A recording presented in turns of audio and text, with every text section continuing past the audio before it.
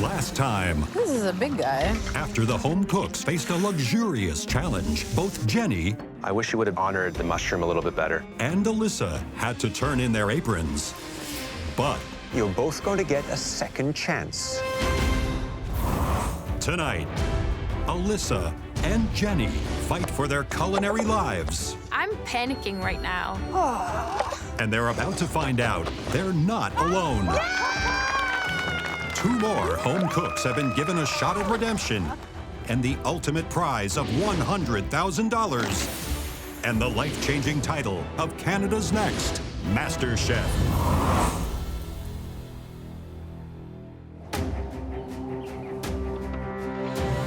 We know that two amazing home cooks are going to be battling it out today.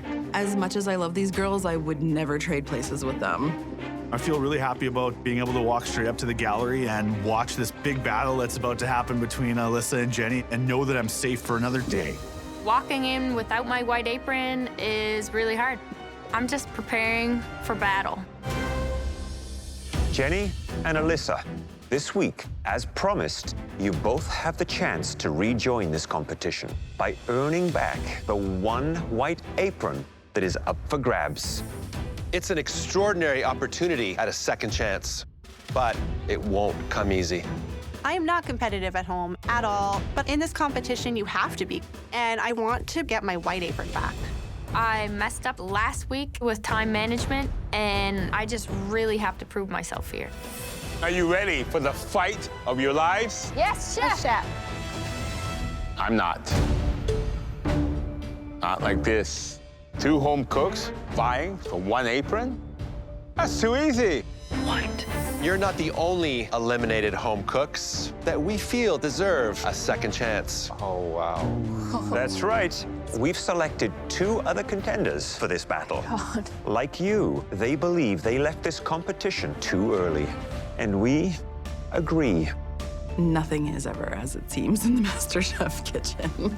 I thought I was only competing against one person, not three. The pressure just got real. Please welcome back to the MasterChef Canada kitchen.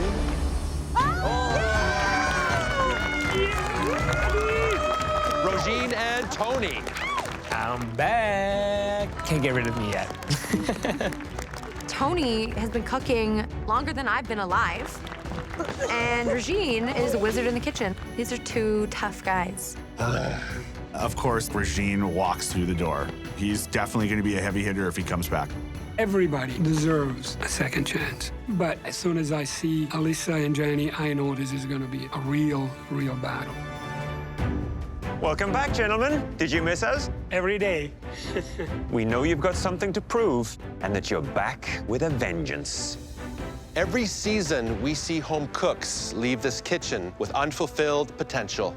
This year, the four of you have shown us enough passion, skill, and creativity to make us believe that you deserve another shot. The theme of this home cook showdown is knife fight. From dicing vegetables to butchering meat, knife skills truly make a chef. We're putting those skills to the test. How many fingers am I going to cut today? This battle will unfold in 3 different rounds of pressure tests, using classic culinary techniques to replicate 3 different dishes. Your goal is to live to see another cook, because each round will see one person knocked out. And the last home cook standing wins. There's a lot at stake, so let the culinary confrontations begin. Follow me. The white apron represents redemption for me. I feel like my elimination was a fluke, and I've been dreaming and thinking about coming back every single day since I've left the kitchen. Now, for this first battle, only one tool will do. The chef's knife. It's a utility player that makes perfect matchstick vegetables. I'm intimidated by sharp knives. I'm also intimidated by other people's knife skills. I have the shakes, and I'm looking at this knife. I'm thinking this is not really a good combination. you'll be recreating this rice noodle salad. We want expertly cut red onions, sweet pepper, zucchini, carrot, and mango, with perfectly cooked noodles dressed with a Thai chili vinaigrette. Everything you need to replicate this noodle salad is at your station, including your chef knife. You'll have 14 minutes for this round. Eesh, 14 minutes is not a lot. Who comes up with this stuff? I have no hope in hell. After we examine and taste the finished dishes, one of you will have to leave the MasterChef Canada kitchen for the last time. Home cooks, are you ready to slice through your competition? Yes, chef.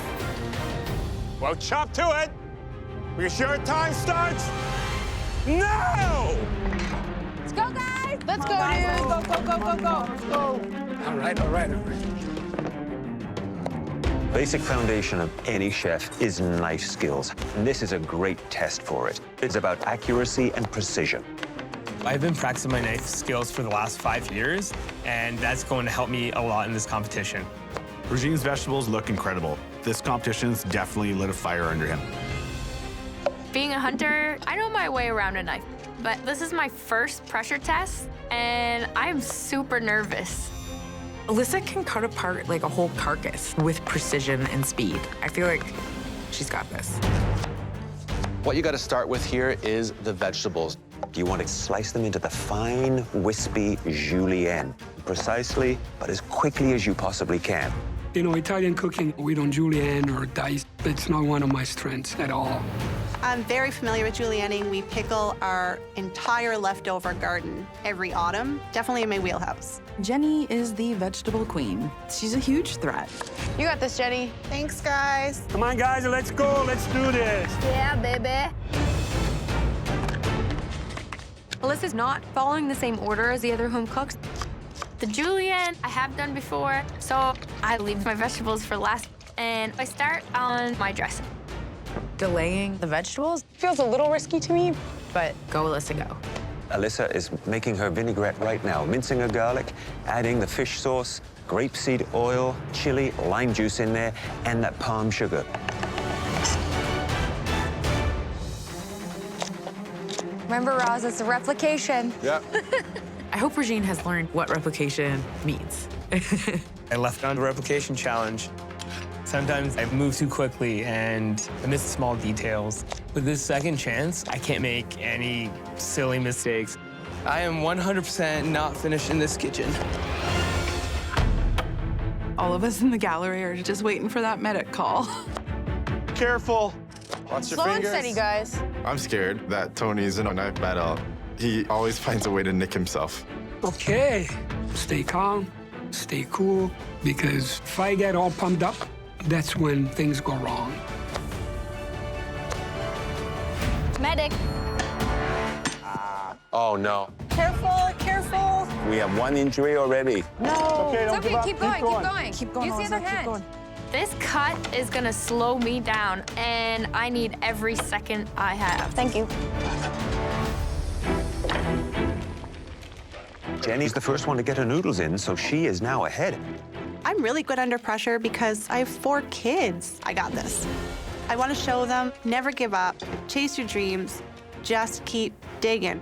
The secret of good rice noodle is to drop it into the boiling hot water, take it out, and stop the cook with ice water. I have never worked with rice noodles. I don't even know how long they really take to cook. Rice noodles cook much faster, and afterwards you have to make sure that you put a little bit of oil in it, because if you don't do that, they stick together like glue. I see Alyssa put the noodles in, but she hasn't cut anything yet except herself. All I want to do is yell at Alyssa, stop the noodles and get on those vegetables. She needs to get back on task. 5 minutes! 5 minutes left. I only have 5 minutes. Why didn't I cut these vegetables? At this point, I don't have time for precise cuts. I just want to get them on the plate. Man, Alyssa does not have, like, anything done. I'm panicking right now. I just don't know if I can do this. It's the first of 3 knife fights in the MasterChef Canada kitchen. Come on, guys, let's do this. And 4 eliminated home cooks are vying to get back into the competition. But Alyssa is already feeling the pressure. I'm panicking right now. I just don't know if I can do this. I'm sending all of my good vibes to Alyssa right now. I just want her to pull through this. Focus. 3 minutes. You only have 3 more minutes. Show us what you got. It is neck and neck right now. Oh, but look at Rozin's noodles. One hot mess. Rozin's noodles. Again, you have to separate the noodle. It's going to be a clog. Oh, I forgot to oil the noodles after I drained them, which is a supreme rookie mistake. So I just dump them in the vinaigrette and toss it as quickly as I can. Please, come on. 1 minute. You only have 1 more minute left. Come on. Come on, guys. Come on, show us what you got. Chiffonade. This is psychological torture. Come on, everything on the plate. Don't miss anything. Shaking, I'm shaking. My plating technique is throwing it on the bowl and hoping it's all there. 10, 9, 8, 7, 6, 5, 4, 3, 2, 1. Hands up! Job, guys. Whoa. The plate's not very clean, but it's a miracle. I didn't cut myself. Hi, Tony. Welcome back. Thank you. So, Tony, this was a replication challenge. Looking at your dish, I'm seeing most of the vegetables. Looks like they're all the same size and shape. Good job. Thank you. Let's see how you did on noodles. It's nice and loose, so it looks good.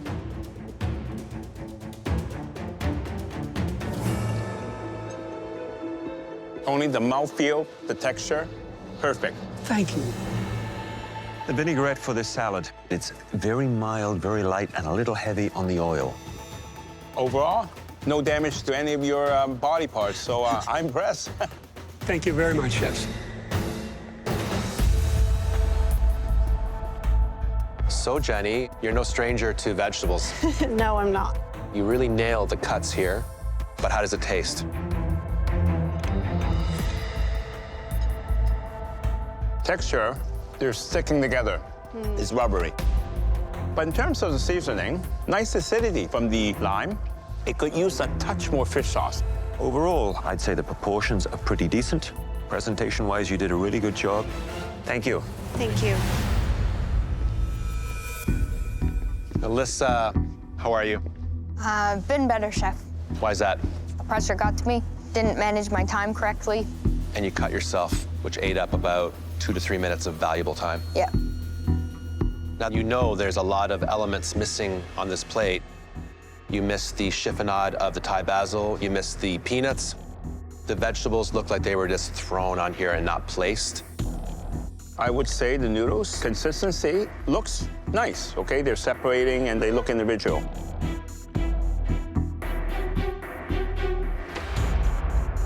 The consistency is quite good.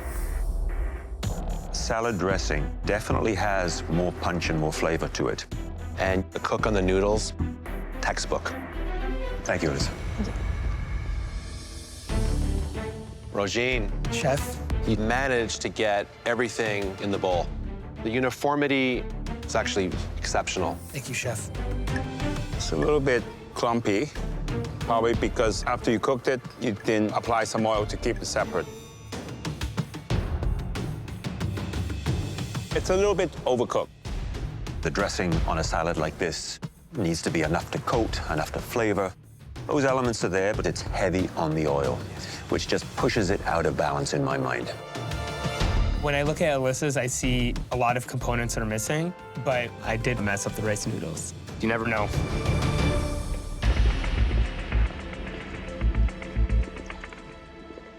I want you to know the 4 of you put up a fantastic fight. It's clear you all want back into this competition, but only 3 of you will be moving on. Unfortunately, one of your noodle salads did not make the cut. Alyssa, I'm sorry. Please say goodbye to to your fellow home cooks. Thank you, Chef. I just want to thank everybody involved with this. I never thought I'd step foot in this kitchen. Alyssa, your indomitable spirit and your beaming smile will be missed in this kitchen. Now come on up and say goodbye. Thank you very much. Oh my God. Cool.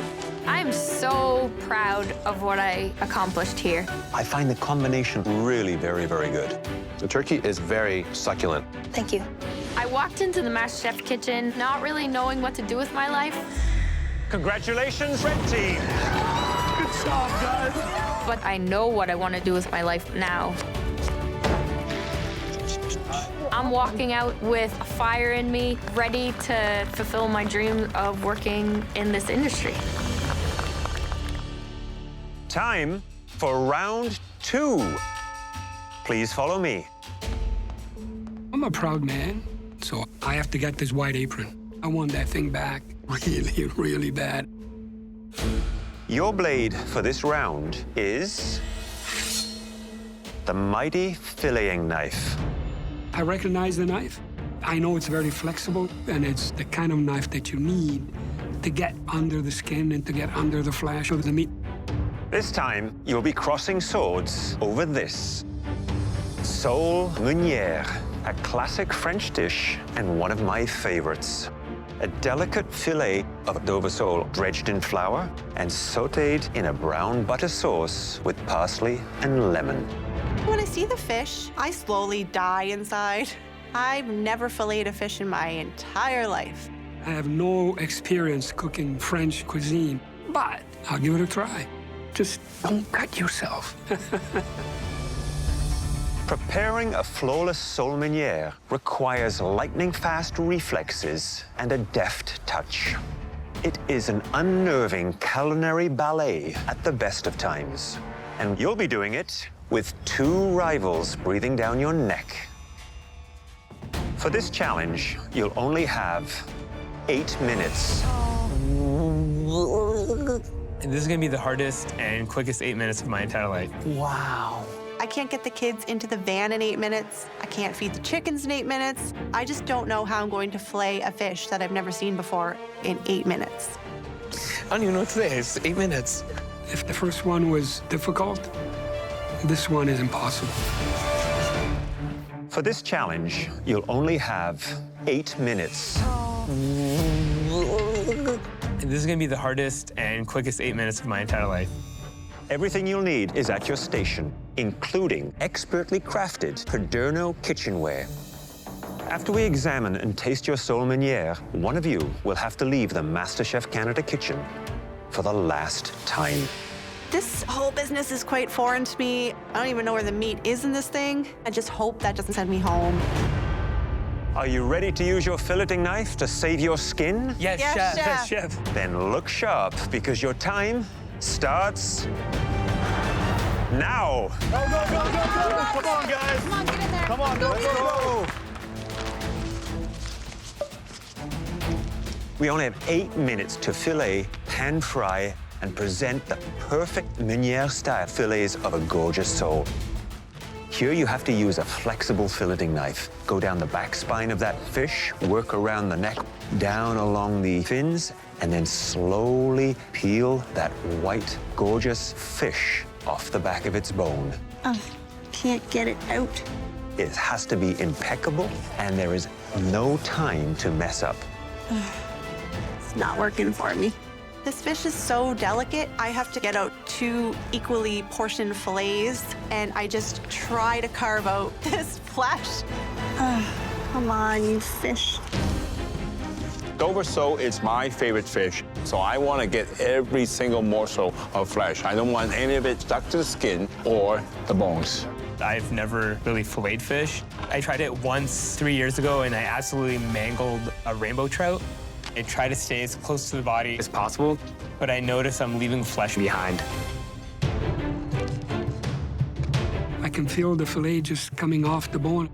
It's working perfect. Tony's a threat for sure. He's been in cooking for so long. He knows his stuff. I think he's done this a few times before. Never filleted a fish in my whole life. Never.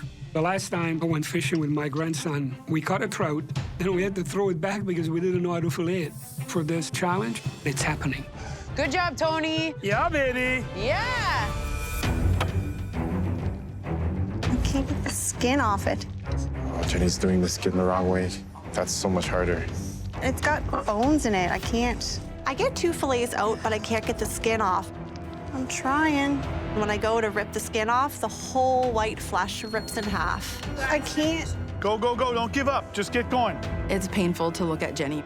That fish is being absolutely mutilated. I ruined my fillet. Now I have to try to get another fillet out. I don't care what it looks like at this point, as long as there's 2 fillets on that plate. It's gonna be small, but I'm not giving up. Yeah, dude. Come on, come on, come on. Let's go. Jenny. Keep going, keep going. 4 minutes. You're halfway through this challenge. 4 minutes away. Jenny seems to be slightly behind Tony, and Rozin is just trailing Jenny. These fillets are pretty heinous, but I need to take my time because I can make it even worse. Oh, baby. Okay, come on. I'm most nervous about Tony. He is making a really, really good sole. So I'm thinking I need to beat Jenny. Keep going, keep going. 3 minutes. Only 3 more minutes left. Get that fish in the pan soon. Tony's got a fish in the pan. Jenny's got her fish on the pan. And Rozin, I think, is just putting it right now. I have 0 experience cooking fish, but I've read a lot about it. I usually spend 2 hours a day studying food, so I'm hoping I can make a meunière. The meunière is a French technique. It's brown butter, parsley, and lemon. Just 3 ingredients, very simple, but I just need to get the cook correct. Where is my fillet? Oh.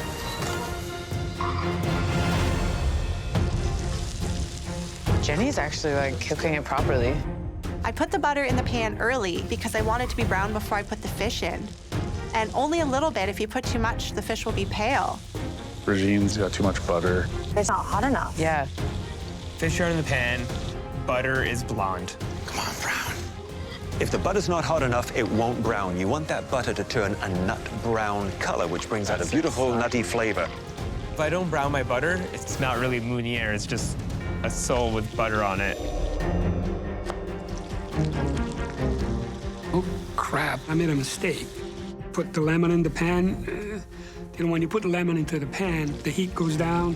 So now I'm worried. 1 minute. In 1 minute time, I want that fish ready in 1 minute. 1 minute. I'm a little bit anxious because I need to get the fish browned a little bit. It needs maybe 1 more minute. I don't have another minute. I need to leave it in there for as long as I can. The butter is not browning, and I can't do anything about it. 10, 9, 8, 7, 6, 5, 4, 3, 2, 1. Hands up. Fudge! Good job, you guys. Dude. Wow, 8 minutes. Good fight, guys.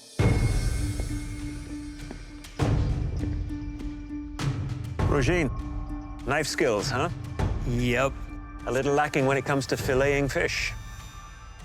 And you can see where you struggled trying to get your knife to really carve up against that bone. One fillet is not too bad. This other fillet is a lot more damage done to removing it. And the parsley is left whole as opposed to chopped. It's quite pale, but I can tell you one thing. That's cooked perfectly. Maybe it'll taste better than it looks. That's the dream, chef. Nicely seasoned, well cooked. I can taste a little bit of that white pepper in the background, and you got just enough of that lemon juice to cut through that butter. It's just the blondness and the butchery work could cost you. Thank you, Rozin. Thank you, chefs. Hi, Jenny. Hi. What do you think about the filet? It sucks. Took the words out of my mouth because I think you got more fish on the carcass than you have on the plate. Well, on a more positive note, the brown color of that Dover sole is about as perfect as I think you can get.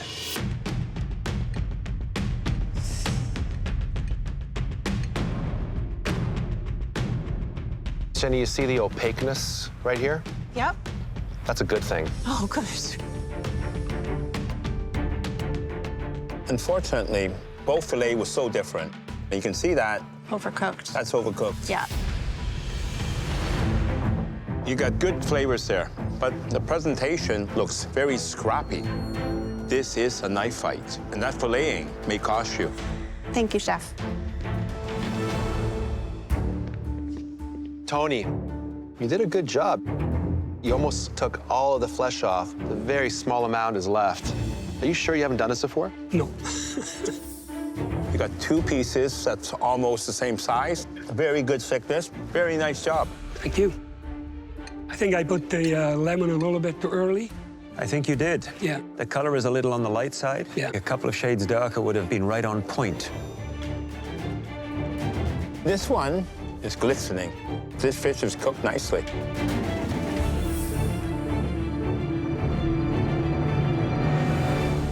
There's one misstep in the flavor profile. Needs a little more sauce to coat that fish. The butchery, though, is really where you shine. Thank you. Okay, thank you. Thank you.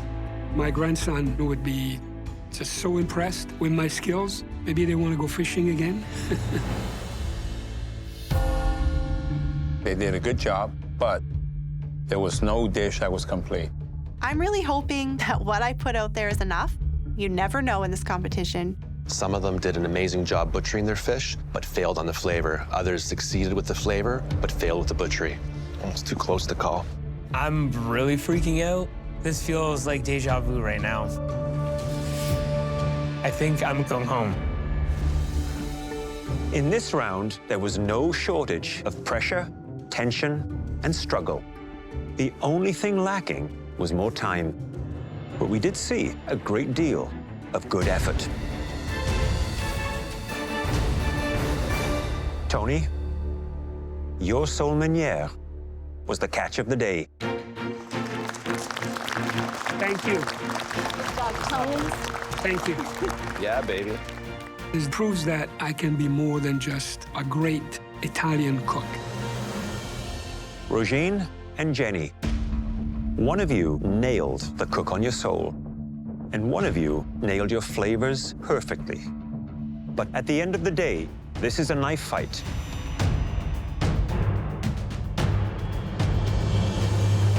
Rozin, your fillet was superior. I am so relieved. If I didn't take my time, I could be going home right now. Jenny, you said when you came here, you felt you were just a mom. And you are a great mom, but you're also a great cook. Thank you. While everyone here is truly sad to see you go, there are 4 little people in Nova Scotia who will be overjoyed to have you back. Now come on up and say goodbye. Yeah, Jenny! She's very proud of your son. Excellent job. Let's open it up and see what's in there. This experience has been a complete eye-opener. I came here with a lack of confidence, really. Never used this thing before. But leaving, I've got a lot. You know, the plating is absolutely gorgeous. Jenny! There you go, sweetheart. Do you like extra sprinkles? I'm going home to my kids with a whole new perspective on myself and what I can offer my family and friends and community. Stop crying. I have the best life ever. 2 home cooks, 1 final duel. Follow me. I'm against Tony. He is such a phenomenal cook. I know I have my work cut out for me. The only thing between me and the white apron is Rozin. I know he's going to bring it. I'm in for a big fight. The only knife standing between you and a white apron is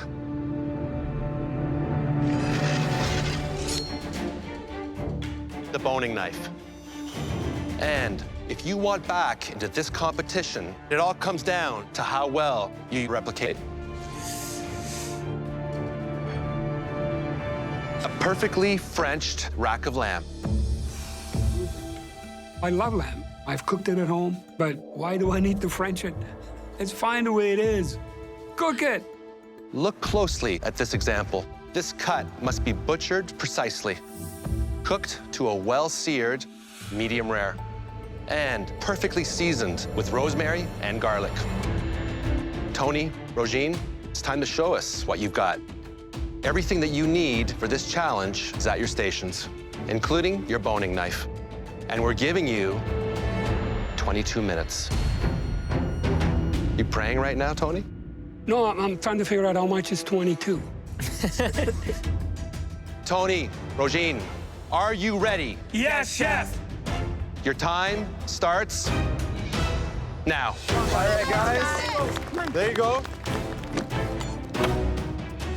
Every great chef has to be able to know how to French a rack of lamb. It is an essential skill that we all need to master in order to call ourselves a chef. I've done a few rack of lambs before, so feeling really confident right now. I have cooked rack of lamb before, but try to clean it and cook it in 20 minutes. It's torture. This is gonna be really tough, man. Yeah. Medic. He's got his finger already. No. Just right there, just a little pinch. The excitement of 22 minutes, of course, I stabbed myself in my hand. I like what I'm seeing. He's using his elbow right now. Go ahead.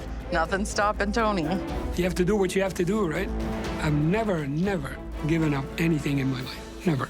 They only got two hands. If I cut the other one, I'm in trouble. The ideal is on a French rack of lamb to have those bones spotless. There should be no sinew, no fat, no meat. Frenching the rack of lamb is very, very, very frustrating.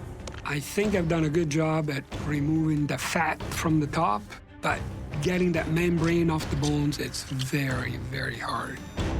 The fat cap that covers the backside of the bones should peel off quite easily by using a knife and running it up the backside of the bones and then pulling it off manually. That's a very fast way to do it. And I think that might be what Rozin is doing. Nice job, Roz. Thanks, guys. Surprisingly came off clean. Rozin looks like he's done this before. Definitely looks like it's his race to win right now. Okay, Tony, come on. It sounds like somebody's just scraping their nails down a chalkboard at Tony's station. Tony's basically tearing the meat off the bone, and that could be dangerous. Medic. Tony has taken another wound. Tony cut himself again. Just cut my thumb. I cut myself twice. I'm wasting more time. And now I'm panicking. With one white apron on the line, there are only 2 home cooks left standing. Medic. And a second injury may put an end to Tony's dreams of redemption. Go carefully there, Tony. He can't spare any time here, and looking between him and Rozin, he's already behind. Can't give up now. I'm not gonna go down without a fight. You're still in this, Tony. You're still in this. Okay, it needs to go in soon. I'm trying to get this lamb done because I know it needs at least 12 minutes to cook to medium rare. Oh, shit. Unfortunately, I forgot to turn the pan on, and I can't put the lamb in a cold pan because it won't create a sear. Come on, just get hotter faster. Waiting for this to heat up, I'm starting to lose time, and this could mean I'm serving rare lamb. 12 minutes! 12 minutes! The meat has to be in the pan now! At 12 minutes! Let's go. And away we go. Now we're cooking. Finally, the pan's hot enough. I don't know who's gonna get this now. Oh, God. At first, I thought Rozin had it, but then Tony kind of catches up. All of a sudden, it's anyone's game.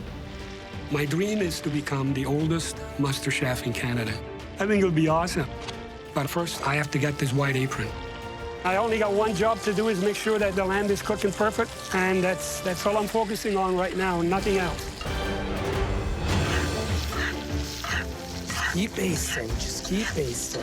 I'm only one step away from the white apron, and I'm really excited because cooking is such a huge part of me. I feel so happy every time I'm in the kitchen. This is the most cardio I've done in years.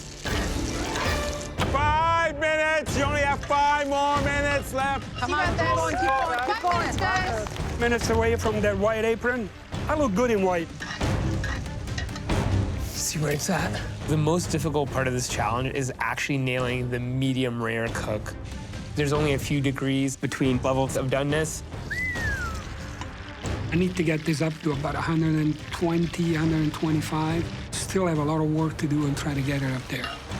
I don't know if they're gonna make it. This is definitely gonna be a photo finish. It's at 110. Still need to throw some more stuff on. No way. I checked the temperature. It's close, but it's not there yet. So what I do is I poke the lamb and hope that as I'm butter basting, it's getting in there, helping it cook a little bit faster. Just hope it's done in time. Last minute, 1 more minute left, last minute. There you go, garnish is ready. I'm feeling really frantic because I checked my temperature and the lamb is not medium rare yet. I have to wait till the very last second till I have to plate so that I can make sure this lamb goes medium rare. Yeah, boy, oh boy. All 3 rounds, right down to the last split second. 9, 8, 7, 6, 5, 4, 3, 2, 1. Hands up! Wow. My hand is burning, my fingers are cut, but I feel good. Just on the outside, couldn't have asked for anything more perfect. Now it's just about the inside. Tony, the first thing I'm going to do is cut your lamb rack right through the center and check the doneness. We're looking for a perfect medium rare cook. A deep, rosy red towards the center, and it'll fade out to a more cooked doneness as it reaches the outer perimeter of the lamb. Let's open the Christmas present.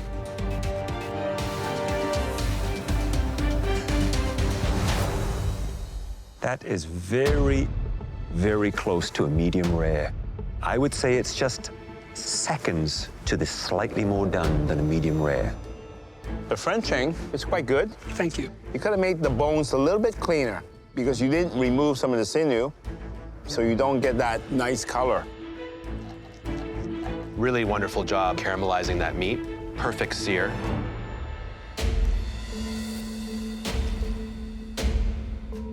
So, Tony, you're missing a very important ingredient, salt. No. It just needs to be seasoned more liberally. However, such a great lamb rack. Your performance is proof that we made the right decision bringing you back. Thank you. I don't know if I could have done a better job in 22 minutes. Okay, Rozin, I'm gonna cut through the center of this rack of lamb, and I wanna see medium rare. What's making me the most nervous right now is that I think this lamb is too rare. If I serve the judges rare lamb, I'm going home.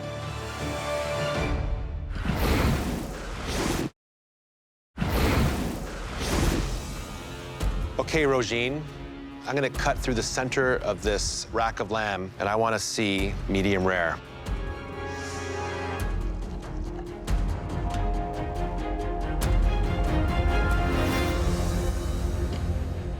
Color's a bullseye. That's textbook medium rare. Did you get lucky? I just couldn't baste anymore. My arm was actually getting tired. Just kept going. Rozin, you've done a very nice job of Frenching the lamb rack. Those bones are very close to perfect. However, during the cooking process, I do think you have allowed those bones to get a little hot there. They should really all be the same lighter pale color. A nice good sear, good color all the way around, even. Now let's see how it tastes.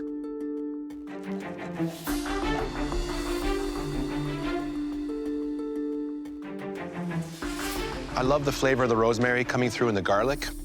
I wish it had just another dash of salt. And this is not a perfect French. You left that bone in. Yeah. Details. Yeah, I didn't notice it was even there. Not perfect, but very close. All in all, for a pan-roasted rack of lamb in 22 minutes, a pretty good show. The last time I felt this nervous is probably when I proposed to my fiance. My heart is pounding so hard right now. This is a very, very tight race. We only have one of these to give away. This is a photo finish. Yes. 2 lamb racks a hair's breadth apart. Rozin had some flaws, so did I. And I'm just hoping that mine are not as important. In terms of the butchering, I think both did a very, very accurate job. I missed the white apron around my neck, so I just hope I slightly edged out Tony with my flavors. I think we made a decision. We're all on the same page? I think we're all in agreement.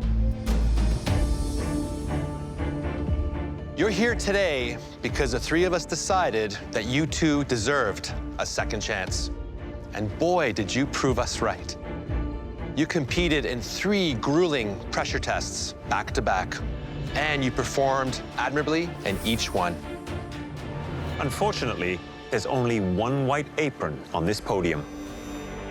And the home cook who has earned it and will get a second chance at the MasterChef Canada title is...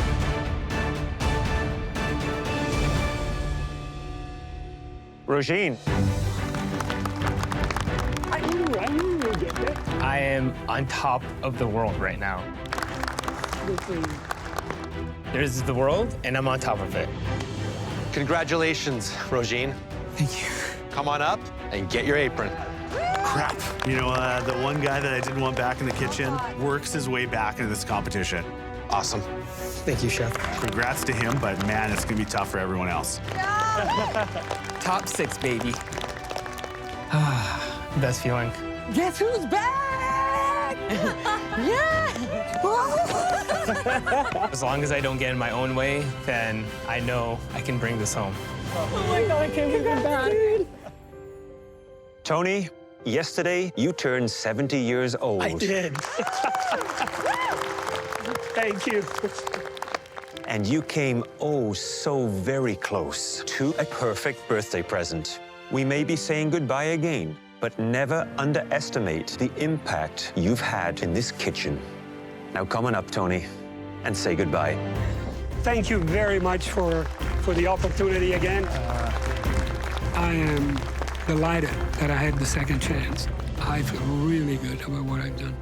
Honestly, I hope that when other people look at this, they go, if the old guy can do it, I can do it.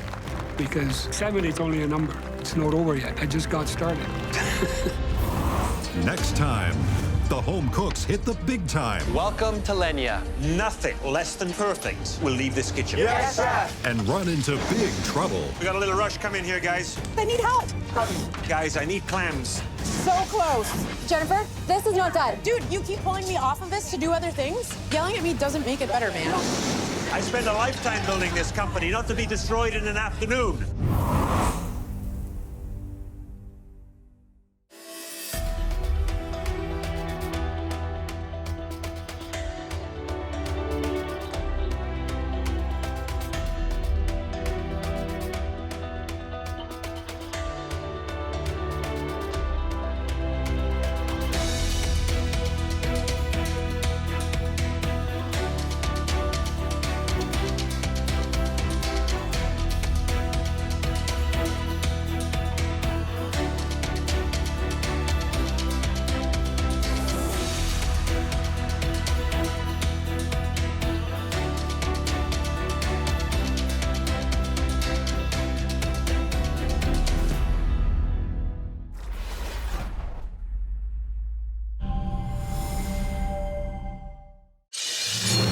Last time, Come on, guys, let's do this. 4 eliminated home cooks battled for redemption. I'm shaking! And Rozin earned his way back into the competition. Guess who's back?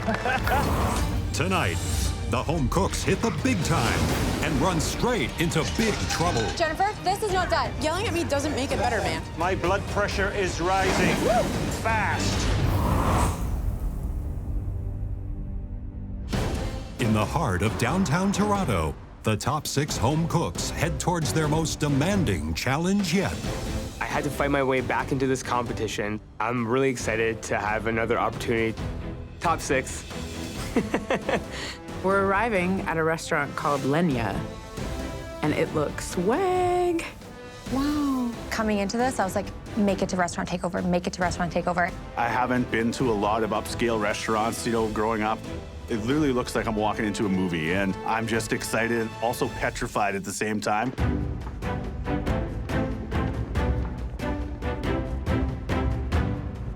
Welcome to Leña, one of Toronto's hottest culinary destinations. This restaurant is one of the newest and dearest members of the Oliver and Bonaccini family. We're taking over Chef Michael's restaurant. I'm a little nervous. The decor is designed to transport you straight to Buenos Aires, and the menu evokes the bright, vibrant flavors of South America.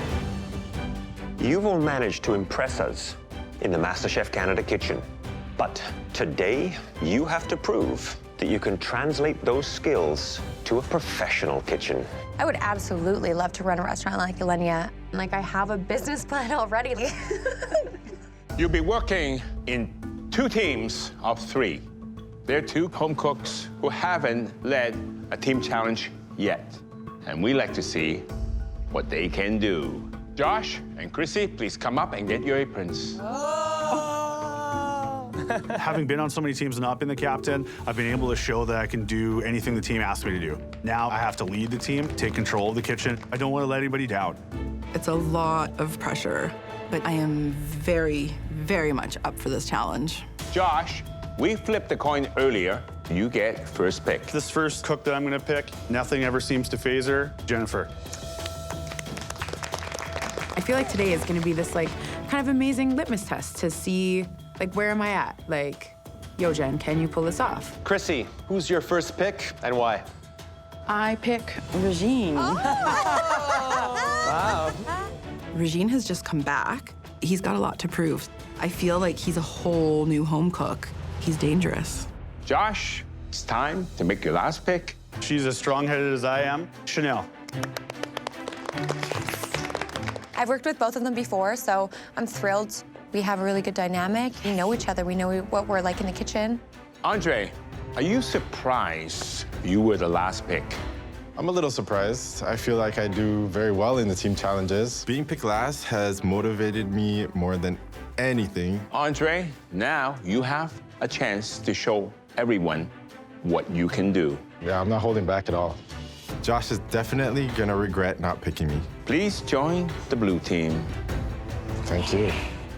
Andre, this has sort of lit a fire under him. I'm ready. I am so happy. This is my dream team. In just a couple of hours, you'll be serving a 2-course lunch to some of Leña's most important clientele. During service, we'll get feedback from the guests, but in the end, Michael, Alvin, and I will decide which team wins and which team goes to the pressure test. Now, please change into your chef whites and meet me in the kitchen so that I can demonstrate the 2 appetizers and the 2 entrees you'll be making today. Hi there, home cooks. Come on in. You're looking pretty good in your chef's whites. Standing in Leña with the chef whites on feels really like, is this allowed? Like, who's letting me do this? So the first appetizer I'm going to show you is the broken avocado salad. Avocado has to be beautifully ripe, cut into quarters, and then a good squirt of lime juice. White beans braised down in a vegetable broth. Little sticks of jicama. Next, a little kohlrabi. Chayote squash. A little sherry vinaigrette. Just give that all a good little toss. It's just so smooth for him, but for me, it's like, okay, like, wow, step 6, step 7. Blood orange. There is nothing more I love in life than some beautiful jamon. The broken avocado salad, showcasing great ingredients and great care and attention. It looks like art. It's beautiful. The second appetizer I'll be showing you is going to be clams and chorizo. A taste of home. A little bit. I feel like I'm in my mom's kitchen. I'm Portuguese. This is what we eat. And it all starts off with slivered garlic in oil and some flavorful chorizo. These are called savory clams. They cook quite quickly. A little splash of diced tomato, adding that sweet note.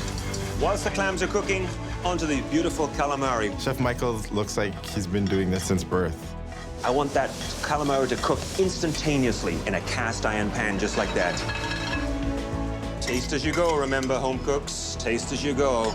A little drizzle of finishing oil. Simple, clean presentation. Look at that. Clams and chorizo. I want to eat every single plate. The first entree I'll be showing you is the Atlantic salmon with chickpeas. Beautiful center-cut salmon, skin side down. Hear that sizzle? That's what I want to hear. And it should be done to a just blushing pink on the inside.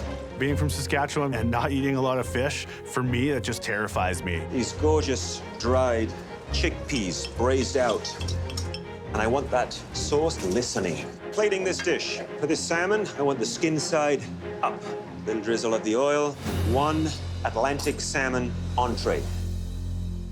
Second entree is a roasted lamb sirloin. I want to get a good sear on this. Once this has got a nice sear and coated like this, into the oven it goes. 3 to 4 minutes. This is the cook I want. Medium rare, heading towards medium. Chef Michael's standards are sky high. They're out of this universe. Clean, tight, compact presentation. Roasted lamb sirloin. Leña's menu is just such an adventure, and I just want to make sure that it's still a really pleasant adventure when we're the ones making it. This is kind of scary. Nothing less than perfect will leave this kitchen. Is that understood? Yes, Chef. The judges, they're driving home expectations. You know, it's almost like a coach right now. The game's about to start, running out of the tunnel of a football game. Your heart feels like it's going to jump out of your chest. The losing team will face a pressure test that will send at least one of you home. Are you ready to make Michael proud? Yes, Chef. Your preparation starts now! All right, guys, we got this. Let's get it going. The teams have no time to spare. The VIP guests are arriving and service will begin soon. Welcome to Leña. Both teams are pushing hard to prep their appetizers, clams and chorizo and broken avocado salad. I'm going to do a test here, Josh, and then you can okay it. Do it up. We're going to succeed together, we're going to fail together, and that's not an option. Okay, we have orders in. Red team, 1 avocado salad, 1 clam and chorizo. Yes, Chef. Yes, Chef. I'm going to have Chanelle do the broken avocado salad, and I'm going to do the clams. This is way too hot, way too hot. And then what I'm going to have Jennifer do is go back and forth in helping us. How are we doing for avocados? Do we need more avocados? No, we're good. Okay. How you doing, Josh? Good, good, good. Blue team, 1 avocado salad, 2 clams and chorizo. I'm doing the clams and chorizo. Woo! It's something I've eaten often, I've made often. It's a no-brainer. Blood orange, and then we got pumpkin seeds.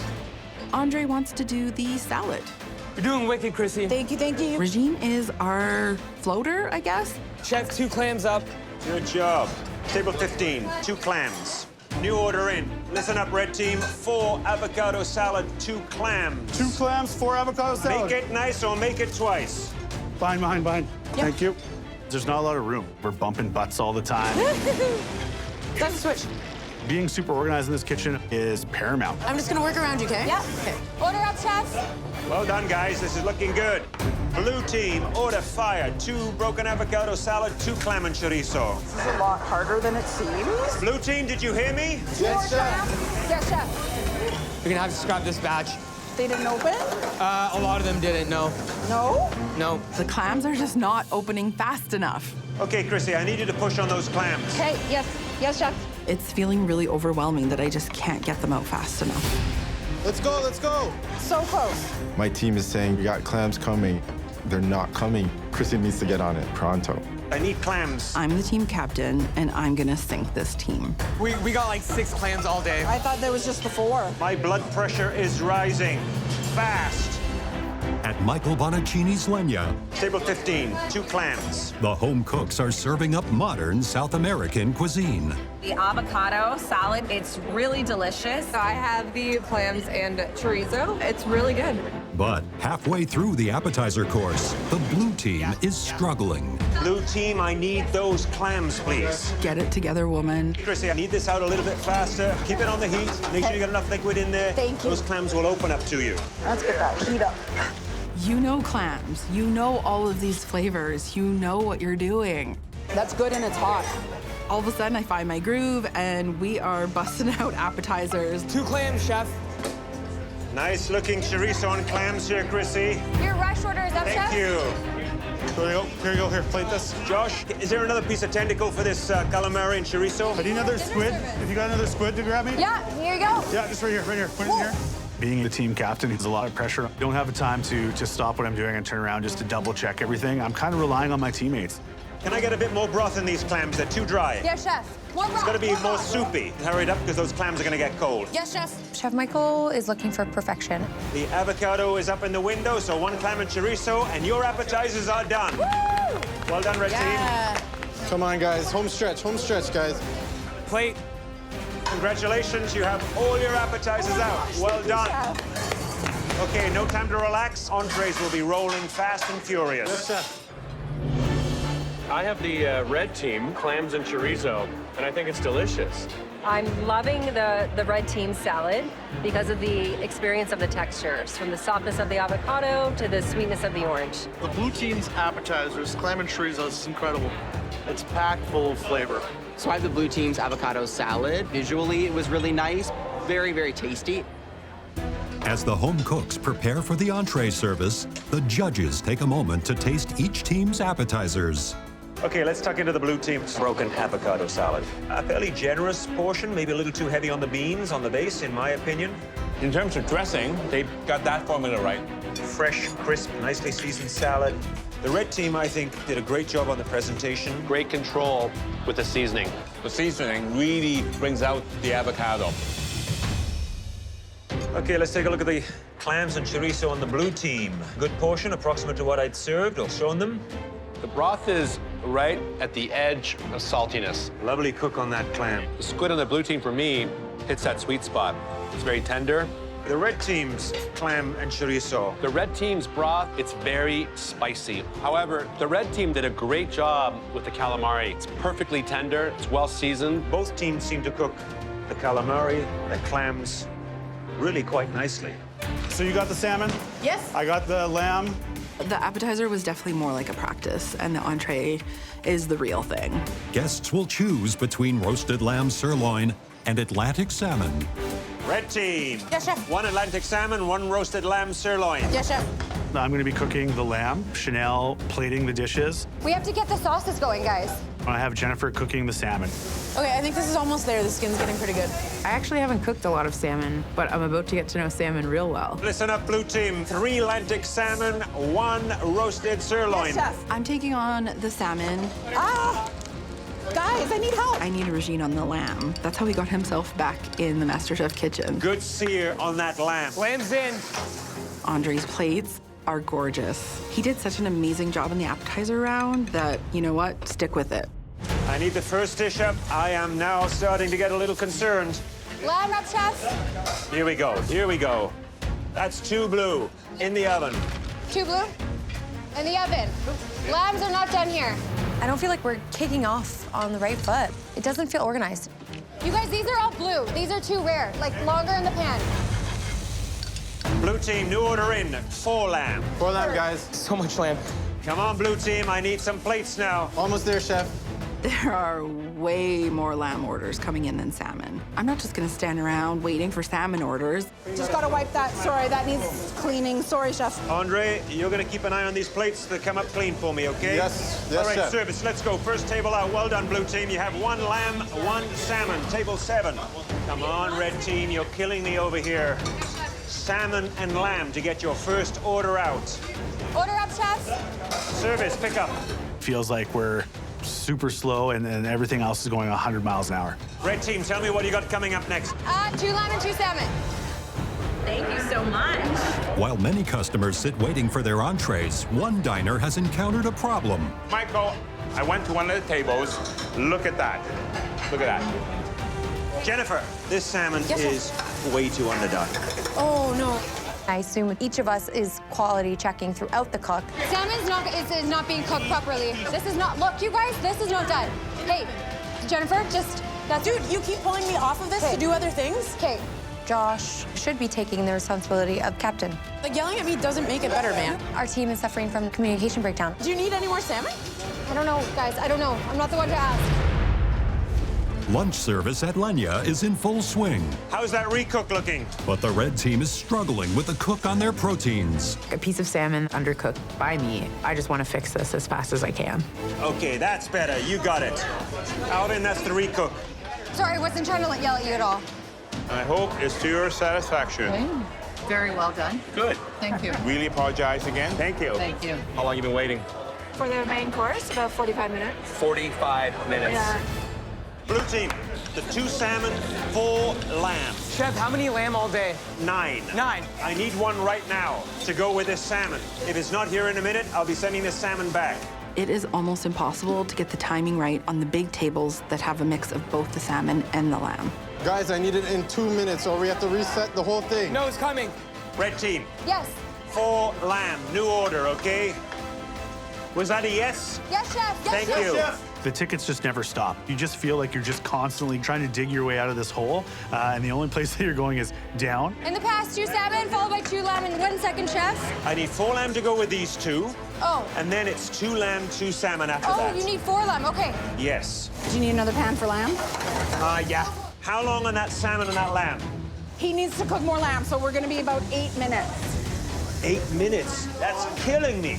Red team, these are words you don't want to hear. You have over a 90-minute wait on one table. It's a 10-year-old girl. I spent a lifetime building this company, not to be destroyed in an afternoon.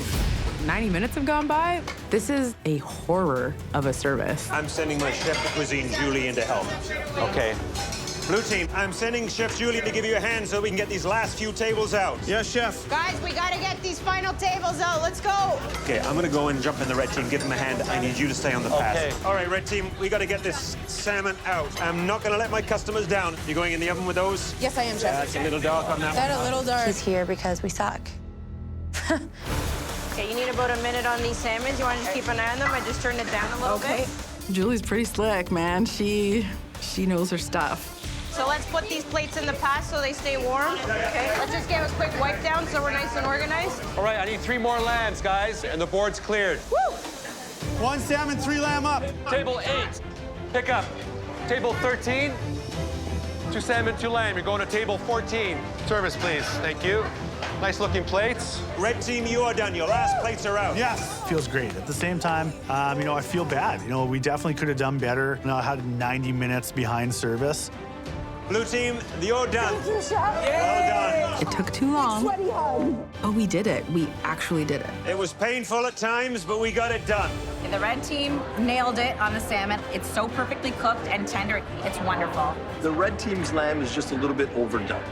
I love the blue team salmon. It's the best ever. It's cooked perfectly. My lamb from the blue team is a little overdone for me, but the sauce accompanies it quite nicely. It was a long, hard push for both red team and the blue team. They struggled to stay ahead, to get the food out quick enough, maybe a lack of communication too. So let's take a look at the blue team salmon dish. Looks like a nice color on the salmon skin, looking nice and crispy. Let's cut it open, see what the cook is like.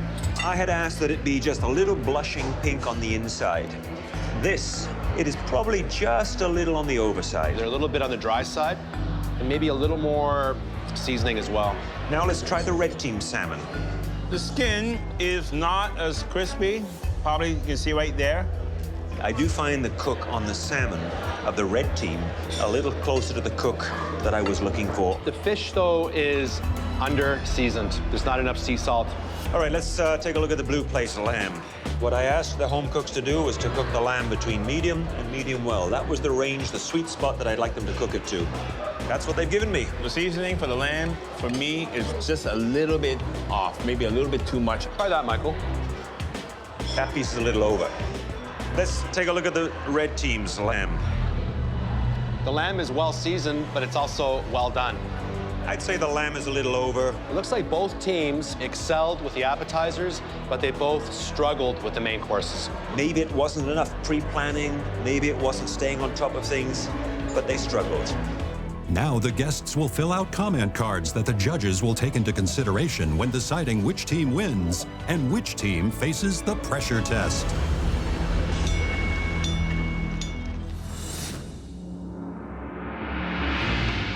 It's the morning after the restaurant takeover, and time to find out which team won the challenge. Service was twice as long as it was supposed to be. I think neither team is safe. I'm thinking we're kind of neck and neck. I feel humbled. I'm prepared for whatever is coming my way.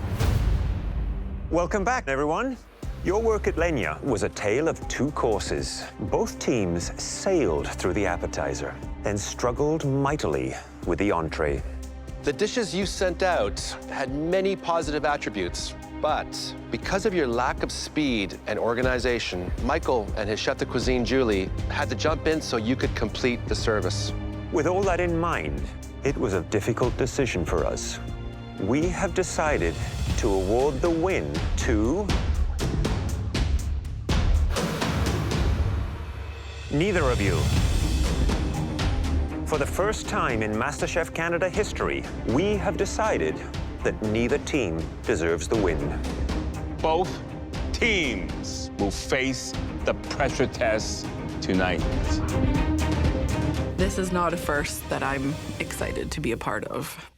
But we're gonna allow each captain to save the most valuable member of their team. But Cryssi and Josh, you cannot save yourselves. Both teams suffered from a communications breakdown, and ultimately, that rests on the two of you. Knowing how much work that, Jennifer and Chanelle both put in, I don't know what to do.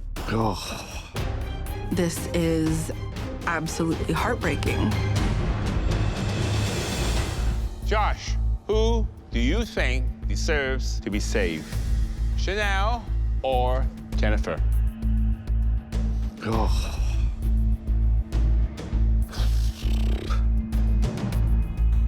Chef, I choose Jennifer. Jennifer, please go up to the gallery. Jennifer is by far one of the better cooks in this competition. So, trying to save her instead of competing against her is definitely going to help me. Cryssi, who do you want to save? Andre or Rozin? I just don't even know how to decide. I'm going to save Andre. I've worked on a team with him 3 times, and he's amazing. Andre, please head up to the gallery. I've been in every pressure test, and I just want one break. I just need to focus and not get eliminated. Could you all come up here and get your black apron? This being my first pressure test is definitely going to be hard. Please don't let it be fish, and please don't let it be baking. Today, you're going from preparing meals in a high-end restaurant to becoming short-order cooks. Breakfast. I'm not too thrilled that it's breakfast. I just don't really like it, so I don't really cook it. My breakfast at home, I put it in a blender and then I hit smoothie option. For this challenge, you'll be making 3 different breakfasts. 3. For me, there's nothing like a full English. The crisp, salty fried bacon, the blood sausage, balanced by the sweetness of the seared tomato and baked beans. Perfectly sauteed mushrooms, 2 sunny-side-up eggs, and to sop it all up, a toasted English muffin. When it comes to breakfast, I don't want sweet. I don't want fried. I want congee. White rice boiled for so long, it breaks down into porridge. I like mine with shredded chicken, sauteed shrimp, scallions, ginger, a 100-year-old egg, black vinegar, and chili oil. My favorite breakfast is a South American classic, bizcochos. Similar to a croissant, but denser and filled with delicious quince jam. You'll have 65 minutes to serve up these 3 dishes hot and ready. What? And this is a replication challenge. There's no way I can get every single one of these elements done and done well in 65 minutes. Now please come up and take a closer look. Having to think about what all is on these dishes and how to replicate them to make sure that you don't leave something off or add something more, it's definitely going to be a challenge. Okay, home cooks, please go to your stations. At your stations, you'll have all the ingredients you need to make these 3 breakfasts, as well as premium German-made Miele appliances. The home cook who presents the weakest breakfast trio will have to leave the MasterChef Canada kitchen. Home cooks, are you ready? Yes, Chef. Your 65 minutes starts now! 3 breakfasts in 65 minutes, okay? This is really, really tough. I'm not going home because I'm going to work my butt off and get this done. There's a lot of moving parts and very little time. It's all about planning, organization, and speed, in my opinion. I have to move faster than I've ever moved in my entire life. There's so many different things to juggle. My time management has been my Achilles heel, not today. All of them are starting with the congee. That's a smart move. I have to get my congee going, my rice and my broth and everything in the pressure cooker. It takes quite a while to convert rice into a porridge. I definitely have to make sure my measurements for liquid to rice are right. Pressure cooker, it's like a surprise. You throw everything in there, close it up, and you have no idea what it's going to be like when you open it. That's good.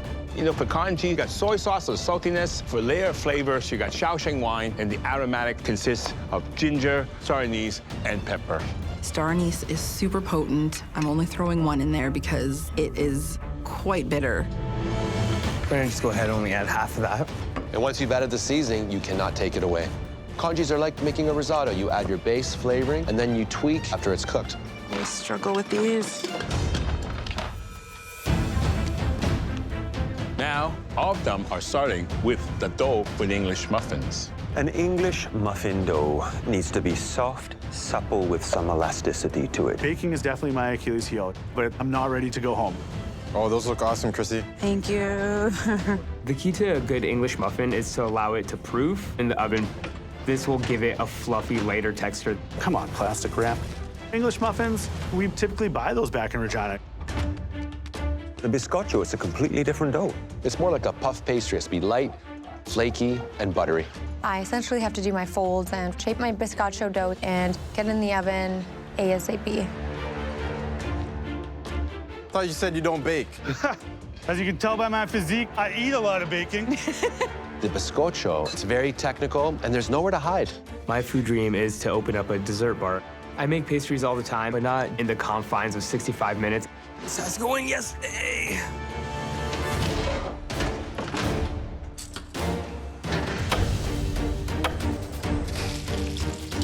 Now, the key with a good English breakfast is really timing. Cook the English muffin. Never made an English muffin before. You cook it on the stovetop. It's a tricky one. Fried bacon that is crispy, eggs that's sunny side up, not overcooked, not undercooked, hand-sauteed mushrooms, blood sausage. Oh! And if you have the heat too high, that blood sausage, under all that heat and pressure, can simply explode.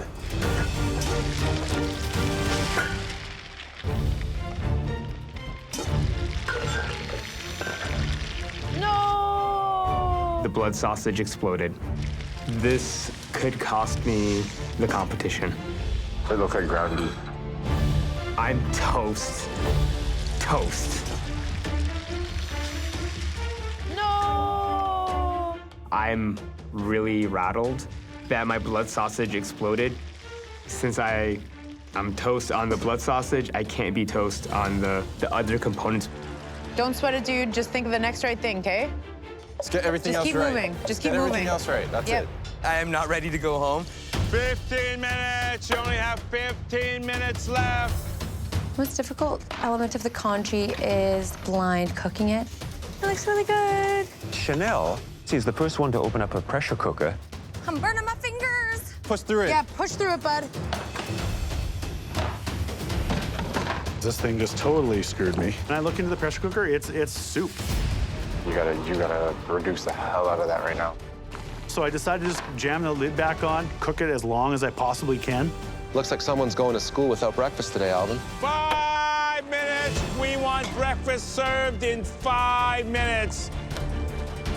Oh, that's too hot, too hot, too hot. My pan is too hot. I have to take them off the heat and try to salvage them the best I can. There's just no time left. Is that what cooked you? All right. Ouch. Oh no, look at Chanelle's bizcochos. They look more like breadsticks. Congee, check. English breakfast, check. 1 more minute! You have 1 more minute left. 1 minute, guys. Just get it down, guys. I still haven't even opened up this pressure cooker again. So I'm definitely worried it's not even gonna get done. Hot. 10 seconds, guys. Come on. 9, Come on, 8, get everything 7, ready, you guys. 6, 5, 4, got this. 3, 2, Come on. 1. Hands up! Everything rides on these 3 breakfast dishes. One thing I'm worried about, it's my blood sausage. But I think the cook on everything's so even. The sear, the seasoning. I'm not like thrilled with the outcome, but I'm also shocked that I was able to do as much as I did in 65 minutes. Now let's see if you were able to satisfy all 3 of our morning cravings. Cryssi. Hello, chef. Wow. Beautiful, golden brown, very light. You've got a really nice ratio of dough to quince jam. Great balance of sour and sweet and butter. It brings me back home. Such a compliment, chef. I'm impressed. Thank you. Josh. Chef? You don't bake much, and these look pretty great to me. Very even, golden, crisp. You can actually hear that. The only thing I noticed is this little piece of pastry right here should be underneath, so the weight of the pastry seals and hides that imperfection. They're a little dry. There's not enough quince jam in the middle. You really skimped out, but it's not a bad first attempt. Thank you, chef. Rozin. Chef. You're a survivor. Here I am again. Let's taste. They're very tiny, a little smaller than what we showed you. Yep. There is another problem, though. They're overcooked. They're a little dry. There's almost no quince jam in here. These are a bit of a misfire. Thank you. This is rough, hearing some of the judges' feedback, because there's some things that looked so perfect. Chanelle, these bizcochos don't look anything like the ones we showed you. You know, the thing with pastry, if you get it wrong in the beginning, it's almost impossible to recover. I suspect your dough was probably a bit too wet. It does not come close to the replication. Mm-hmm. Hey, Cryssi. Hello, chef. Oh my God, Chef Alden's going to taste my first ever congee. I'm feeling the pressure on that one. Have you made any congee in your time? Oh, no.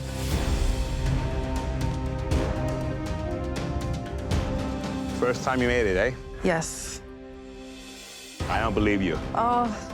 Because you got the taste spot on. Oh my gosh, thank Okay? you, chef. You got the saltiness coming from the soy sauce, acidity coming from the vinegar. The Shaoxing wine is gonna give it a nice complexity.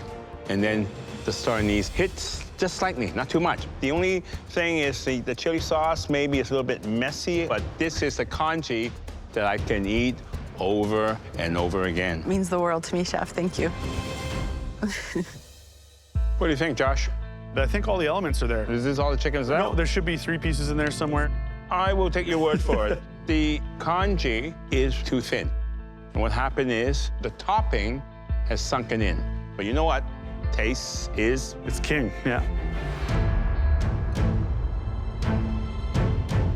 It's a little bit on the light side, to the extent almost bland.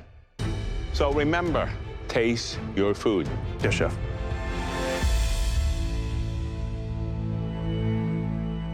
Eugene. Chef. You got the texture spot on. Thank you, chef. But you gave us 2 shim. The replication only calls for 1.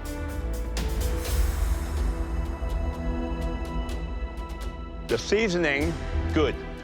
Only problem, balance. Balance. Too much star anise. You get a bad, bitter aftertaste at the end. It's overpowering. Yes, chef.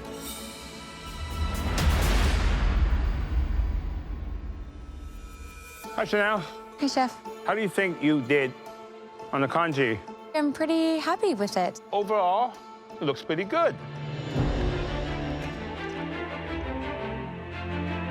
Consistency is very important for congee, and I think you nailed it. Thank you, Chef. The taste of all the different elements, it's all there, and it's good, but a touch on the light side. Oh, okay. Okay? It's a very, very good effort. Thank you, Chef. I definitely think my congee's on the bottom, but the classic English breakfast, I feel the most confident about. Right now, it's a game of inches. Hi there, Cryssi. Hello, Chef. I do love a good, proper English breakfast. English muffin. Great color on the outside, and that light, pillowy, fluffy filling in the center. Very nice. You have a good piece of the black sausage there. I can't resist a little of that blood sausage with the English muffin. That's a great way to start the day. 2 eggs, sunny side up. The pan, I would say, was a little too hot because you could see a little of the browning at the edge of that egg white. The pan doesn't have to be very hot. The albumin, the egg white, takes very little heat for it to start to coagulate or firm up. And this white here is underdone. Yeah. So that's a shame. Thank you. Hi there, Josh. Chef Michael. So let's take a look at the muffin.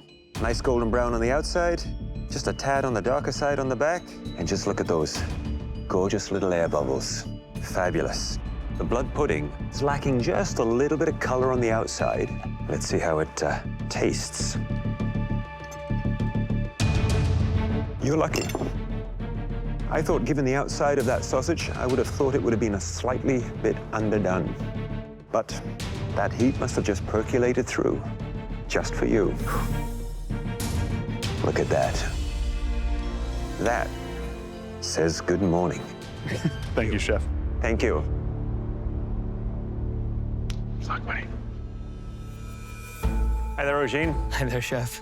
Which aspect of my English breakfast gave you the biggest challenge, Rozin? The blood pudding. You had that pan way too high in temperature, and that sausage just burst. But on the bright side, gorgeous golden brown color to the English muffin. Light, fluffy, that is a great English muffin. And this egg, perfectly done. Perfect texture. Thank you, Chef. Thank you. Thank you. Hi there, Chanelle. Hi, Chef. Let's start off with the English muffin. Good golden brown color. It's a little more dense. The little air holes are just a little on the small side. Your blood sausage looks a little slimmer.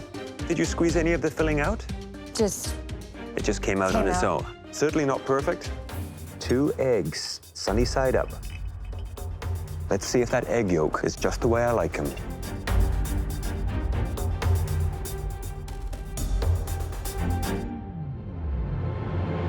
Just a little on the overside. Thank you. It's hard for me to gauge who's the best right now because everyone has faults.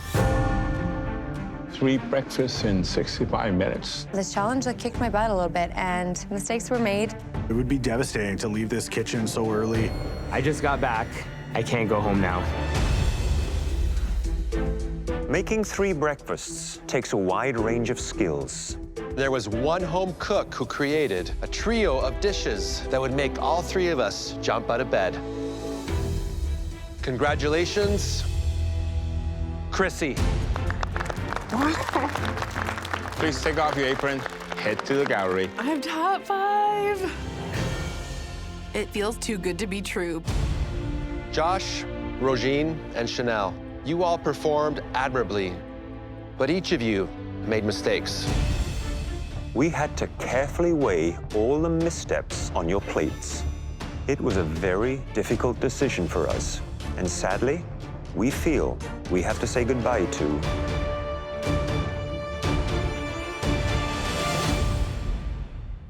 Rozin.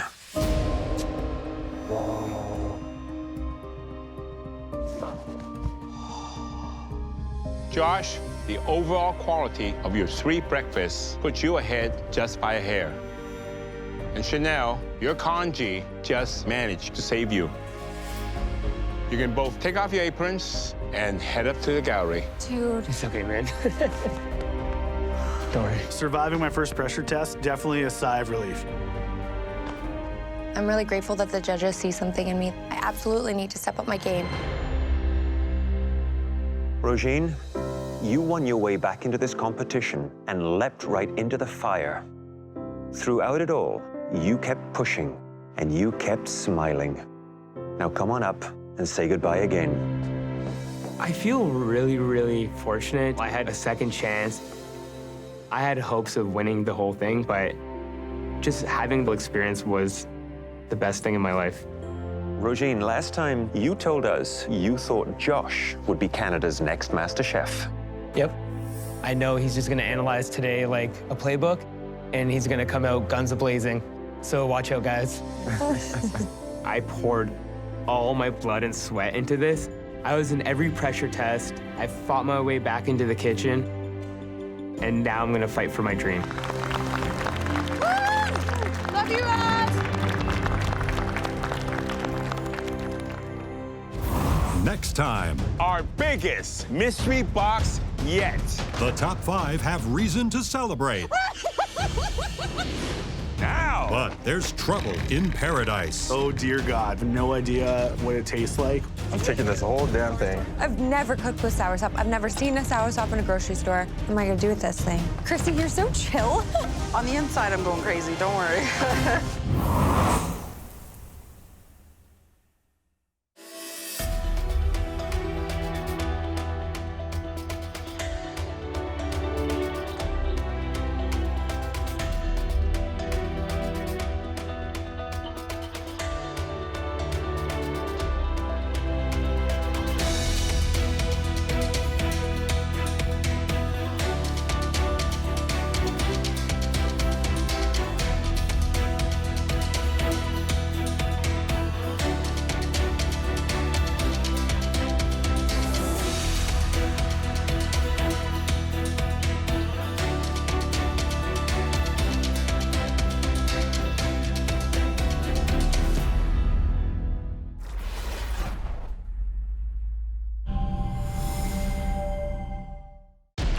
Last time on MasterChef Canada. Breakfast.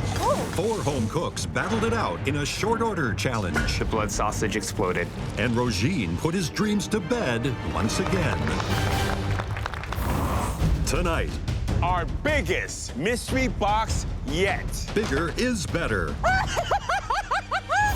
Now! Then things spin out of control. Oh, dear God. No idea what it tastes like. In an exotical, tropical challenge. I'm taking this whole damn thing. What am I gonna do with this?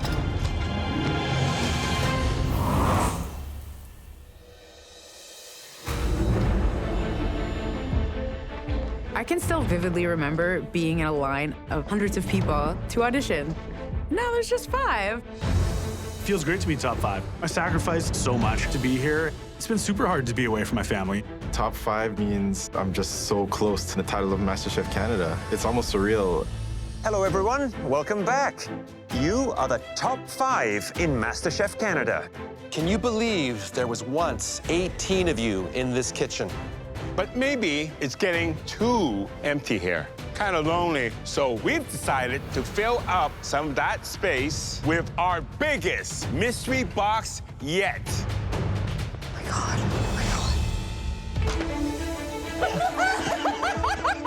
Say hello to your families and loved ones. Come here. I miss you so much. It's my wife, Erica. I haven't seen her for a very long time, and I miss her a lot. I see my sister, and it feels like a dream. You look so cool. It's my sweetheart, Logan. I'm so happy that he exists exactly the way that he does. It's perfect. I know. Oh my God. I know. I miss you. It's my husband, Leo. I've only been married a couple months, and he's so supportive of me. He's like my biggest fan. How about you? It's my Auntie Joan. She just means the world to me. She has believed in me ever since the start. Is this really happening? I think so. Okay.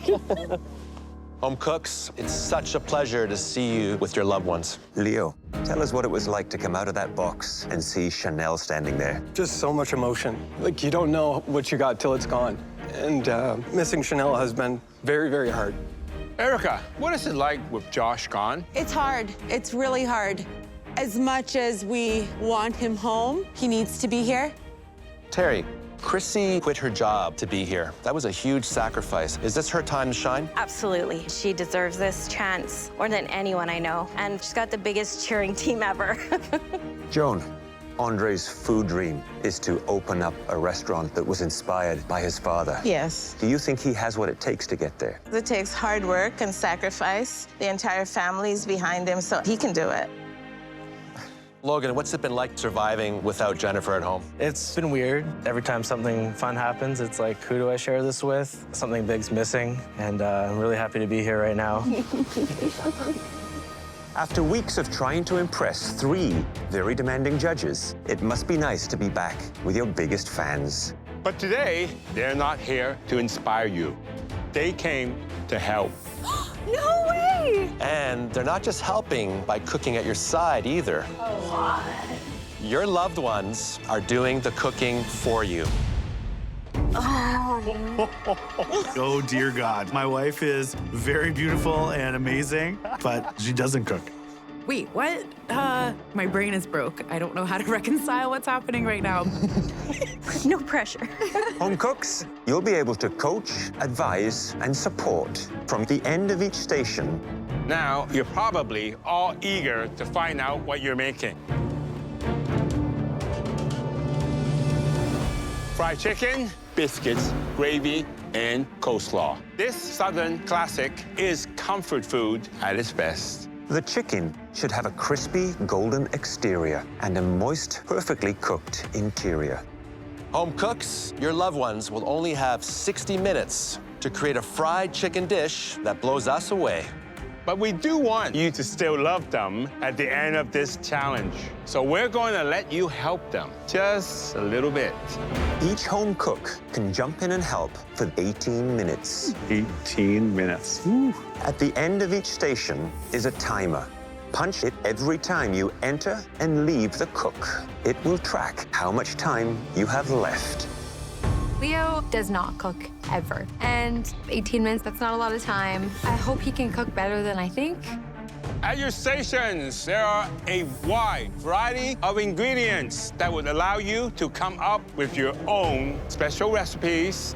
You'll also find a collection of expertly crafted Perderno kitchenware, perfect for this challenge, including premium non-stick saucepans, professional baking sheets, and the star of this particular challenge, a cast iron Dutch oven.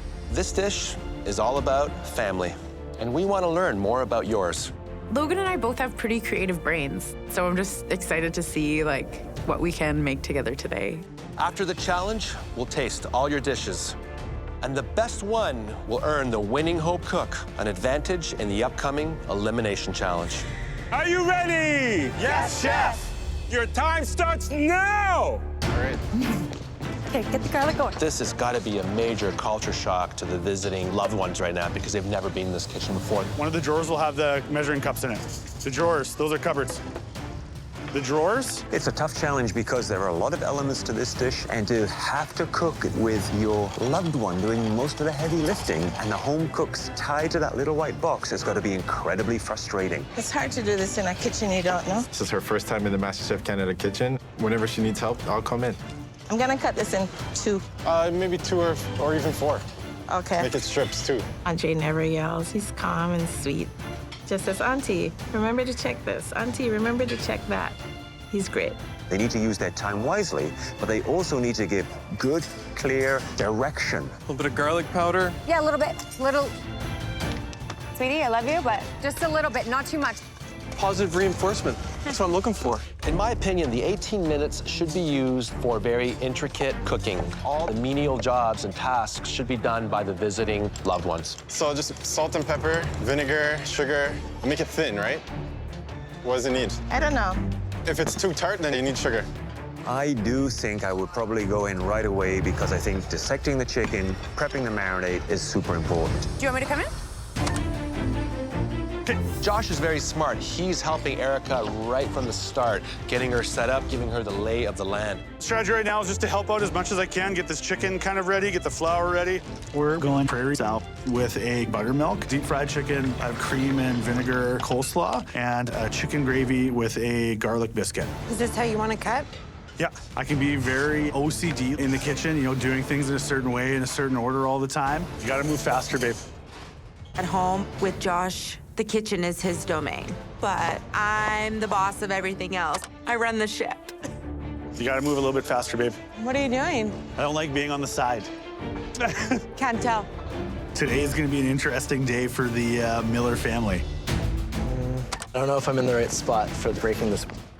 It's literally just like feeling where the joint is. Yeah. Want to try the other one? It's probably safer for you to do it. Jennifer is very patient, very calm. I can tell you, I think she's being too patient and too calm.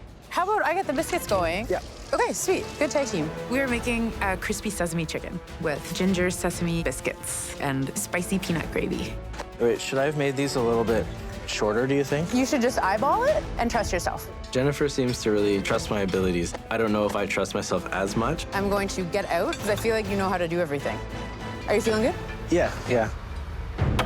How are you doing over there? Allspice. We're making Scotch bonnet gravy and Jamaican-style fried chicken. What makes it special is the allspice. I make chicken all the time. I just don't usually fry it. I'm doing the biscuits today because my Auntie Joan is not comfortable with it. Biscuits not very much part of our traditional meals, so I'm doing chicken and I'm doing the coleslaw. He'll make sure I don't mess this up too much.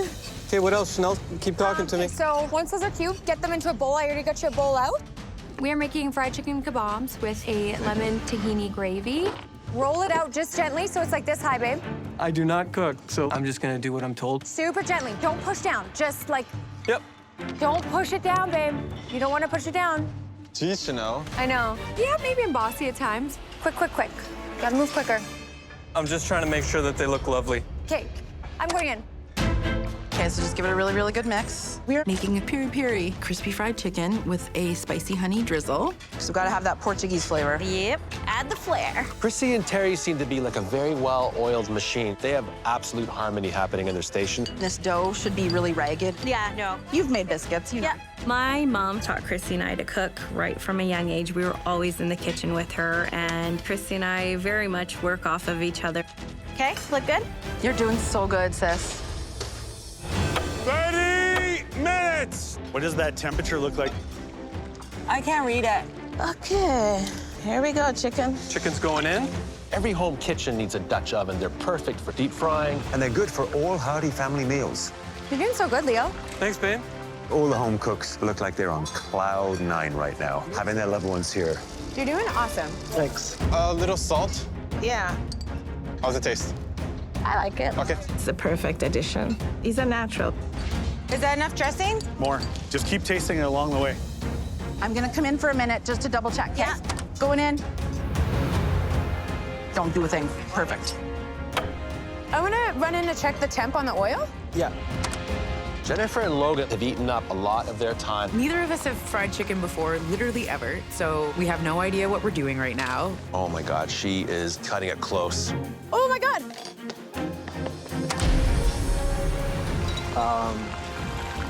Well, that looks crispy, huh? Yeah. This chicken is burnt, and time is not on our side. The top 5 home cooks are working with their loved ones to make a customized fried chicken dish. Must be making you crazy having to watch. I love it. I am cooking through you. But with only 10 seconds available for Jennifer to help, Logan has made a critical error. This chicken is burnt, and we have to make more. So I would say get those thighs in right now. Okay. Logan, seriously, just as fast as you can. Yeah. Got you. Yeah. Thank you. Yeah. 10 minutes! Last 10 minutes in the kitchen! 10 minutes to go! Going in. I feel like we're in a good place right now, hey? The home cook should have their fried chicken out of the fryer, resting. Put it onto the, no, with the raw chicken. They should have their coleslaw marinated. Did you put maple in it? A little bit. Have those biscuits coming out of the oven. Can you lift this one up? That's one big biscuit. And the gravy is the jewel in the crown, I think. Check the gravy, make sure it's all good. Andre's only got a minute left and he's still in the kitchen. Okay, I think these are done. Shoot, I run out of time. I can't stick around for plating, but I know she'll follow my instructions properly. Once you think it's done, you can strain it to get all the lumps out. Okay. Okay, try it. Taste it. Is it good? It's salty, but I like salty. Why are you adding more salt when you said it was salty? Okay, I'm coming in now. Okay, go chop the tomatoes, please. Tomatoes. 5 minutes! I don't like this. Let's get some chicken on there. Gotta move faster, gotta move faster. Chanelle's got to get out of there for the final push. Put the lemon on the plate. 1 minute! Last minute, 1 minute left! Come on, guys, final Let's push go. here. Get those dishes presented. Where's the salt? Salt. Over there. Let me know if I should plate it better. I love it. You do the drizzle. You do the drizzle, girl. I'm scared. 10, 9, 8, 7, 6, 5, 4, 3, 2, 1. Heads up! Give me. That's nuts.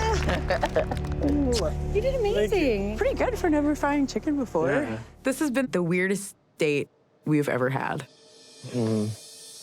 Cryssi and Terry, please bring your dish to the front. I hope this dish is enough to impress the judges today. We made Portuguese crispy fried chicken with a peri-peri spicy honey drizzle. So let me ask you just one question, okay? Who is the better cook? Oh, Cryssi is, hands down.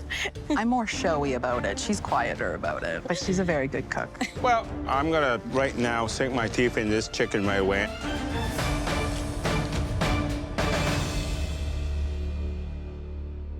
Wow, wow. I just love the flavor coming from this chicken. It is moist, perfectly cooked. I love the spices from the peri-peri, that honey and chili. Beautiful touch. So who was responsible for the fancy knife work? Me. Fresh, crunchy, crispy, and that little bit of fennel in there is just absolutely wonderful. Dun, dun. That is perfection. Aw. Perfectly layered. There's a little bit of air trapped inside of this pastry. The gravy, to me, is the weakest link. It just doesn't have enough flavors for me to really want more of it. But overall, you can see the craftsmanship on this plate. Great job. Thank you very much. Josh and Erica, please bring up your dish. We made prairie-style deep-fried chicken with a cream and vinegar coleslaw and chicken gravy with a garlic biscuit. How the color on the fried chicken just looks incredibly golden brown and crunchy. That texture of cornmeal, and I just love the generous portion too.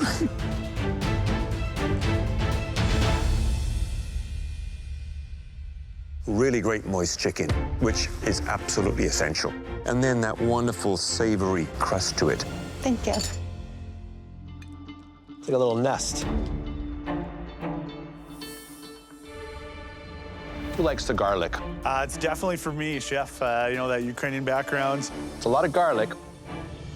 So I'm responsible for the biscuit and gravy. This biscuit is almost textbook. It's fluffy, it's flaky, and your gravy, well seasoned, it's balanced, well done. Thank you very much. Thank you. Andre and Aunt Joan, please bring up your dish. This is Jamaican fried chicken and biscuits with Jamaican-style coleslaw and a side of Scotch bonnet gravy. The chicken looks really crispy. I can see just some of the batter coming up here, and it looks very inviting.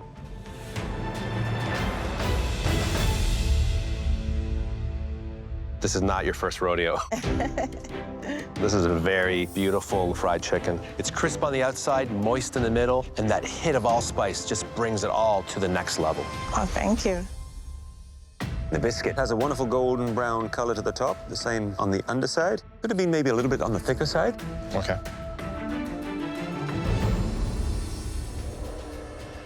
You had to make sure that gravy kept us coming back for more. You have done exactly that, my friend. Oh my gosh. It is savory and rich. You get a little bit of that heat, but it just sort of creeps in just gently, and then it lingers long on the tongue. Well done, Auntie Joan. Oh, thank you. Jennifer and Logan, please bring your dish up to the front. We made an Asian-inspired fried chicken with a red cabbage, coleslaw, ginger sesame biscuits, and a spicy peanut gravy. I know this dish was probably inspired by me. We definitely wanted to impress you, Chef. Well, I'm gonna do the honor. The chicken.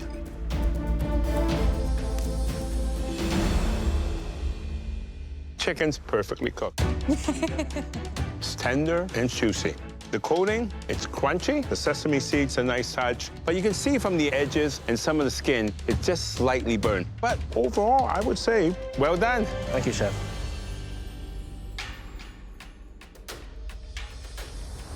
Wow, perfectly cooked. What is this exactly? It's kind of like a gravy and a peanut sauce at the same time. I love the flavor. Did you add a roux to this? Yes. I don't think you needed a roux with peanuts. Peanuts have a lot of thickening properties to them already. Right. But other than that, it's very different and delicious. It's really great. Thank you, Chef. Yes. Thank you. Chanelle and Leo, please bring your dish up for tasting.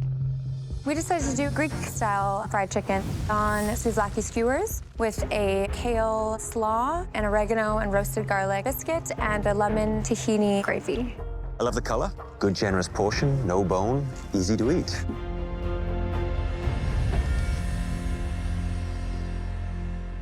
Beautifully cooked chicken. Nice and moist. Good, crispy outer crust. Wonderful. Thank you, Chef. Who made the biscuit? I made the biscuit. That's quite a big biscuit here. You can play hockey with this. I'm gonna dip it in this gravy. The biscuit is a bit dry, but seasoning is good, and I just love the flavor of that gravy. That hit of acidity actually balances the biscuit. Well done. Thank you, Chef.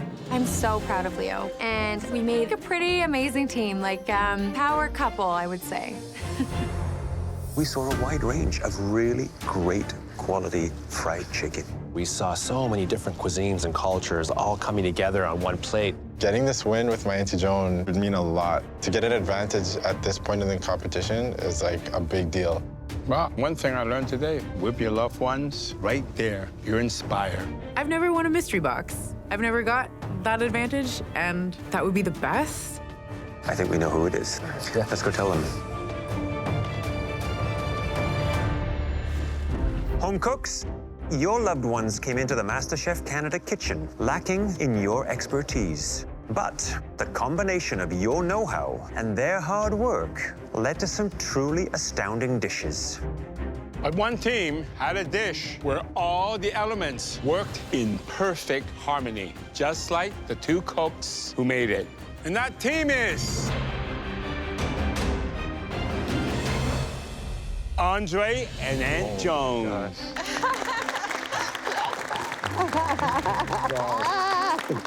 I can't believe it. I won my first mystery box, and it just took my Auntie Joan to come in here to save my butt. Congratulations, Andre! With your aunt's help, you earn an advantage in the next challenge. Loved ones, it's been a delight having you here. But now it's time to say goodbye. Having Erica here has really re-energized me to keep my drive going and win this title.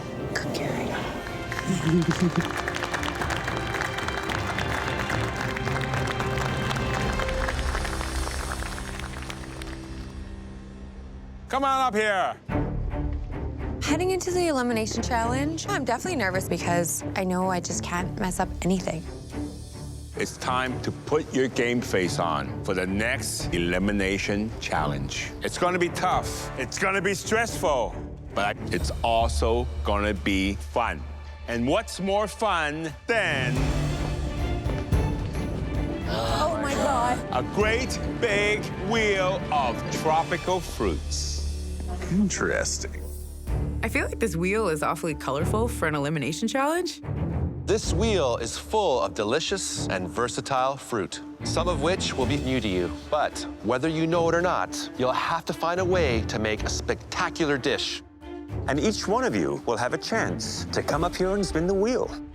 What you land on is what you cook with. The color of the slice you land on also tells you the kind of dish you have to make. Oh my gosh. If you land on a yellow segment, you'll have to create a sweet dish. If you land on turquoise, you need to cook something savory. Andre, I'm sure you're hoping you'll be safe from elimination. I hope so. Well, not today. But you do have an advantage. You get your pick of any fruit on the wheel. So, Andre, which fruit would you like to cook with? Almost half of the fruits on this wheel are grown in Jamaica, and I've eaten a ton of them, but I've never, ever used them in a dish. This fruit grew in my backyard in Jamaica, and that's passion fruit. Which do you choose, sweet or savory? I'm gonna choose a savory dish. Cryssi, come on up and spin. In Thunder Bay, we have pretty limited access to tropical and exotic fruits. So I'm actually feeling really nervous. Sugar apple, a sweet dish. I've never cooked with sugar apple, and this is an elimination challenge. Tamarind, a savory dish. Oh, dear God. The tamarind I definitely don't want to cook with because I have no idea what it tastes like or how to use it. Soursop, sweet. Yay! I really have no idea why I'm excited about the soursop. I've never even cut into one.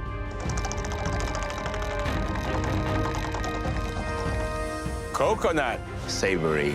I feel good about this. Coconut's pretty versatile, but savory with coconut is definitely more of a challenge for me. Okay, everyone, the wheel has decided your fate. You will have 60 minutes for this challenge, and you'll have access to a full pantry with all the ingredients you'll need for an irresistible sweet or savory dish. And remember, at the end of this challenge, at least one of you will be going home. So don't let us down. Your 60 minutes starts now. Okay, the door. Oh, hey-oh. Where are my passion fruits? All there. I'm taking this whole damn thing. Do you have corn tortillas in here somewhere? Saigon. I'm just trying to grab literally everything that goes with coconut. What did I get again? Soursop. I'm literally gonna grab a million of these. I've never cooked with soursop. I've never seen a soursop in a grocery store. I've never cut into a soursop. So I'm literally grabbing everything I can that I think would go with soursop. What am I gonna do with this thing? What else, what else, what else, what else, what else, what else? I got a big bowl of lobster. All right. Holy crap. All right. It's difficult to work with tropical fruit like this because it's all about finding that right balance, and it's not overpowering or underusing those interesting, wonderful flavors. Woohoo!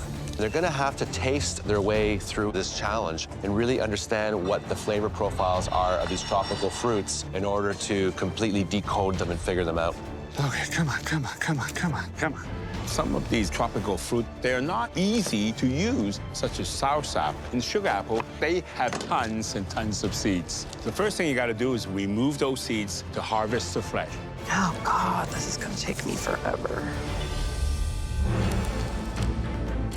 There we go. So I chose the passion fruit. I know passion fruit, and I understand the flavors of it, so I'm pretty confident.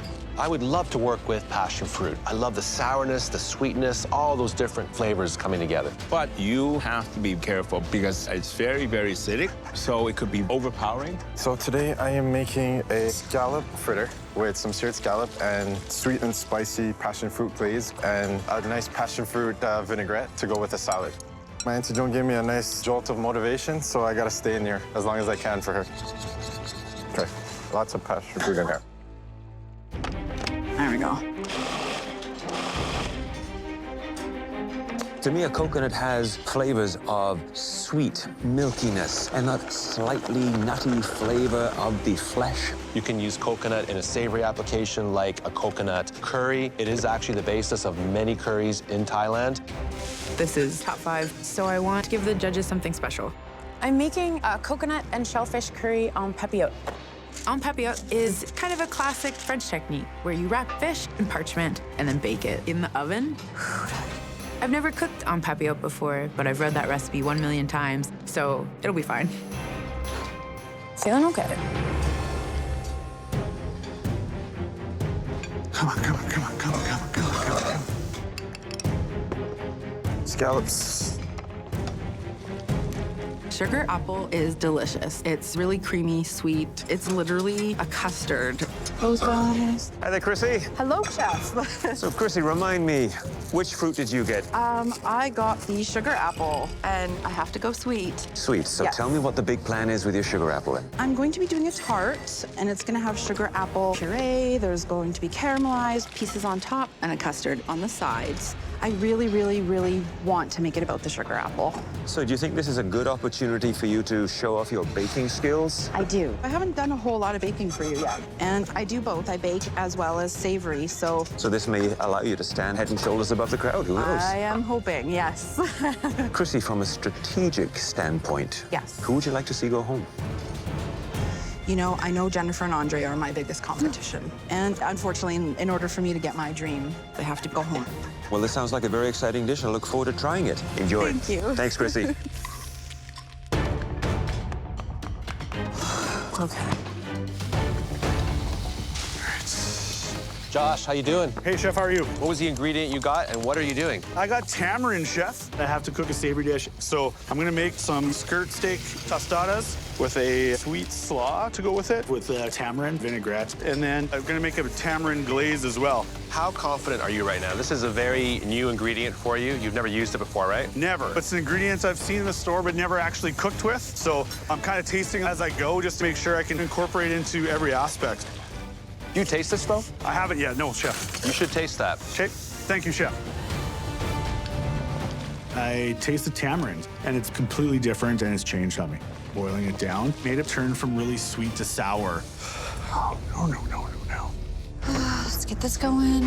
Right into the blender as you go. All I know about a soursop is that it's like kind of like creamy, kind of like yogurty, and I know it's a bit tart, so I'm gonna make a puree out of it. Chanelle, Hi, chef. what did you get? I got soursop. Are you happy you have to go sweet today? I don't typically eat a lot of dessert. I just like am not a sweets person. So no, I'm not as happy as I could be. What are you making? I'm making soursop puree crepes, and I'm gonna do like a ton of different toppings with them. So I'm doing a mascarpone limoncello cream, a smoked apple caramel, and a roasted jackfruit and stuffed almond. You'll have two big baskets I there do, yeah. full of fruits and nuts with chocolate. I see you got maple syrup. The soursop has to be present. Very Yes. delicate flavor. You worried that it would be overpowered. I don't think you'll miss the soursop, chef. I hope. All right, good luck. Thank you. Gotta start hustling. 30 minutes. You only have 30 minutes left. No. I need to be tasting everything before it goes in the oven, because once this goes in the oven, game over. There's no more seasoning, there's no more adjusting things, so that makes me feel a little nervous. Papillote is a very tricky thing to pull off because it's blind cooking. You don't know what's happening inside of that little parchment paper. Okay. I am sweating. Ooh, that's dry. My dough was in the blast chiller for way too long. It's basically frozen. It's too cold. It is literally crumbling like sand in my hands. If the base of my tart doesn't work, then I don't really have a tart. It's just gonna kind of be a mushy mess. Ugh, I can't go home now. The top 5 are battling for survival in a tropical fruit challenge. I'm not going home today. I'm gonna be here battling it out for that trophy. And Chrissy's dreams may be slipping through her fingers. Ooh, that's dry. My dough, it's basically frozen. I'm a hot mess. Every time I try to roll this dough out, it's literally crumbling. Okay, so I just have to salvage it the best I can and make a small individual tart. 5 minutes. You only have 5 minutes left. All right. I don't know what I'm doing here. Right? I'm like multitasking to the max. It's a bigger pan than I thought. Looks like Chanelle's having some trouble with those crepes. I'm not sure she has enough time to start again, though. 2 Chris, you only have 2 more minutes left. Show us what you can do with tropical fruit. All right, guys. Okay, I don't want this to look. Oh, man. Final 30 seconds, come on! Oh, okay. Oh my God, she is cutting it close. Oh, man. 10, 9, 8, 7, 6, 5, 4, 3, 2, 1. Hands up. Oh, my God. Okay. Ooh.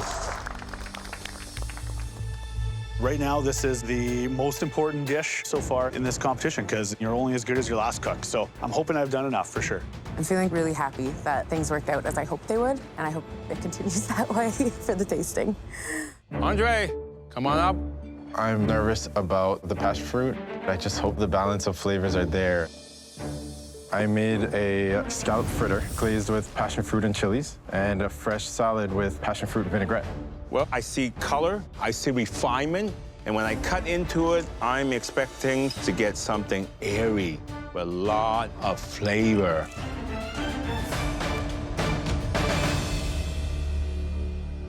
I'm getting exactly all of that. Wow. It's crispy on the outside, fluffy, and tasty on the inside. The passion fruit has such a big punch of flavor. This is restaurant quality. Thank you very much.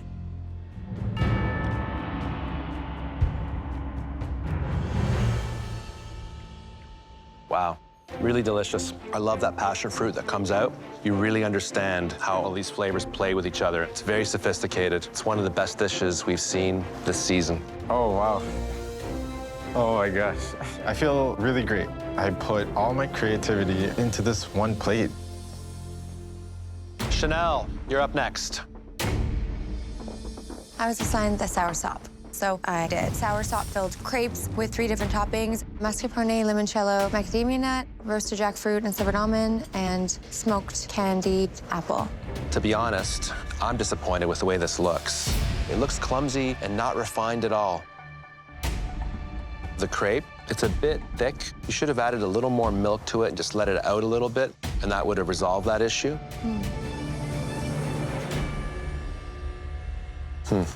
I can't taste the soursop. You gotta be careful that you don't overpower it with stronger flavors. You know, Chanelle, I hope that you have the opportunity to show us more, because I know you have what it takes. Thank you, Chef. Jennifer, please bring your dish to the front. I got coconut, and I made crustacean en papillote with lobster tail, rum poached dates, and coconut curry sauce. Cooking on papillote requires perfect timing. You have no idea how the cook is on your crustacea. Top 5, elimination challenge, and you decide to pull this out of your box of tricks. You think you're pushing your luck? When you put it that way, Chef, I feel a lot more nervous than I did when I first walked out. So I'm gonna cut it open and see how things look.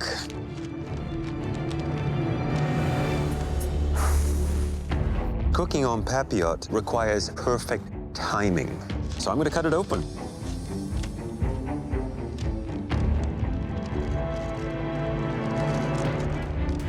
Aesthetically, this is what I would be looking for.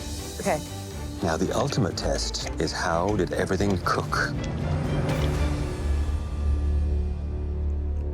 Unfortunately, the lobster has suffered from overcooking. Okay. Maybe an additional bit of moisture, such as white wine or something in there, just to help keep things extra moist. Because when you cook on papillote, it's tough to see how it's doing. Right. Overall, you used the coconut in a very elegant way. But I think you know where you misstepped on this dish. Okay, Chef. I would be incredibly sad to go home on something that was not my very best. Cryssi, please bring up your dish. I got the sugar apple. I have done a sugar apple tart. So there's a sugar apple puree on the bottom, and then on top, I've caramelized some sugar apple and creme anglaise on the side with a hint of cinnamon. So I am impressed with the presentation. Thank you, Chef. I love these little pearls because it gives it a little bit of sophistication. But even beautiful tarts could be on the bottom. I'm hoping it's cooked through. Let's have a look. I can see that It looks good. It could have done a teeny bit more time to get more caramelization.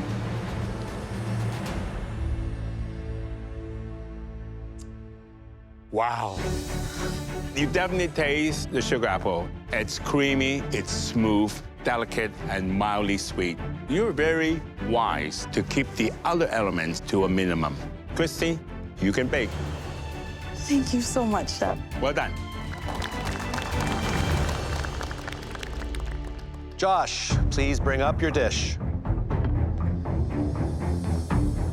I got tamarind, and I made a tamarind skirt steak tostada with a sweet and sour slaw and a yogurt on top with cilantro and tamarind. Did you make the actual tortilla? No, I did not.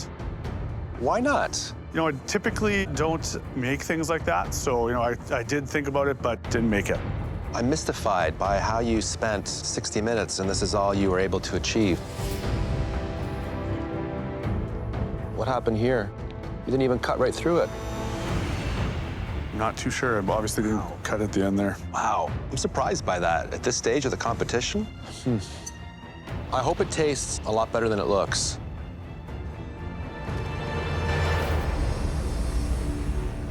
I like the flavor. It gives me that perfect balance of sweet and sour. But overall, you need to execute at a much, much higher level. I definitely could have reached higher, Chef. A lot of really great dishes presented. A couple home cooks have really lifted their game. Which is not easy, because tropical fruit can trip you up. Please don't make this be a fail. I've already put in so much time, so much effort, and I can't leave now. There was one home cook that did a 5-star dish, and there was a 5-star cook that gave us almost a 1-star dish.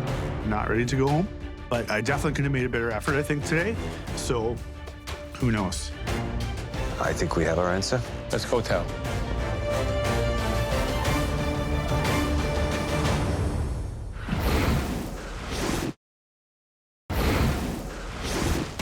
Tonight, you all managed to honor the bright, tangy flavors of the tropics. In the end, one home cook showed us slightly more technique, and the home cook who made that dish is Andre. I feel really great and honored. I'm top 4, and now I'm just inching my way closer and closer to that trophy. This win was definitely for Auntie Joan. Unfortunately, there were also 2 dishes that let us down. Please come to the front. Josh and Chanelle. Definitely don't want this to be my last time in here. I have so much more to give, and I want to show everything that I can. I have been up here before, and it's not a good feeling. I'm really hoping the judges want me to stay in this competition. Both of you put in a solid effort tonight. But sadly, cooking with unfamiliar fruits set you back. Josh, you played it safe with a dish that lacked ambition. Chanelle, you aimed higher, but did not have the technique to execute your ideas. We considered all the elements on both plates, and we have no choice but to say goodbye to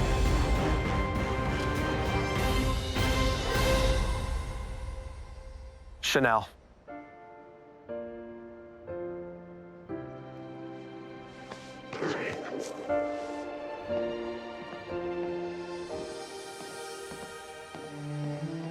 Chanelle, everyone in this kitchen is very sad to see you go. But we have no doubt that when you combine your business savvy with the culinary passion we've seen here, nothing will stop you. And we know there's a young man who just can't wait to whisk his new bride back to Calgary. But first, come on up here and say goodbye.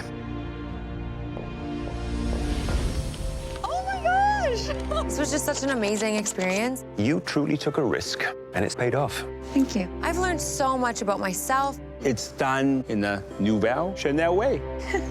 I've never really thought of myself as like a tough person. So I'm really proud of myself that I did as well as I did. Congratulations, Red Team.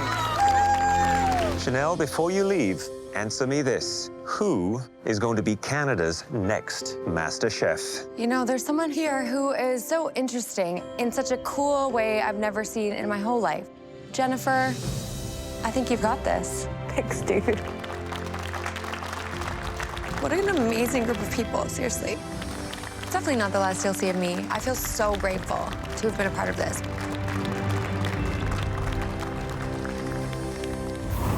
Next time, you'll be cooking for luminaries from the world of First Nations cuisine. The top 4 pair up for a challenge that will take them to the land's culinary beginnings. This is a really special opportunity. I just hope that they love it. Josh. I'm coming. Start plating means so much to be here, but it definitely means more to stay here. Do not disappoint our guests. Yes, Chef. Yeah, Chef. I have never given up in my life, and now is not the time.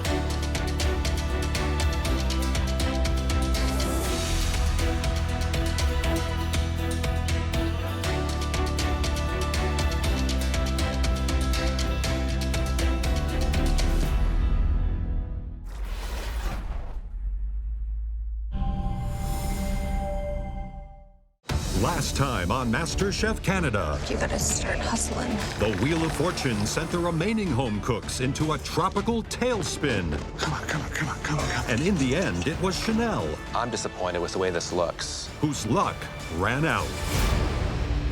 Tonight, the remaining 4 home cooks go back to the land's culinary beginnings I'm just going to do my best not to mess this up. in a historic battle for a spot in the top 3. Josh. I'm coming. Start plating. Okay. I have never given up in my life, and now is not the time.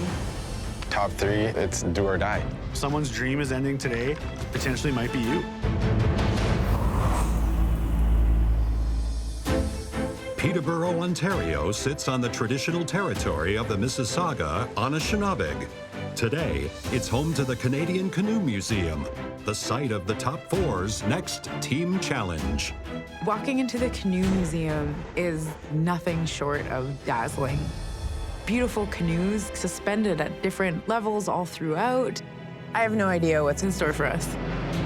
When I first started my journey here, I almost dreaded walking into the kitchen, not feeling like I was good enough. But now I actually feel like whatever it is, I can do it. Today, we are at the beautiful Canadian Canoe Museum. And please welcome our guest, Joel White Duck Ringgit, an Algonquin Ojibwe chef who owns the restaurant Nishtish in Toronto. Ani, kwe, welcome everyone. In the past weeks, you have proven that you can work with ingredients from all over this globe. But today, we want you to get back to the soil on which we stand by creating a meal using ingredients indigenous to this land. At Nishtish, we use a lot of game meats and local fish, but especially important are the 3 sisters, corn, beans, and squash. They are the original crop that was grown on this land. The teaching is that they are 3 inseparable sisters who only thrive and grow when they are together. You'll be creating an elegant and innovative 3-course tasting menu. Each one of those courses must feature one of the 3 sisters. Corn for the first, beans for the second, and squash for your final course. And you'll be cooking that meal for a group who know better than anyone how to create magic with those ingredients. Chef Joel and other luminaries from the world of First Nations cuisine. This is a really special opportunity. People were eating food here long before this was Canada. You'll have 2 hours and 15 minutes to plan and execute your 3 courses. And you'll have access to a satellite pantry featuring beautiful ingredients indigenous to this country. And that includes a very special gift Chef Joel has brought for you. I brought you some mandamin, which means corn in our language, and it's the original corn strain of Indigenous people of Canada. Chef Joel bringing the white corn is amazing. You know, it's an ingredient I've never had. It's super important to honor that ingredient and do it justice. Andre, you had the best dish in the last elimination challenge. So you get to choose your team member, which means you're actually choosing both teams. Oh, right. Come on up here and get your apron. Any advantage close to the finale of the competition is a huge, huge upside. Choose carefully, Andre, because the winning team today will earn an express ticket to the top 3. While the other 2 cooks will battle it out in a pressure test for the final spot. So, Andre, who is it gonna be and why? I've never worked with this person before. She is so creative, and I want to pick her brain. So I'm gonna have to go with Jennifer. Good luck. I feel mega excited to work with Andre. He is super creative, and I just feel like it's gonna be like an awesome mind meld.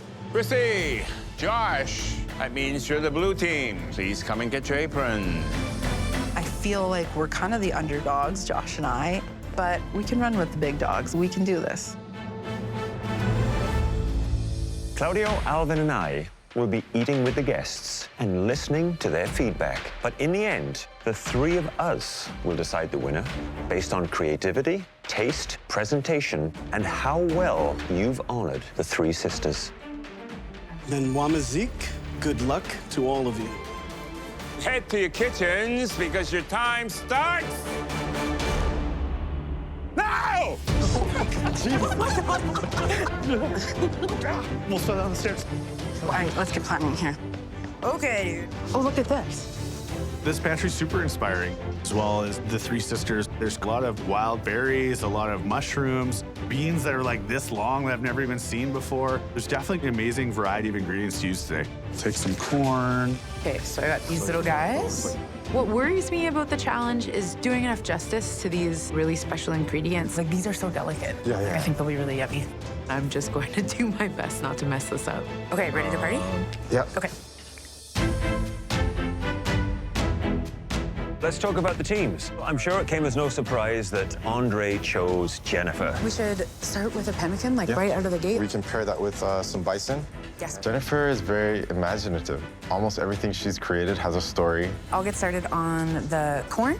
And I'm always thinking of new ideas and new techniques, so I think we could create something very special. Okay, so let's do the corn chowder. I'll do a corn fritter with like a maple drizzle on the top, so that'll go on the side. If there's any home cook in season 6 that is the most improved, I think it is Cryssi. You good doing the soup, like getting the soup going, basically? Okay. I think the judges have a really good idea of who I am as a cook. They love my flavors. However, today I am a little bit worried about plating. I know that it's not Josh's strong suit, and it's not my strongest skill either. So Josh and I really have to step it up today. We're making a pemmican-inspired corn and bison. Pemmican was an Indigenous way of preserving food that you could take with you if you had to go out hunting for a very long time. It would be traditionally meat, dried berries, like nuts, often corn. So we're just really celebrating all of the ingredients that would have originally gone into something like that. Andre's gonna work on some bison later, and I'm working on the corn.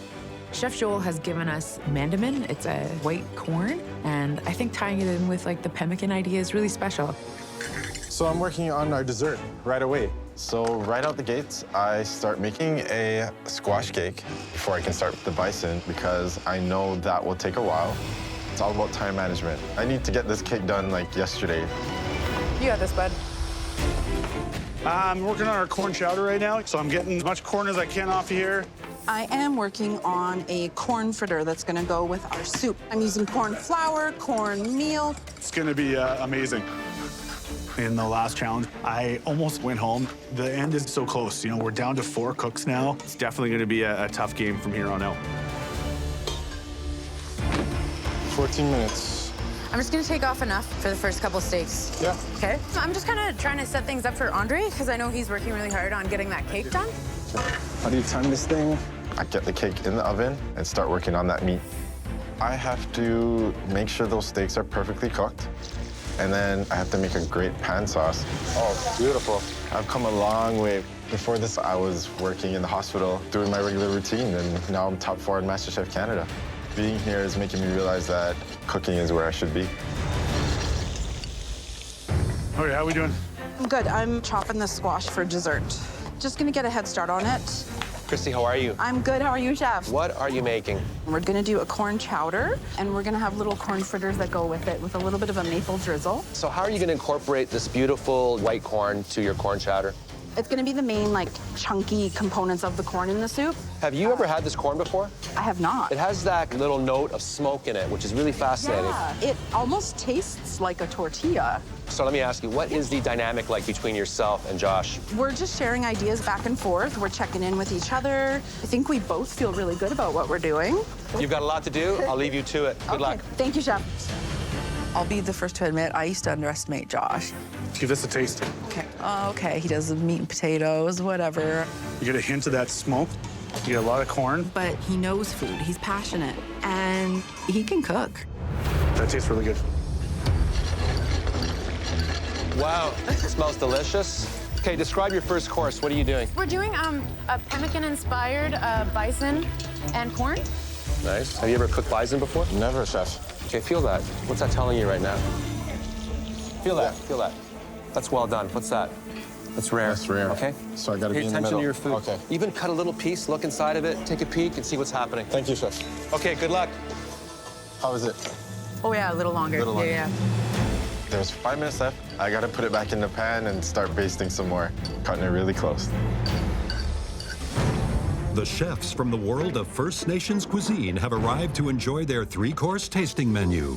Your panel this evening has many different Indigenous nations right at this table right here to talk about their food. Such a fantastic group of people, and I'm so honored to be here tonight with you. Thank you. Delighted to have you with us. Home stretch. Come on, flip over. There you go. These are taking forever to fry. Cook, cook, cook. With 2 minutes remaining, both teams must now start plating their first course. Oh, you know what? I have to make that sauce. Beef stock and wine? I realized I forgot to start making that sauce.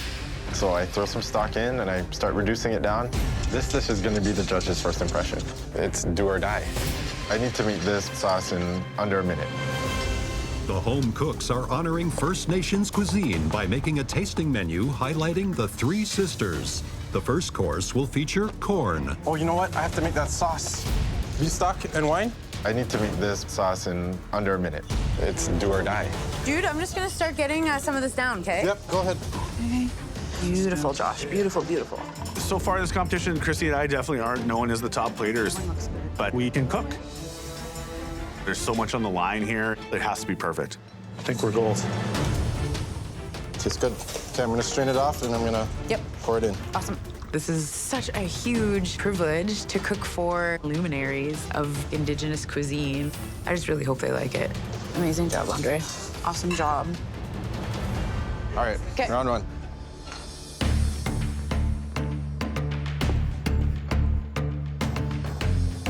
So what you have in front of you from the blue team is a corn chowder with smoked cheddar and corn fritter. And from the red team, a pemmican-inspired bison with corn. So please enjoy.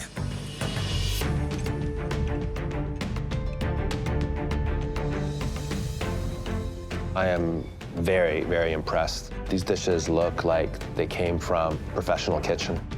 The red team, the pemmican-inspired corn. I'm a huge fan of Iroquois white corn, and it's front and center. It was incredible. I agree. On the red team, they've really done a good job with the white corn. You really do get the smokiness. Whereas I feel with the blue team's dish, the white corn is featured, but you don't quite get that from this particular dish. The soup on the blue team, the flavor profile and the seasoning is a bit weak. I think it needs to be amped up in the actual flavor of corn, something to just give it another layer. I think the red team, lots of flavors coming from the bison, but I would have preferred probably a little bit more rare. Chef Wolfman, could you tell us your thoughts on the blue team's corn chowder? The corn chowder reminds me of the soup that my mom would make. Very simple, but it tastes like home. Now, the corn fritter here, you can see that the outside's a little bit dark and the inside looks a bit chalky. but the flavor and the seasoning is very precise. It really hits all those notes. Who doesn't love a good hot chowder and a corn fritter? Gorgeous. Go, go, go. Back in the kitchen, the home cooks are tackling their second course, this time featuring beans. I'm thinking like nice long strips like this will do. So for the second course, we're gonna have a wild mushroom dusted venison medallion on a warm bean salad with a wild berry balsamic reduction. Thank you, thank you, thank you. Awesome. Thank you, Josh. We've got runner beans, we've got green beans, yellow wax beans. Let's use them all. I want these beans to be beautiful and mouth-watering. Okay, just a couple more of these guys and then we should be good. All right, so I'm gonna grab the partridge. Okay, awesome. I'm gonna move on to the beans. For our second course, we're doing partridge in a nest of sour cherries and beans. We're hoping this plate tells a story of a partridge, you know, in its little nest. I like having stems on my beans. How do you feel about it? I like them too. Keep it rustic, yeah? Okay, cool. I like them all. The bean is the main star, but the partridge is gonna accompany it. I gotta get these birds in ASAP. I gotta move fast with these partridges because I gotta get them roasted, so I do not have time to cut this bird up into little pieces. So I'm just basically chopping it straight down into halves. Ooh, that's a nice sound. This is my first time cooking venison tenderloin, but you know, being from the prairies, who doesn't like cooking meat? So I'm just gonna sear them at really high heat just to get a nice crust on them, take them off, and then rub it in a dried mushroom dust. And then I'm gonna finish it off in the oven.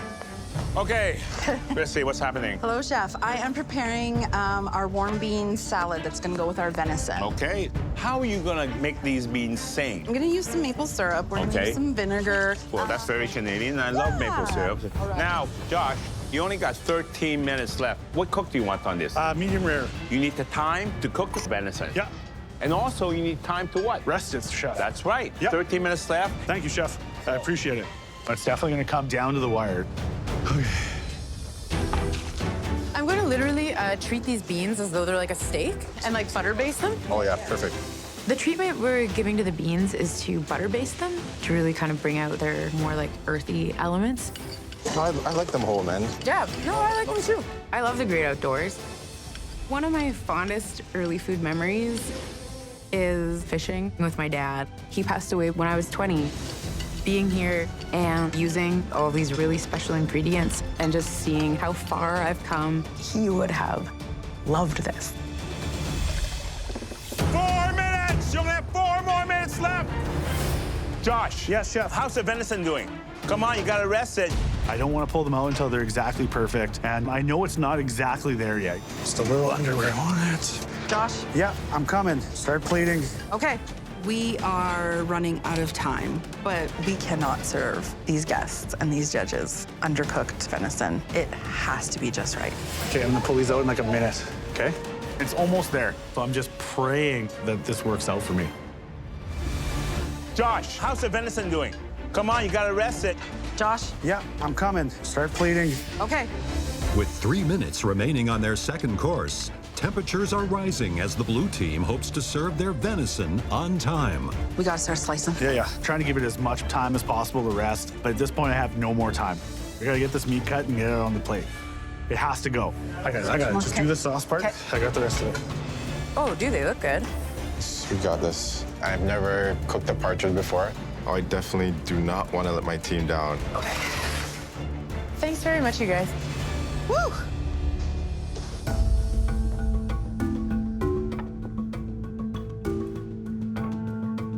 So the second course from the red team is roasted partridge with sour cherry gastrique and a bean nest. From the blue team, we have venison medallions, 3-bean salad, and pickled cinnamon cap mushrooms. Let's dig in, shall we? I think on the red team, just feels a little bit more sort of rustic and homey and simple. Counter to that, the blue team, I think there's some elegance to the plating. I like the balance of this dish. You have the bean, still has this crunch. The berries provide the acidity, so one working with the other. Now, the venison is slightly overcooked, but still, for me, it's not bad. On the red team, the partridge is delicious, lots of great flavor. The beans, however, you can see that they weren't cleaned properly, which is a problem. For the red team, When I think of Indigenous hospitality, Indigenous food, I think very approachable. This is how we would eat it, right here. But the beans could use a little bit of work.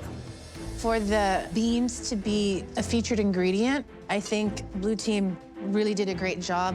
I had to cut off the ends of my beans to eat them off of the Red Team. Thank you for the feedback. Last push, last round. It's all sweet stuff. We got this. So with this third course, we have a squash cake with a tempered chocolate bark on the side. And we're gonna finish it off with some juniper pastry cream. Way to already have the cake done, dude. Yep. We start big. Andre has the cake already done. I'm gonna get started on the juniper pastry cream. Andre's gonna start making some chocolate bark. So I'm using a brush so I can get the bark lines onto the chocolate. We're still sticking with the outdoors theme, and I want this chocolate to look like tree bark. This is the third and final course. Everything has to be perfect. We gotta get this cooled down quick. Oh, it's so pretty. Baking powder, baking powder. Where's the baking powder? The idea for this third course is to really celebrate the squash. So we're gonna do kind of like a play on a bread pudding using bannock. There's nothing better than a hot piece of bannock. Bannock is a quick bread that's very simple to make. You know, it's pretty much flour, baking powder, and water. Ready for this? See how this goes. Bannock is perfectly done when it's nice and golden brown on the outside. Oh, that looks gorgeous, Josh. I'm responsible for squash, and more squash. So squash puree, caramelized butternut squash. Also a whipped cream with some birch syrup, cinnamon, and nutmeg. Yes, that's perfect. I want to eat this. I really want to eat this dessert. Oh my God. That is so good. Oh, this cake is nice. I'm gonna follow you with the pastry cream, okay? Perfect. I'm mega proud of us. We had such a joy of a time cooking together, and I think that really showed in our food and on the plates. I'm gonna follow you this way, okay? I'd be extremely devastated if we lose this one. Okay, so just over top, like that. Perfect. These are so nice, Josh. Oh my God. I feel like this challenge has been perfect to show that I can be delicate and plate well.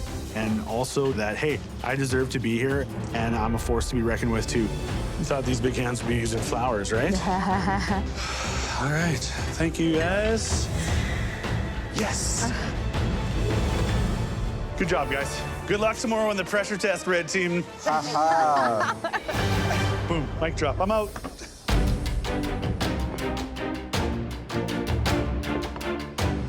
So let's get on to the third course. From the Red Team, we have a birch and squash cake with tempered chocolate bark, candied squash, and juniper pastry cream. And from the Blue Team, a deconstructed bannock bread pudding with a squash mousse and candied squash. Well, let's dig in.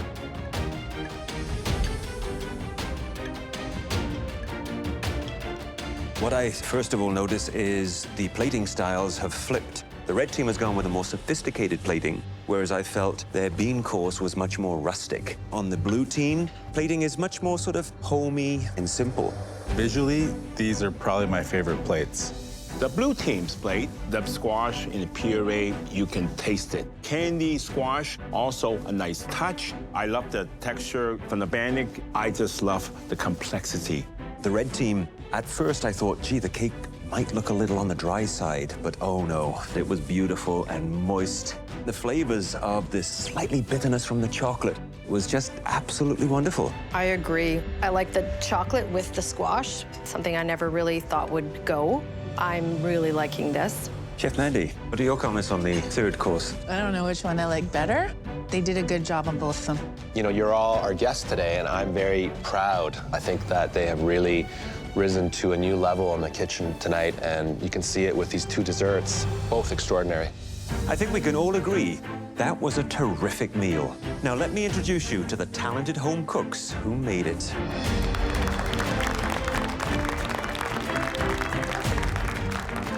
I know I speak for all of us in saying that it has been a true honor cooking a meal for you tonight with these very special ingredients. Now, the home cooks are probably eager to find out which team wins this challenge. Yes, Chef. But we're not announcing it until tomorrow, back at the MasterChef Canada kitchen. In the meantime, why don't you come and meet the guests that you just cooked for? You know, it's a table of all chefs. Wow. Everyone's a chef? We're home cooks, like we're rookies, and these are like luminaries of Indigenous cuisine who just ate our food. See, great job. Thank you. I'm just so grateful. Thank you. It's the day after the team challenge, and the home cooks return to find out who will face the pressure test. Walking into the MasterChef Canada kitchen today, I'm very nervous. I don't want to be cooking for my life. I literally have no clue what's going to happen. We really cooked our butts off yesterday. We shouldn't be in a pressure test at all. Welcome back, home cooks. Yesterday, the results for both teams were truly amazing. But we still have to pick a winner, and that winning team will go straight to the top 3. While the losing team faces a pressure test to determine which home cook gets the final spot. Both teams presented strong dishes, but one of the two stood a little bit ahead with their sophisticated plating and by impressing everyone at the table with how well they honored those ingredients. The team that earns a pass to the top 3 is...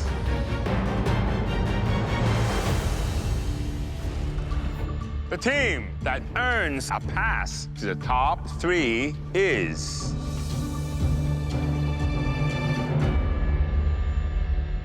the red team.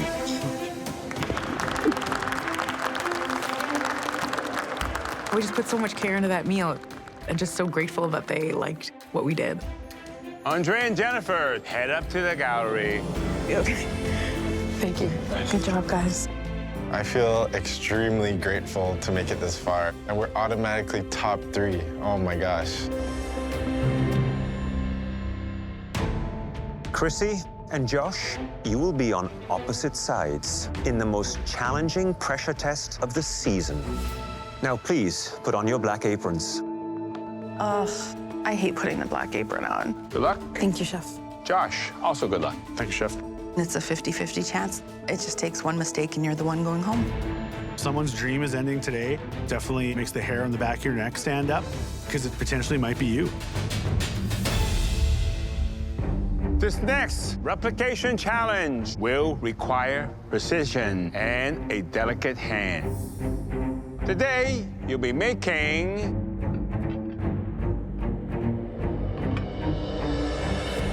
a chocolate sphere. Crap.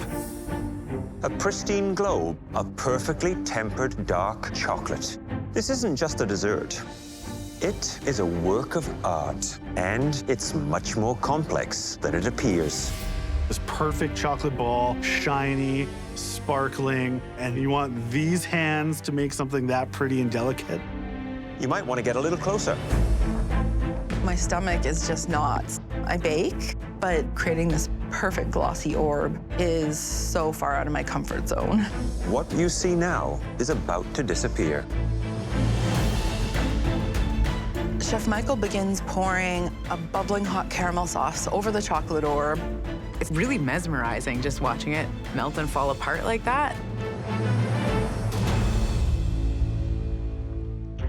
Inside that dome is a whole different marvel. A pistachio cake surrounded by honeycomb and topped with brulee figs. Have a taste? There's so many elements going into this thing. This is just gonna be crazy. Okay, now please go to your stations. This is the hardest pressure test ever. I really, really have to pull out all the stops. Chrissy's strengths are, baking. It's something that comes naturally to her. She's definitely one of the worst people to be in the challenge against. You only have 70 minutes to replicate this intensely difficult dessert. And we are expecting perfection in taste and presentation. The cook with the weaker dish will see the MasterChef Canada marathon end just short of the finish line. I have to make it past this pressure test. I can't go home now. Home cooks, are you ready? Yes, Chef. Your 70 minutes starts now. Let's go, guys. You got this, guys.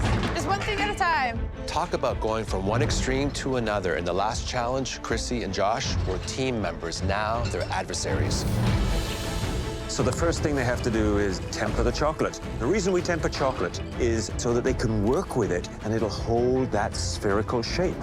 They need to bring it up to a temperature of about 114 degrees. Come on. If you overheat it, it could split and become very, very grainy. To me, baking is like rocket science, very measured and precise. There's so many things that could go wrong. You're about 10 minutes in, guys. Thank you. The chocolate will take a little bit of time to melt. So in the meantime, I'm gonna start my cake. The next step is a pistachio cake. And what I'm looking for is a light, fluffy Genoese sponge cake. I'm trying to get that cake in the oven, so I'm just sifting the flour and then I can bring it all together. I've baked so many cakes. I know that this is something I could kind of do with my eyes closed almost. Good job, Cryssi. Way to get that in. Breathe, breathe, breathe. This pressure test is my worst nightmare. But my wife told me before I got here just to take a deep breath and settle my hands and my heart. It's super important to have that little voice in my head saying, you can do it. How's it looking, Josh? It's looking fluffy, just like my beard. 45 minutes. You only have 45 minutes left. Good job, Cryssi. I pulled my chocolate off the heat. This is the tricky part happening now. Still too hot. I have to make sure it's at the proper temperature. Josh is checking the temperature on his chocolate now. Trying to get it to 88, 89. Now I'm putting handfuls of cold chocolate into it to bring that temperature down. So close. This is definitely the most precise and exact challenge we have ever given to home cooks. You're good. Yeah, we're good. Perfect. I'm good to go. All right. What they're gonna do is take that tempered chocolate, pour it into those molds. All right, baby, come on. They shape them so there's an even coating of chocolate inside. Even professional chefs often make mistakes with the chocolate spheres. Come on, come on, come on. Come on, baby, come on, baby. Trying to coat every part of this ball. Come on. I'm shaking it like a maniac right now. Come on, come on, come on, come on, come on, come on. Come on. Come on.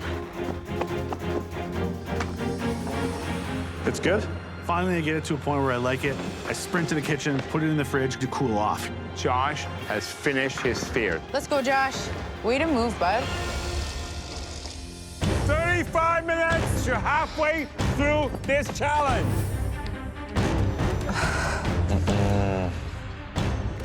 Her sphere's not working.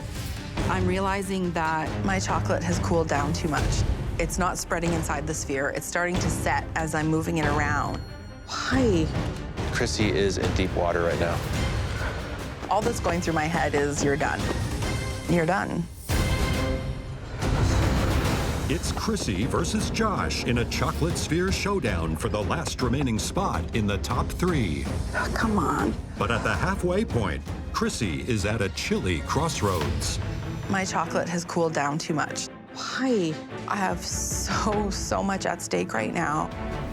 Oh, I've given up so much at this point that going home, it would just be heartbreaking. It's okay, Cryssi. It's okay. It's okay, bud. But I have never given up in my life, and now is not the time. Shake it off, bud. Come on. I'm gonna keep fighting. I'm gonna finish this challenge. Yes, Cryssi. Cryssi has pulled a balloon out as her second option for the chocolate sphere. At this point, man, I gotta try anything. That's something we've seen in Cryssi over and over again. She does not give up. She will not throw the towel in. She wants that title bad. I know it's not gonna be pretty, but I'm not going down without a fight. 25 minutes. You only have 25 minutes left. You're doing awesome, you guys. Remember, it's not just about the sphere. They still have to make the sponge toffee and brulee that fig. And the hot caramel sauce that's going to melt that chocolate sphere. Come on, damn you. I've already, done my cake, did my chocolate sphere, so now I'm just working on all the garnishes.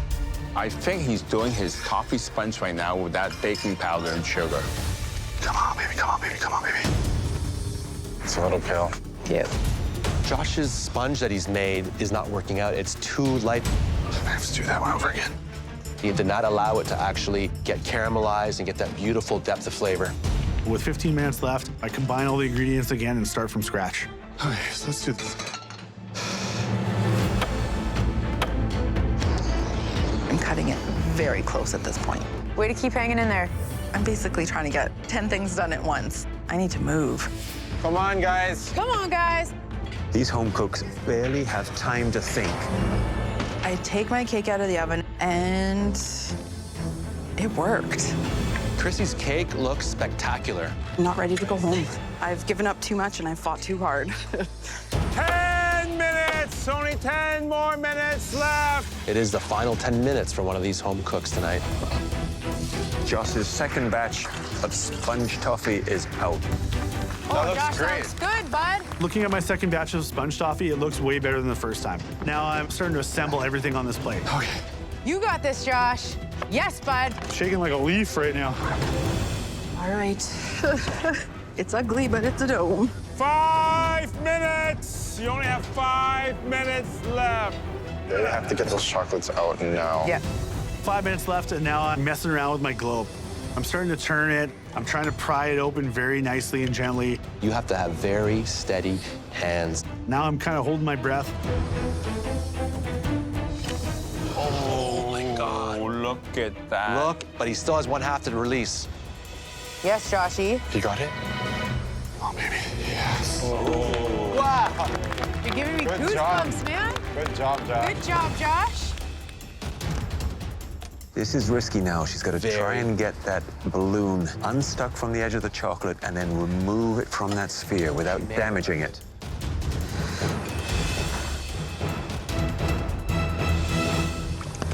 There you go. Awesome, Crissy. Let's go, Crissy. And I made a hole. There you go, Crissy. If everything else on the plate is great, maybe, just maybe, I can get away with my lumpy, ugly sphere. 1 minute! Remember, everything has to be out in 1 minute. Come on, 1 minute. Come on, Don't guys. forget the caramel sauce. 1 minute. Guys, you make sure you get every component on the plate. Okay, come on. Here goes Josh. He's motoring through it. Come on, paintbrush.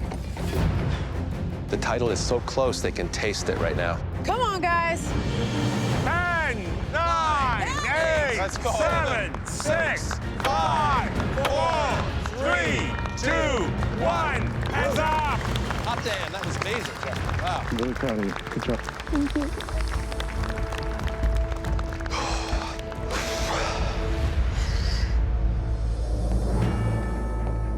Hi there, Josh. Chef? That was an amazing challenge to watch. How did you feel when you finally had those molds release from the chocolate? Definitely happy that it came out in one piece. Well, the tempering of the chocolate, I think, was pretty decent because it has that nice, lustrous shine to it. Now, the moment of truth. This dessert needs to reveal what lies beneath it. It has to be that perfect thickness in order for that magic to happen. Oh, yes. Right on cue. A real showpiece. I want to try a little of that sponge toffee.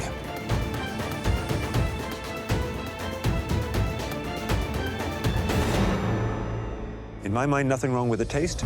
I would just like to have seen it a little bit more fluffed up. But I appreciate the fact that you did it twice to try and perfect it. Good luck. Hey, Josh. Chef? The outside, it's important, but that's only the face. The inside, that's also very important, right? So, how's your inside?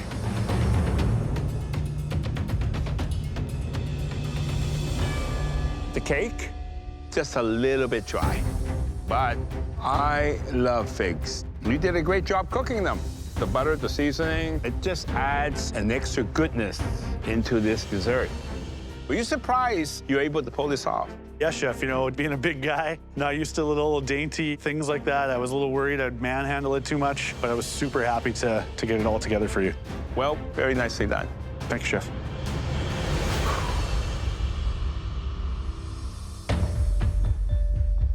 Crissy, Hello, Chef. you wear your emotions on your sleeve. I can see it. A little bit. So, Crissy, You did not hit the mark because this was a replication challenge. Yes. It's not perfect, but this was not easy what we asked you to do. Let's see what happens. There are a lot of opportunities within this sphere for you to really shine. Look at that, Crissy. That's beautiful. Very inviting.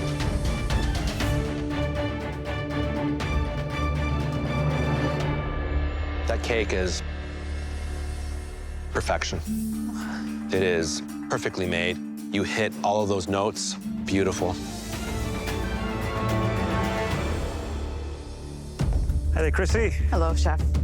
Obviously, the chocolate dome, you got it done, not without its flaws. Yeah. The tempering wasn't quite right, but you never gave up. Nope. Let's try the sponge toffee.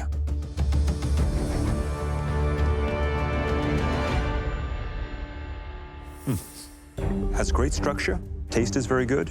In my opinion, textbook. Thank you, chef. Figs cut through the richness of the sweetness of this dessert. It certainly wasn't perfect on the outside, but it was pretty on the inside. Well done. Thank you, chef.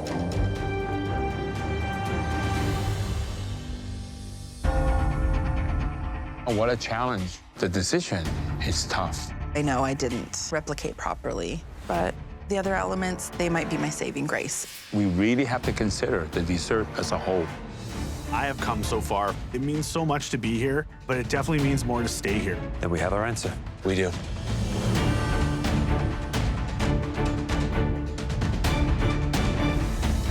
We gave you your toughest challenge yet. And the chocolate spheres that you delivered were extremely impressive. But there can only be one winner.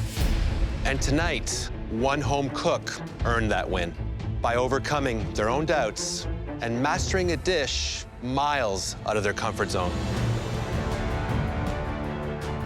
And that home cook is...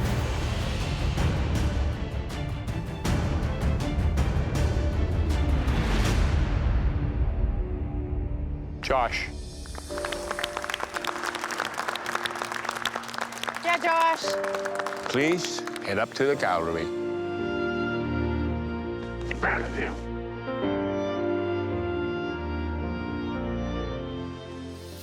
We started with thousands of people, then it was down to 18, and then it was down to 12. Now it's just 3.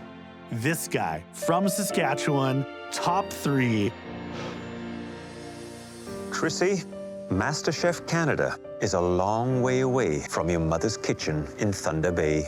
But it seems to have provided you with the same sense of inspiration and belonging.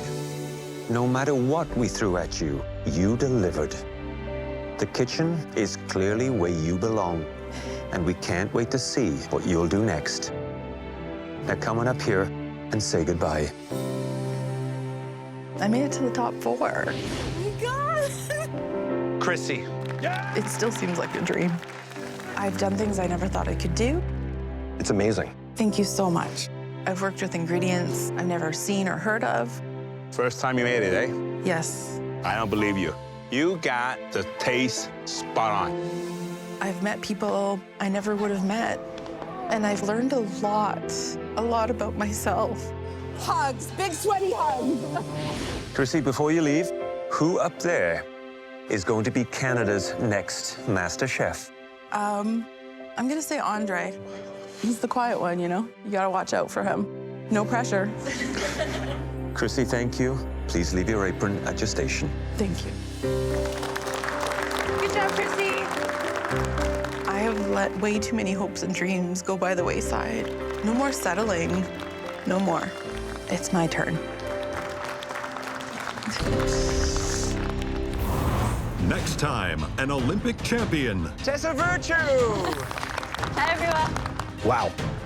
Inspires the top 3 to go for gold With just 3 left, everything's on the line. and elevate their presentation to new heights Doesn't get much better than that. in a fiery semifinal. Top 3 means serious business. I can feel it, like my fingertips are touching the trophy. We're so close to the end. I don't want to go home. That will determine who will make it to the MasterChef Canada finale.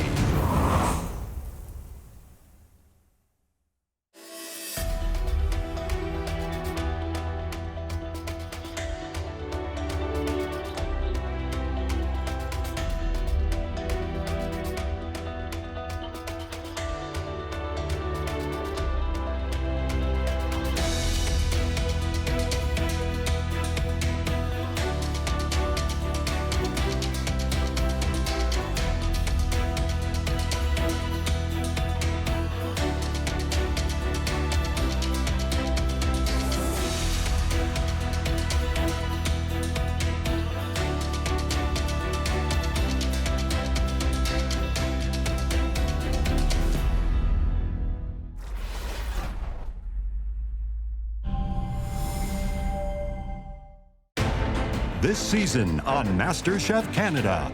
From Chef Claudia Laprile. Oh my God. The nation's best home cooks received personal invitations. Daddy made it on MasterChef. It was their ticket to the MasterChef Canada kitchen and a grueling round of challenges. No! Oh my God. Time flies. That only 12 would survive.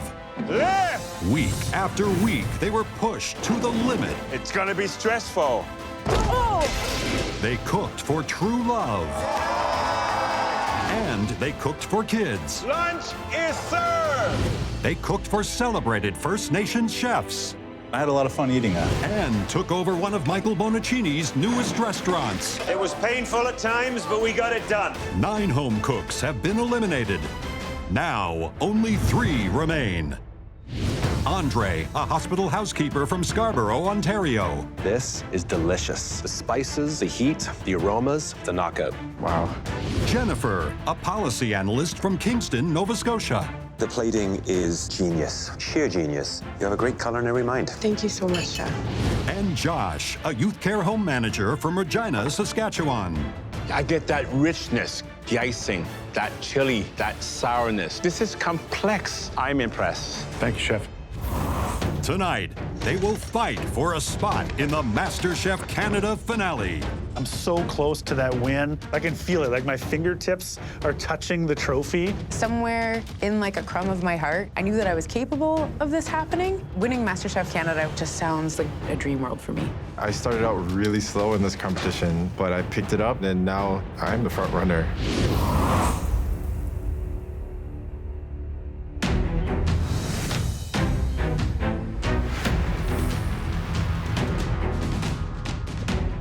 Semifinals. 2 more people that I have to beat to get to that #1 spot.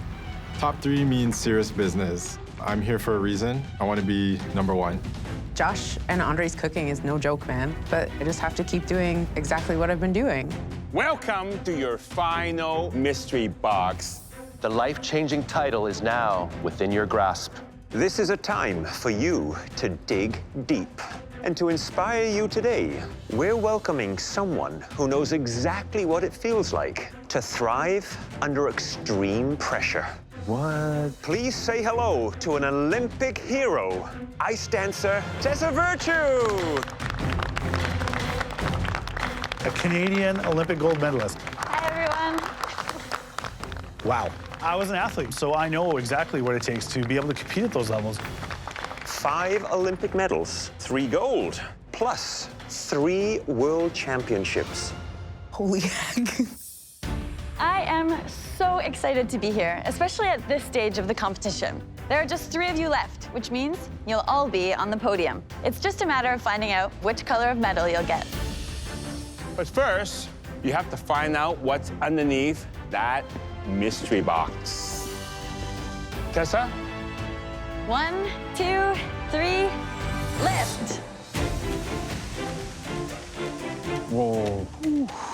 Tessa and her partner, Scott Moyer, are renowned for bringing fire and ice to their performance. Today, you'll follow in the footsteps of these champions by creating a dish inspired by the theme, fire and ice. I love this kind of challenge. It's so open-ended. We want to see the fire and ice theme in your concept, your flavors, and in your dramatic presentations. Every one of our performances is crafted to make people feel something. And that's exactly what you'll need to do as you create your fire and ice dish. Having an Olympic champion here, I can only imagine the even higher standard that we're going to be cooking at today. If you're successful in winning this mystery box, you will earn a major advantage in our final elimination challenge.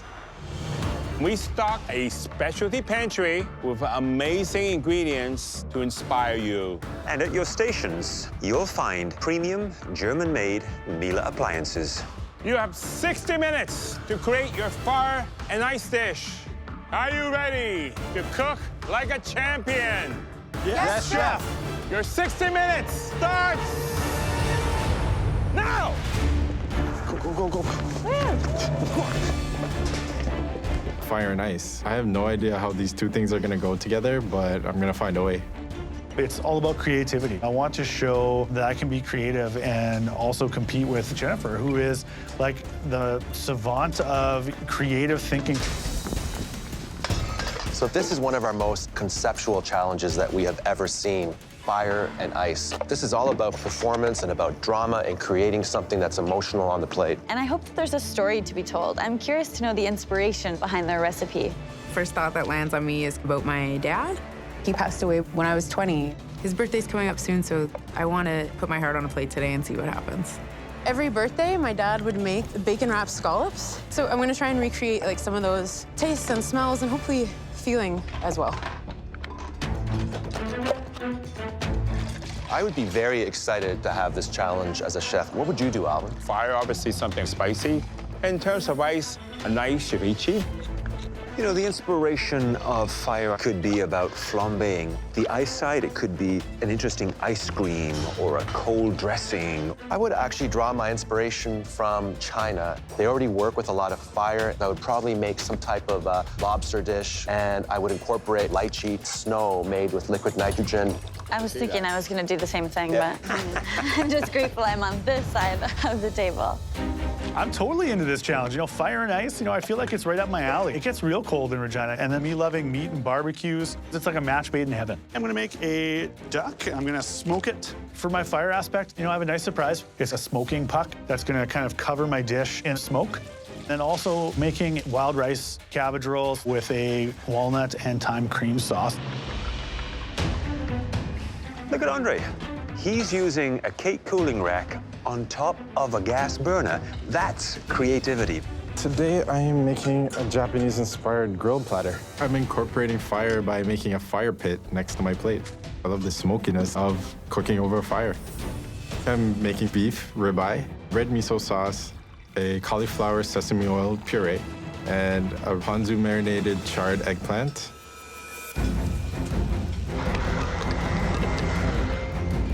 I'm making my dad's birthday scallops, pork belly with rum and cola glaze. It wouldn't be my dad's birthday if he didn't have a rum and cola in hand. For the fire element, I have a smoked pork fat and maple birthday candle. I really wanted to create that smell of like bacony fat hitting the grill, but it also melts away into extra sauce on your plate to dip stuff in. Tessa is an Olympic athlete, and she's always putting on a great show, so I have to pull out all the tricks. Andre. Hi, Chef. We have Tessa, 3 times world champion, 3 gold medal. Are you inspired? Oh, I'm very inspired today, Chef. Hi, how are you? So nice to meet you. Nice to meet you, too. So what are you gonna do for your fire? I'm putting everything on the grill. I love my wife, and she's always taking me to Japanese grill houses, so I thought I'd honor her today. I've been admiring what's happening over here, but can I ask where you're finding the inspiration for the ice component? The ice component, let's just say it's gonna be a big bang. You're keeping a lot of this under wraps. Yes. I'm very intrigued. I can't wait to show you guys. Best of luck. Thank you. My surprise big bang ice element is dipping shiso leaves into liquid nitrogen. Shiso. My plate is gonna be extremely creative. Josh, how are you? Chef, how are you? How does it feel to have a world champion here? Amazing.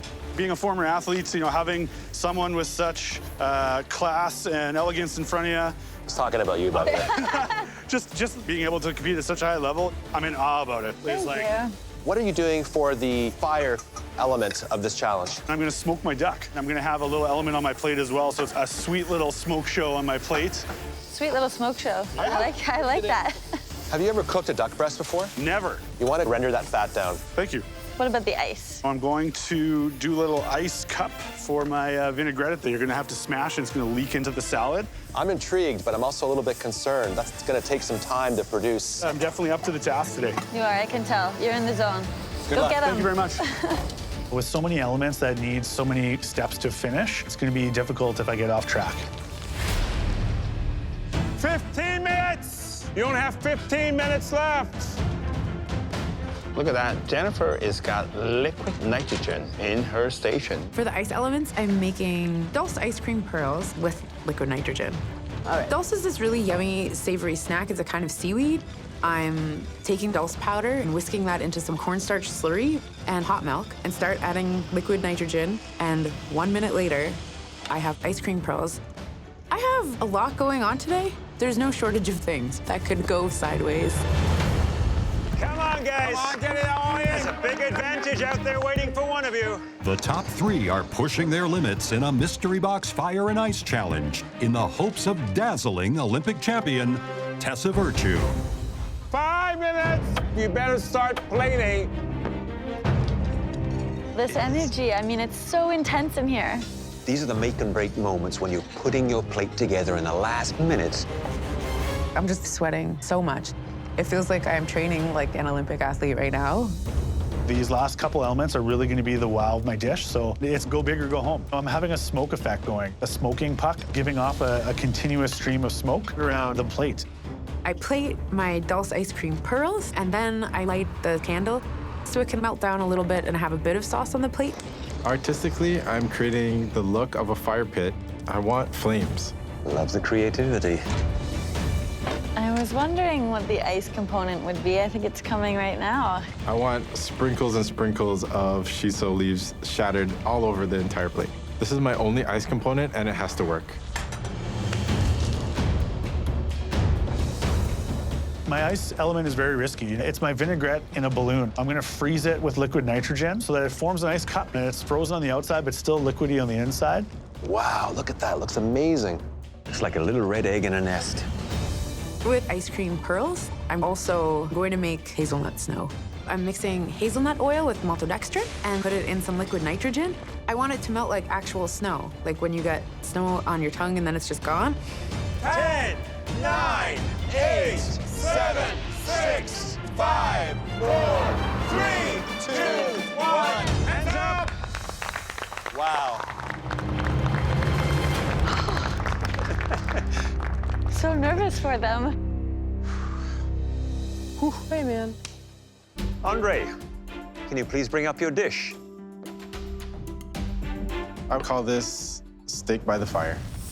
Sake marinated ribeye with ponzu marinated eggplant and sesame cauliflower puree. The presentation looks spectacular. The ice element was very theatrical. Let's see how it all goes together. Very tasty, very savory, beautiful cooked ribeye, lovely medium rare, and the flavor of that shiso leaf is unmistakable. Thank you, chef. A dish that was well executed, well thought out, extraordinarily well presented. And what it says is how far you've come. Wow. Thank you, chef. Hi, how are you? I'm good. I have to say I loved the choreography with the shiso leaf. Thank you.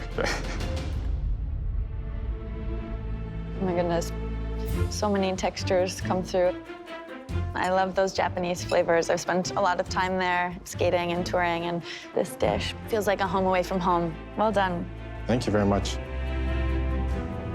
Andre, you've gone a long way in terms of presentation. I see perfect symmetry. The matches of color, the white, the red, the green, the black, very, very zen. I'm gonna try the amami. So this has been charred. I thought that that's an interesting way to do it instead of just steaming it. Wow. By charring it instead of boiling it, okay, you retain that sweetness. And that char just gives it the extra smoky flavor. You're on fire. Don't let the ice cool you down. Thank you, chef. To have an Olympic gold medalist in awe over my dish. I'm just so proud of what I did. Jennifer, please bring your dish up. This dish was to honor my dad. I've made scallops, some pork belly, a dulce ice cream pearl, a birthday candle made out of smoked pork fat. My dad's favorite drink was rum and cola, so I made a rum and cola glaze, and that's brushed on the pork belly. I definitely see the fire and the ice.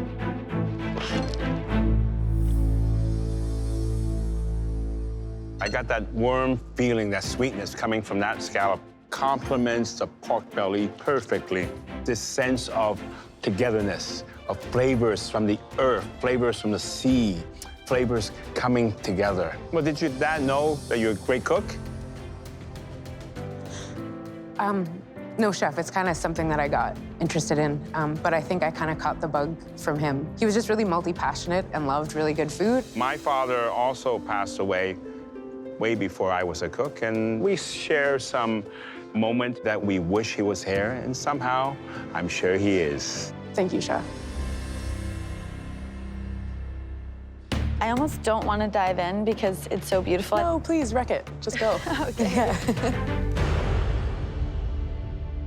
So flavorful and beautiful, but what I love is that you can tell it's made with love. I mean, you Mayor timers are just the best. I always feel like you could knock on anyone's door out east and they would welcome you in for a lovely meal, maybe not quite this elaborate. Thanks so much. Very intrigued by this. It looks like a candy that's been just wrapped in some tin foil, but I know it's more than that. This is a Dulce ice cream pearl. Beautiful flavor. That seaweed really comes through. I've never had an ice cream made with seaweed. You have talent to burn. Thank you so much, Chef. To impress the judges, a gold medal Olympian. Feels like such a gift. Josh, please bring your dish up to the front.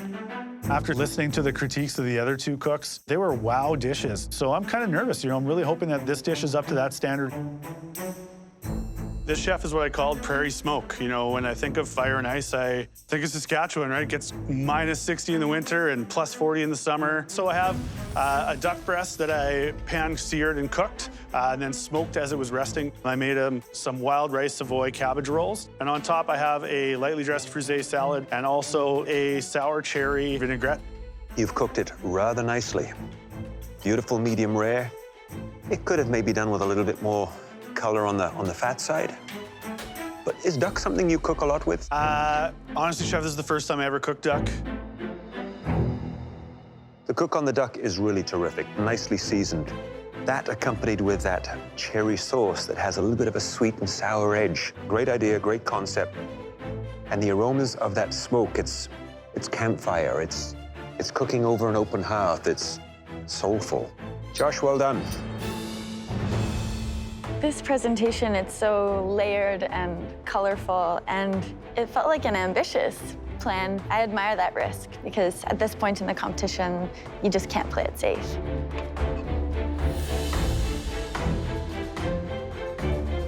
That vinaigrette, so good. Just a delightful, delightful dish. Well done. Thank you very much. Josh, I did not expect this from you. It's incredibly creative.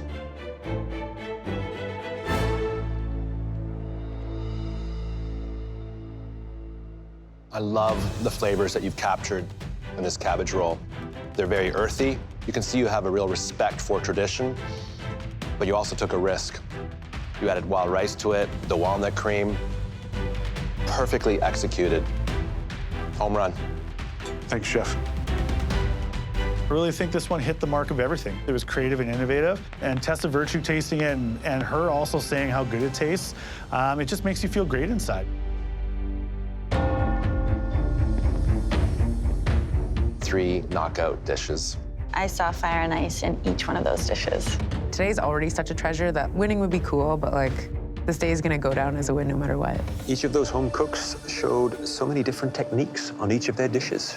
The creativity was astounding. Any advantage in this kitchen is a huge, huge play, but this is the semifinals right now, down to the last 3. I want this so bad. I'm top 3, but the goal is to be number 1. It's the last mystery box. I gotta win it. Home cooks, we are amazed at how creatively each of you interpret this theme. But there can only be one winner. The home cook with the best dish tonight is Andre. Congratulations. I think it's great that I finally won a mystery box by myself. Tessa, it's been an absolute delight having you join us. Thank you so much for having me. I'm leaving feeling more inspired than ever. Best of luck. Having Tessa here was so rad. Such a huge honor to cook for her. Andre, follow us. Any advantage in this competition is super helpful, but having one in the top 3 is just perfect. Andre, The bad news is there is no fast track to the finale. The good news is you get to cook with one of the finest ingredients this country produces. Luxury Canadian cheese. Oh, crap. I'm lactose intolerant, so I don't cook with cheese. I can't eat the cheese. What am I gonna do? Inside these boxes are 3 of Canada's most unique cheeses, and each home cook will use one of them to create a 3-course tasting menu. 1 luxury cheese, 3 distinct ways. The first option is a personal favorite. Grey Owl ash-ripened goat cheese. This little gem from Quebec is silky smooth, and its tangy sweet flavor lingers delightfully on your palate. For my choice, an Avonlea cloth-bound cheddar from Prince Edward Island. The province's iron-rich red soil and sea air are reflected in this cheddar's savory flavors. I am partial to a cheese that comes all the way from British Columbia. Tiger blue cheese.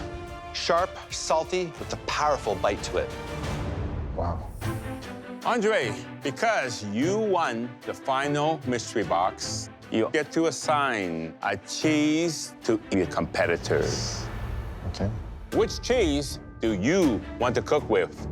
Judges, I choose the goat cheese. I choose the goat cheese because I think it pairs well with fruits and vegetables, and I'm more familiar with the texture. Now, Andre, how do you plan to assign the final 2 cheeses? I gotta get these guys out of here, so I'm going to try to throw some curveballs today.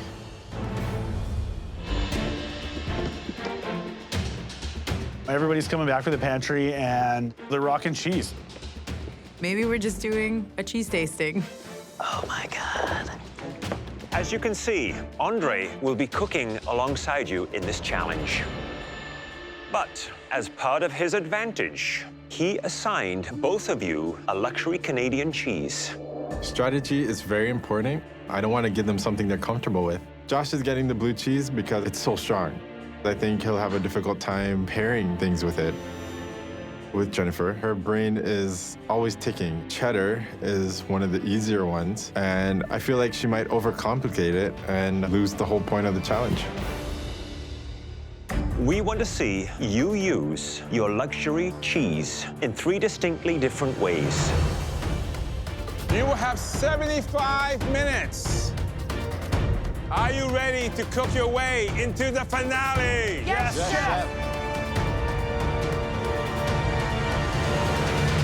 Your time starts now! Oh my God. Holy heck. I need to show the judges that even though I've never touched goat cheese before, that I can still make an amazing meal. Pomegranates. I'm definitely not gonna let this cheese get the best of me. Pears. Heavy cream is good. I'm stuck with the blue cheese. Blue cheese is tough, but I really think that there's some things I can do with it to kind of calm it down. Okay, carrot. I eat what some might consider to be an outrageous amount of cheese. Oh, broccoli. But I have never eaten or cooked with Avonlea cloth-bound cheddar. The stakes are mega high and kind of scary. We're asking these home cooks to come up with 3 preparations of 1 cheese. That is not easy. You really have to understand all the flavor profiles within that cheese. Making 1 dish with blue cheese, incredibly hard. Making 3, it's like climbing a mountain. And it's interesting with cheese, like wine, it picks up the flavors of the region from which it is made. This cheese is unreal. Avonlea cheese is wrapped and then aged in the ground in PEI, so the minerals from the soil actually work their way in there. It smells like potatoes and also tastes like potatoes. For the first dish, I was thinking kind of like chips and dip. That's what the potatoes made me think of. So I'm making gourgières. Gourgières are like a savory cream puff. And then I have an idea, like broccoli and cheese, man. It's like so classic. So crispy cheddar and broccoli. And then I'm just gonna finish it off with a tarte tatin. So to make a tarte tatin, you put apples into a good hot cast iron pan with butter and sugar and let them caramelize. Then the pastry crust goes on top and then into the oven for it to finish off baking. Oh, right.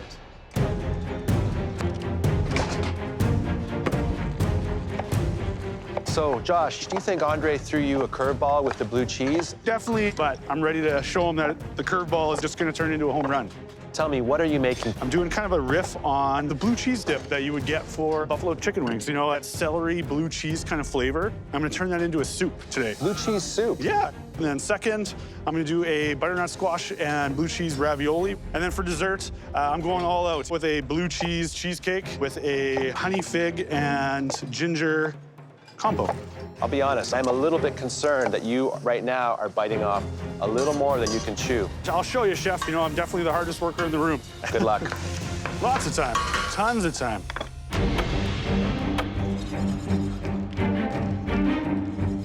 Andre, you got the advantage. So what's your plan? I'm gonna start off with a oyster mushroom mac and cheese. Okay. Then I'm doing a Brussels sprout and pomegranate goat cheese salad. The final course is going to be a pear and goat cheese mousseline. Which of these applications will present the biggest challenge? This mac and cheese. The mac and cheese? What? Yeah. Why? Just making sure the flavor of the goat cheese gets into that sauce. Good luck. Thank you. I really feel like this challenge is not for me.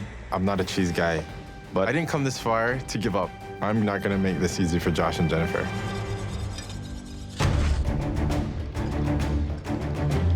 For the broccoli and cheese, I've put in butter, breadcrumbs, and a whole bunch of the cheddar. And on top of that, I layer the broccolini. I actually think the broccoli and cheese dish is the weakest link in Jennifer's lineup of 3 dishes. Doesn't sound like it's ambitious enough. This dish is like so simple, but I want to do something really kind of classic, but do it really, really well. I can smell the cheddar, so that's caramelizing. 30 minutes! You have 30 minutes left. Josh is attempting to make fresh pasta. It's an amazing idea, but he is definitely taken on a lot of tasks. I have to stuff my pasta, I still have to cook my pasta, still have to make my blue cheese soup and a blue cheese cheesecake. He is desperately running out of time. I came here to win, and to win, I have to be able to take risks, but time is running out. The top 3 are cooking luxurious cheese dishes that they hope will earn them a spot in the finale. 1 cheese, 3 different applications, 1 amazing opportunity for these home cooks to show us who they are. But with time ticking down, Josh is struggling to keep up. Everything's riding on this challenge right now.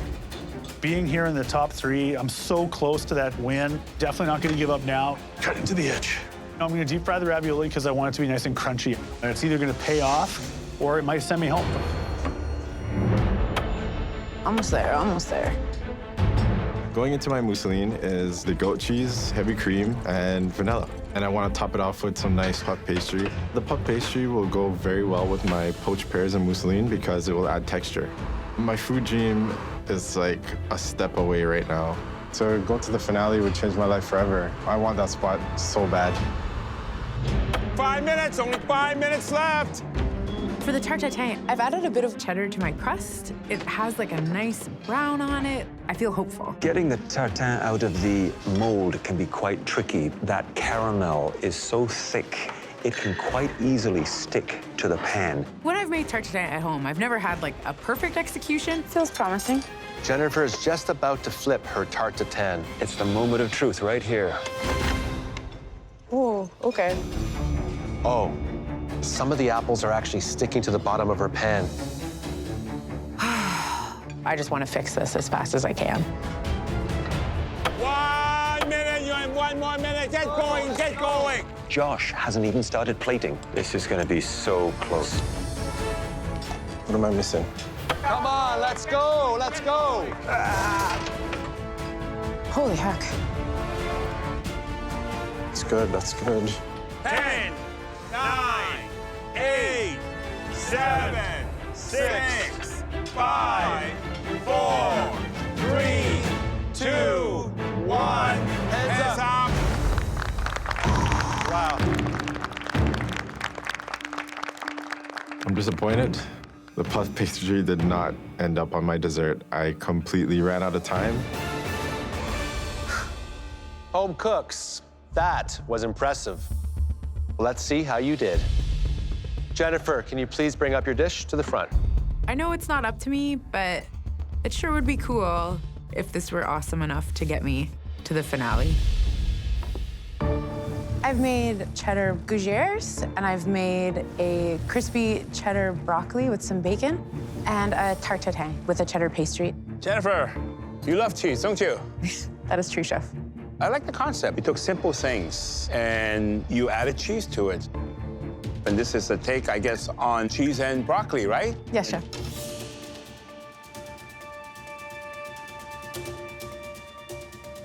Cook is perfect.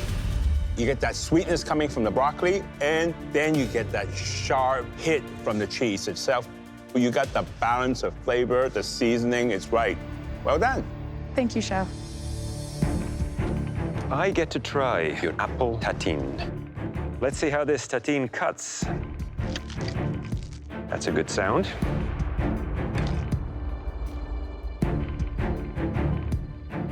What I see is a nice light golden color on that pastry.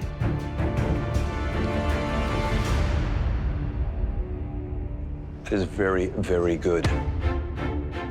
That apple has become so molten and soft, and there's enough of that savory cheese element that adds just a touch of saltiness to it. This is an excellent rendition of a classic French tatine. Thank you, chef. So tell me about these gougères. I was trying to capture some of that potato-y flavor near the rind, so it's in the batter, and then I think chips are always best with dip, so it's just some spicy honey and some grapes and pine nuts.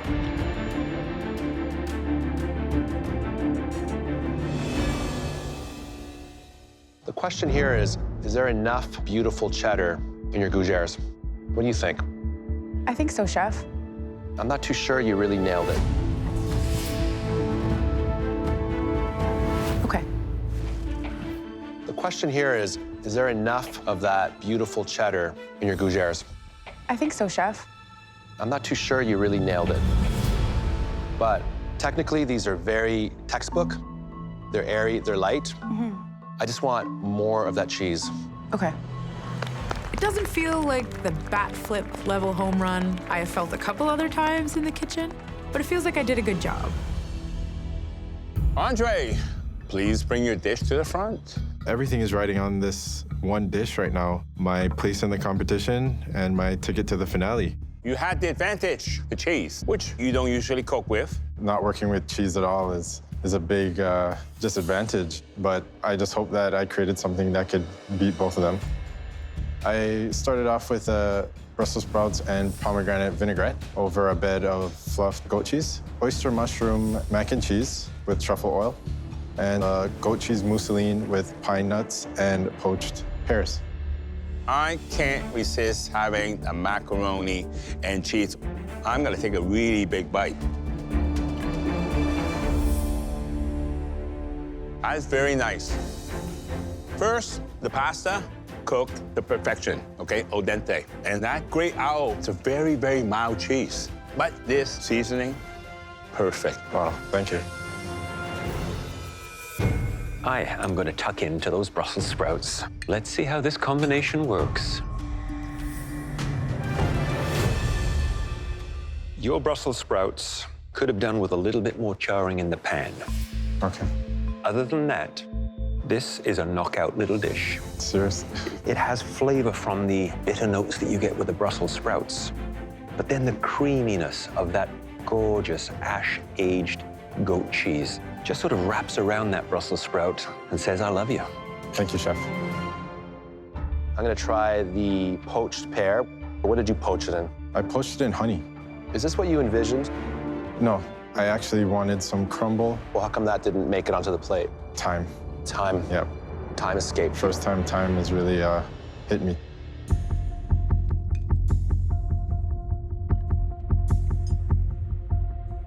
It has a lot of complexity to the spicing in the pear. The goat cheese, though, doesn't pop out as much as I want it to. I like the flavors. However, I know you wanted a crumble of puff pastry on this pear. It would have given it that extra little oomph. Is it worthy of a place in the finale? That's the big question. I'm so nervous. I didn't come this far to fail, but I know for a fact I could do better. Josh, please bring your dish to the front. I think I managed to show off this blue cheese in a way that was creative. I'm really hoping that it shows the judges how far that I've come in this competition. So Andre chose for you the tiger blue. He did. You got 3 elements on the plate. The first one is my take on a blue cheese dip. It's a soup with celery and then added some blue cheese in there. Next, I have a butternut squash and blue cheese deep fried ravioli. The last one is blue cheese with creme fraiche cheesecake with a ginger simple syrup. Interesting approach. I'm gonna try the soup.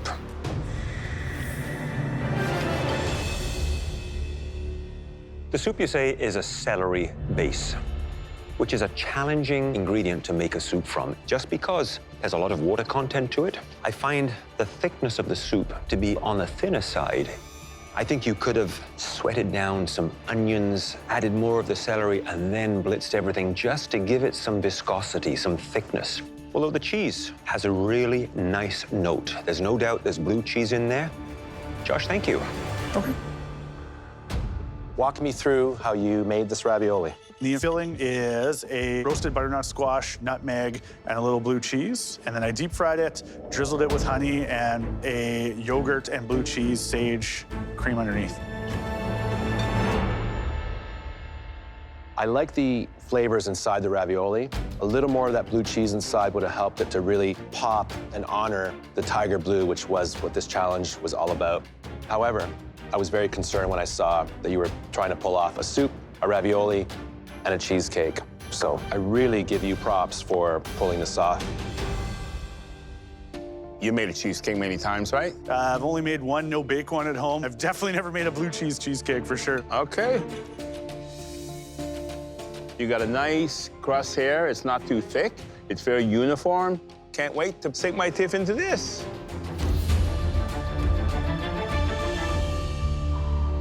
It's very good. I definitely get the blue cheese, which is very important because that's what you're paying homage to. It's very smooth and it's not grainy. Very good job. Thank you, Chef. You know, there was a couple little things that I definitely could have done better, but I'm just hoping that this dish gets me to the finale. Well, we need a few moments to discuss. In my head, I'm coaching myself to accept whatever happens, but going home would be, like, super duper sad. One of them reached very, very high, was very ambitious. The taste was there. You know, I've been dreaming of this moment forever. It's been 6 years, and the last part of the dream is winning MasterChef Canada. There were some outstanding dishes. The use of the cheese, inventiveness, creativeness, plating. It absolutely does come down to the final execution. My gut is telling me that I have the flavors, I have the presentation, and hopefully that's enough to get to the finale. Do we all agree?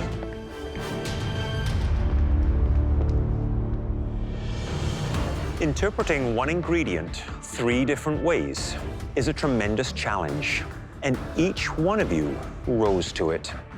But one home cook told a more cohesive story in terms of flavor, technique, and presentation. And that home cook who has earned a place in the MasterChef Canada finale is...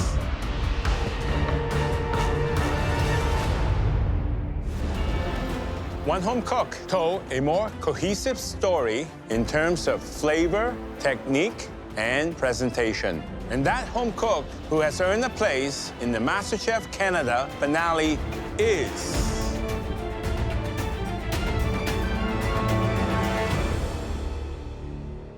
Jennifer.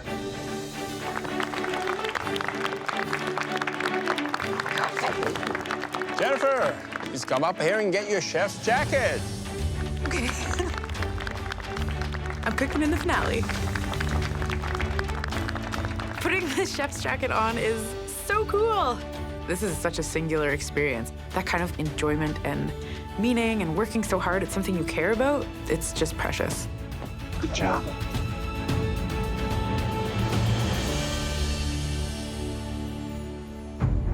Now, Andre and Josh, there were many wonderful elements on both your plates tonight, but there were also slight missteps. This decision was not easy. One of you showed slightly more finesse and flavor. The home cook who will be facing Jennifer in the season 6 finale is...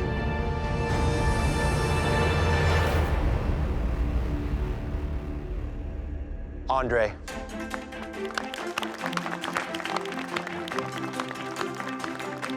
Good job, buddy. Good job. Come on up and get your chef's jacket. I'm speechless. I can't believe what just happened. I'm going to the finale. I'm gonna just destroy it. I'm gonna show everything that I've got. This is very special.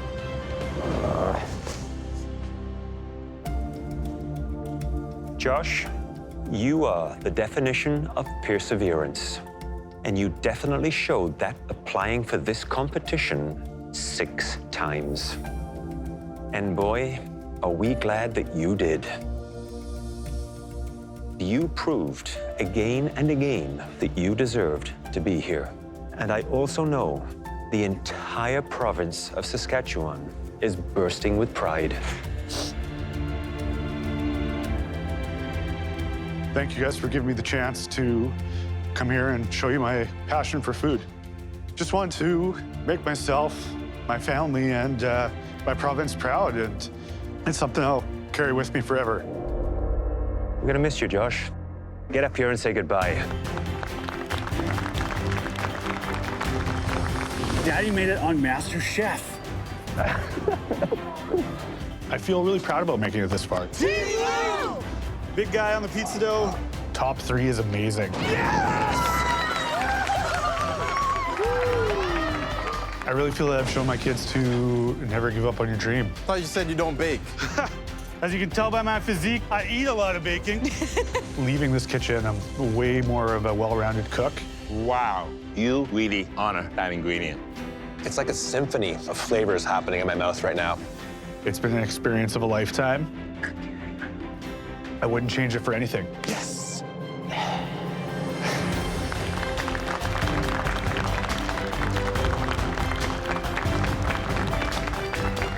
It's just been an amazing experience. I'll be telling stories about it until my wife tells me to stop talking about it.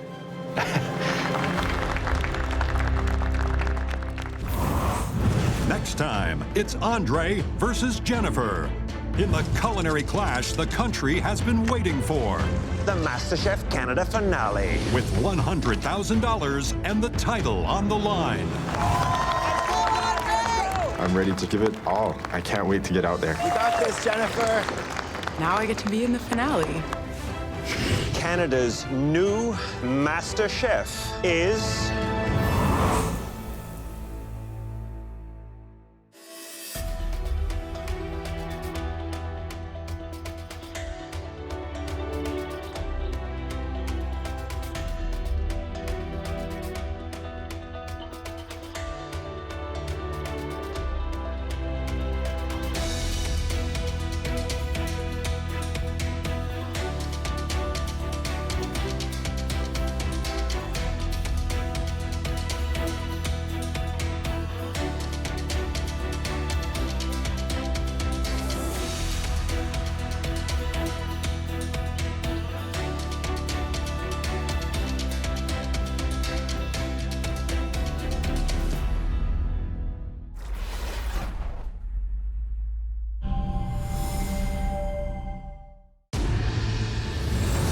"12 home cooks were chosen.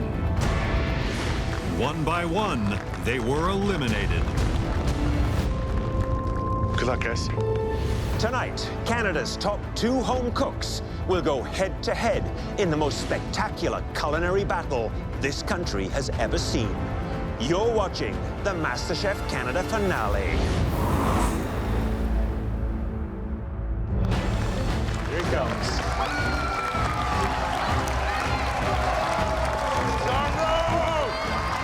Tonight's first finalist is Andre, a hospital housekeeper from Scarborough, Ontario. As a kid, I was the quiet one. I was never a show-off.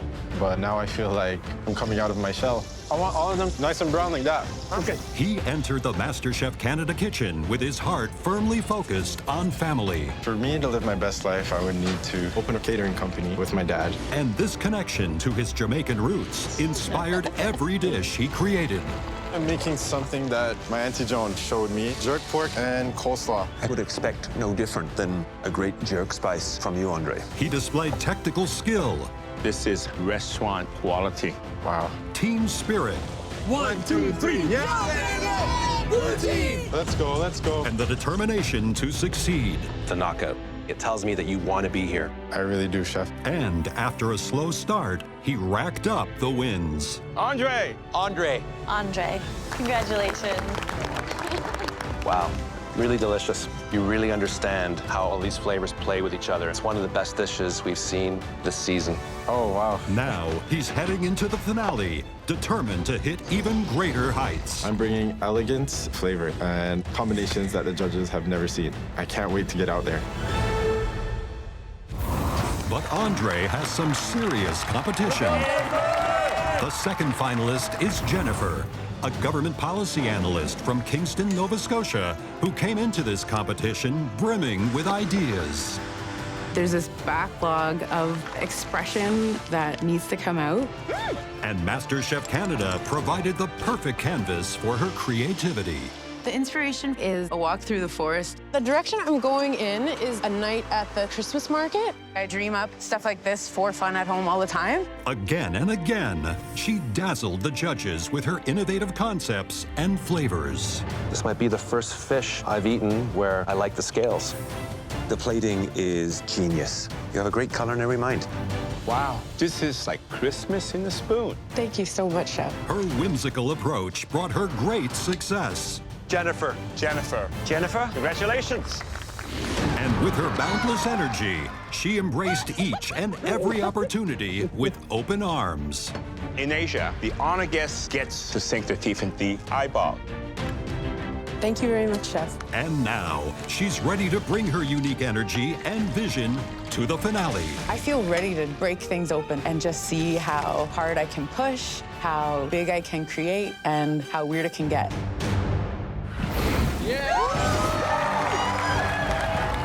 Tonight, one of you will push yourselves over the threshold to make what once seemed impossible come true.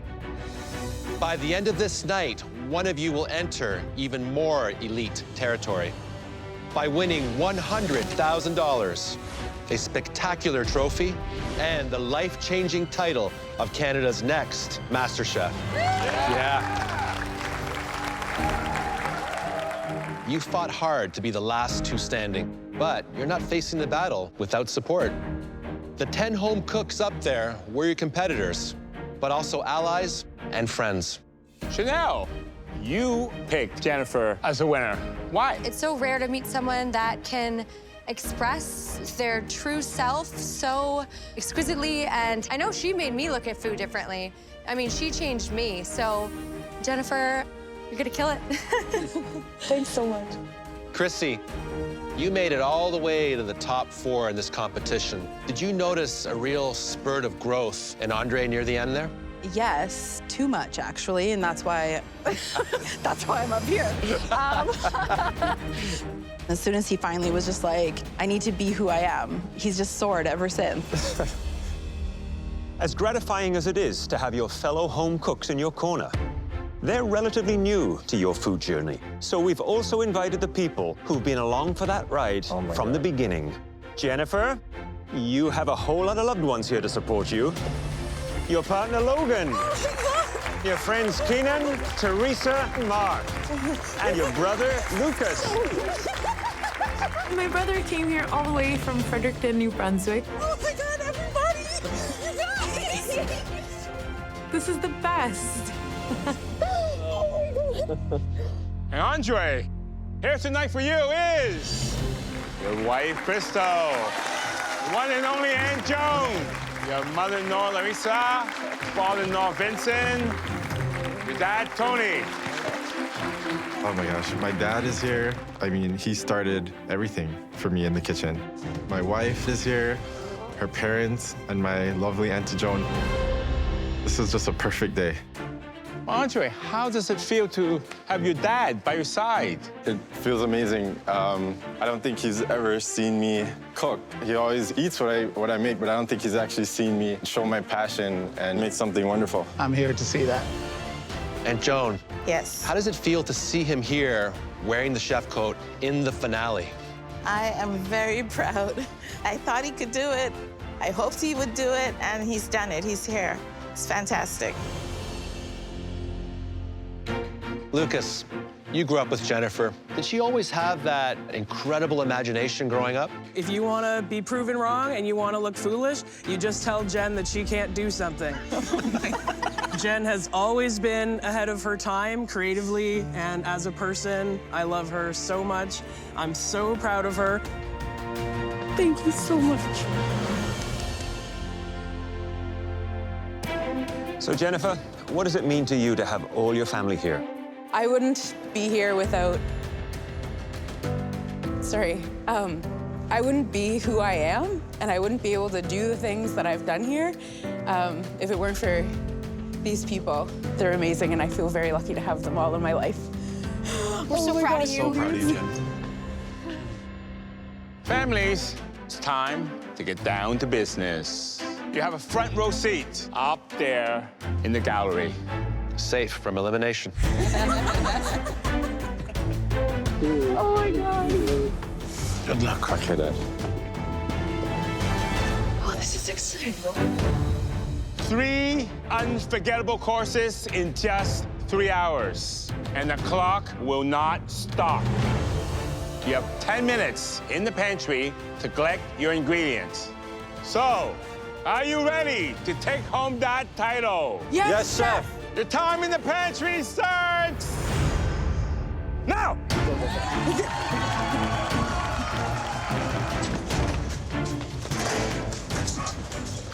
Garlic. May the best home cook win. It's gonna be Andre. What else? Onion powder. He moves like a chef, acts like a chef, talks like a chef. He's capable of such great things. Any sugar? What most impresses me about Jennifer is how poetic she is with her food, the way she conceptualizes it. It's really, really unique. I just want this whole thing, actually. Andre deserves to be in the finale. He's getting back to his roots and cooking the food that he loves to eat. But I'm on Team Jennifer because watching her cook is magical, and her food tastes amazing. Andre is Canada's next MasterChef. But damn, this is gonna be a really good battle. Jennifer, what do you have in store for us? For the appetizer, I'm going to prepare you fancy ants on a log. For the main, we'll be having Mary's Little Lamb. And for the dessert, I will be preparing you a treat cereal. Are you taking inspiration from your childhood? I fought really hard to kind of maintain my sense of wonder that I had when I was a kid, and I hope it speaks to your inner kid today, too. Andre, what inspiration are you drawing on today? Today, my menu is inspired by my entire family. So for the appetizer, I am making a lobster rundown. It is a coconut milk cooked down lobster. For my main, I am making a curried goat basam. That's a Korean dish, and I'm putting my take on it. And for my dessert, I am making a deconstructed turon, which is a Filipino spring roll. All right, Andre, Jennifer, for the last time, are you ready? Yes, Chef. The time starts now!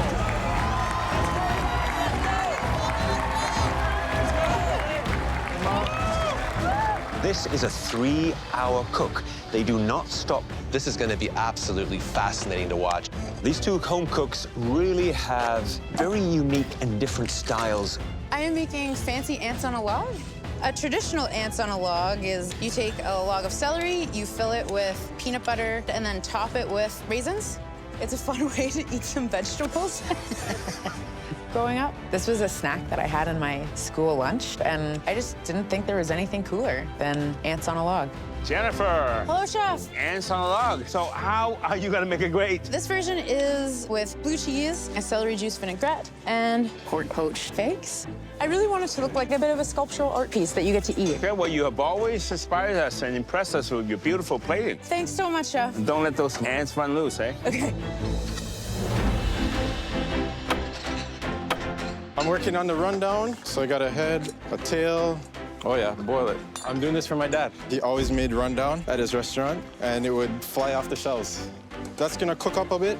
Hi there, Andre. Hey, chef. So tell me about your appetizer. A rundown is basically fish cooked down in coconut milk. And today I'm elevating it by putting lobster with a callaloo puree and boiled dumpling. So I'm assuming that you've cooked lobster this way before, Mick? Never.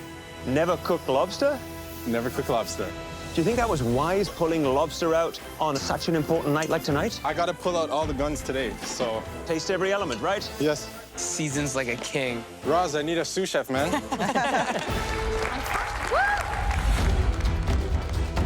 100%, the hardest part of the appetizer for me is the celery.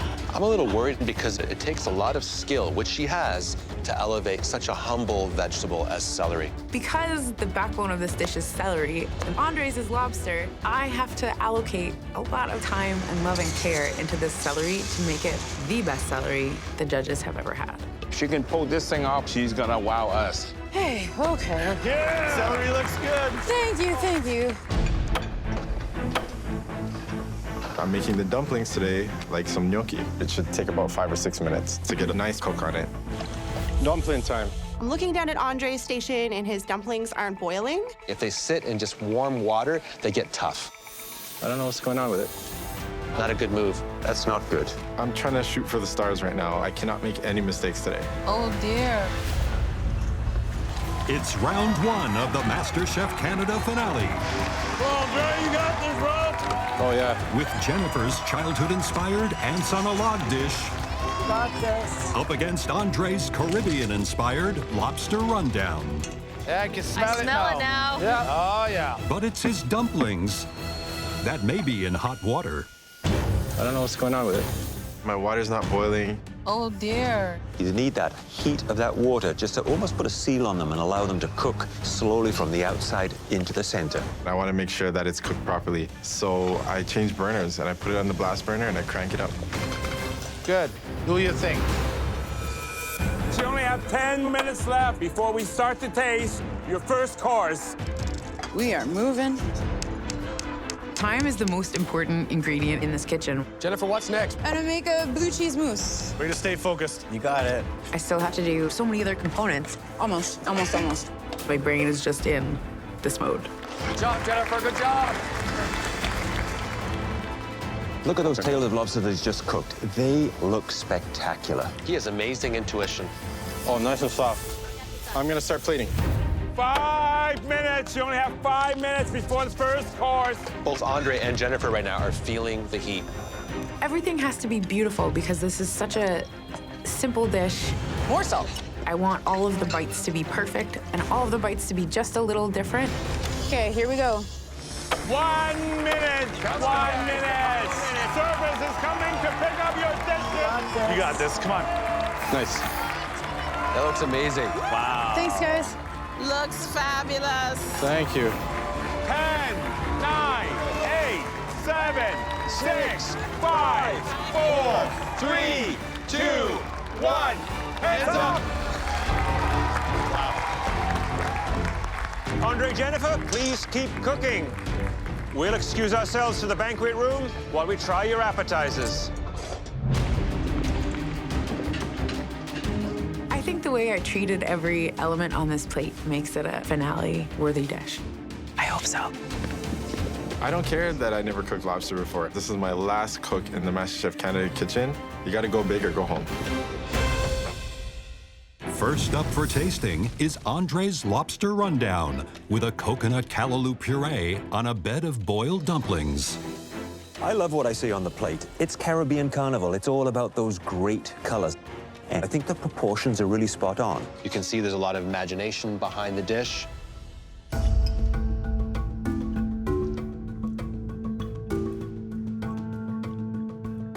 It is a good balance of savory, sweet, bitter, and you can identify it all. Nothing is overpowering each other, which is very, very important. You can see the lobster is perfectly cooked.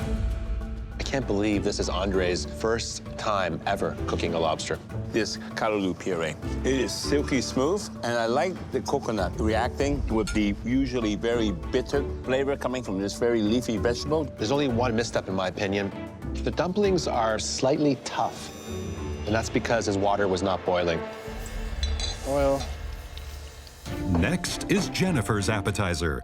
Fancy ants on a log made of pork poached figs, a celery brunoise, and a blue cheese mousse. She has taken a very childlike dish and elevated it to restaurant quality. I look at it and I can't wait to tuck into it.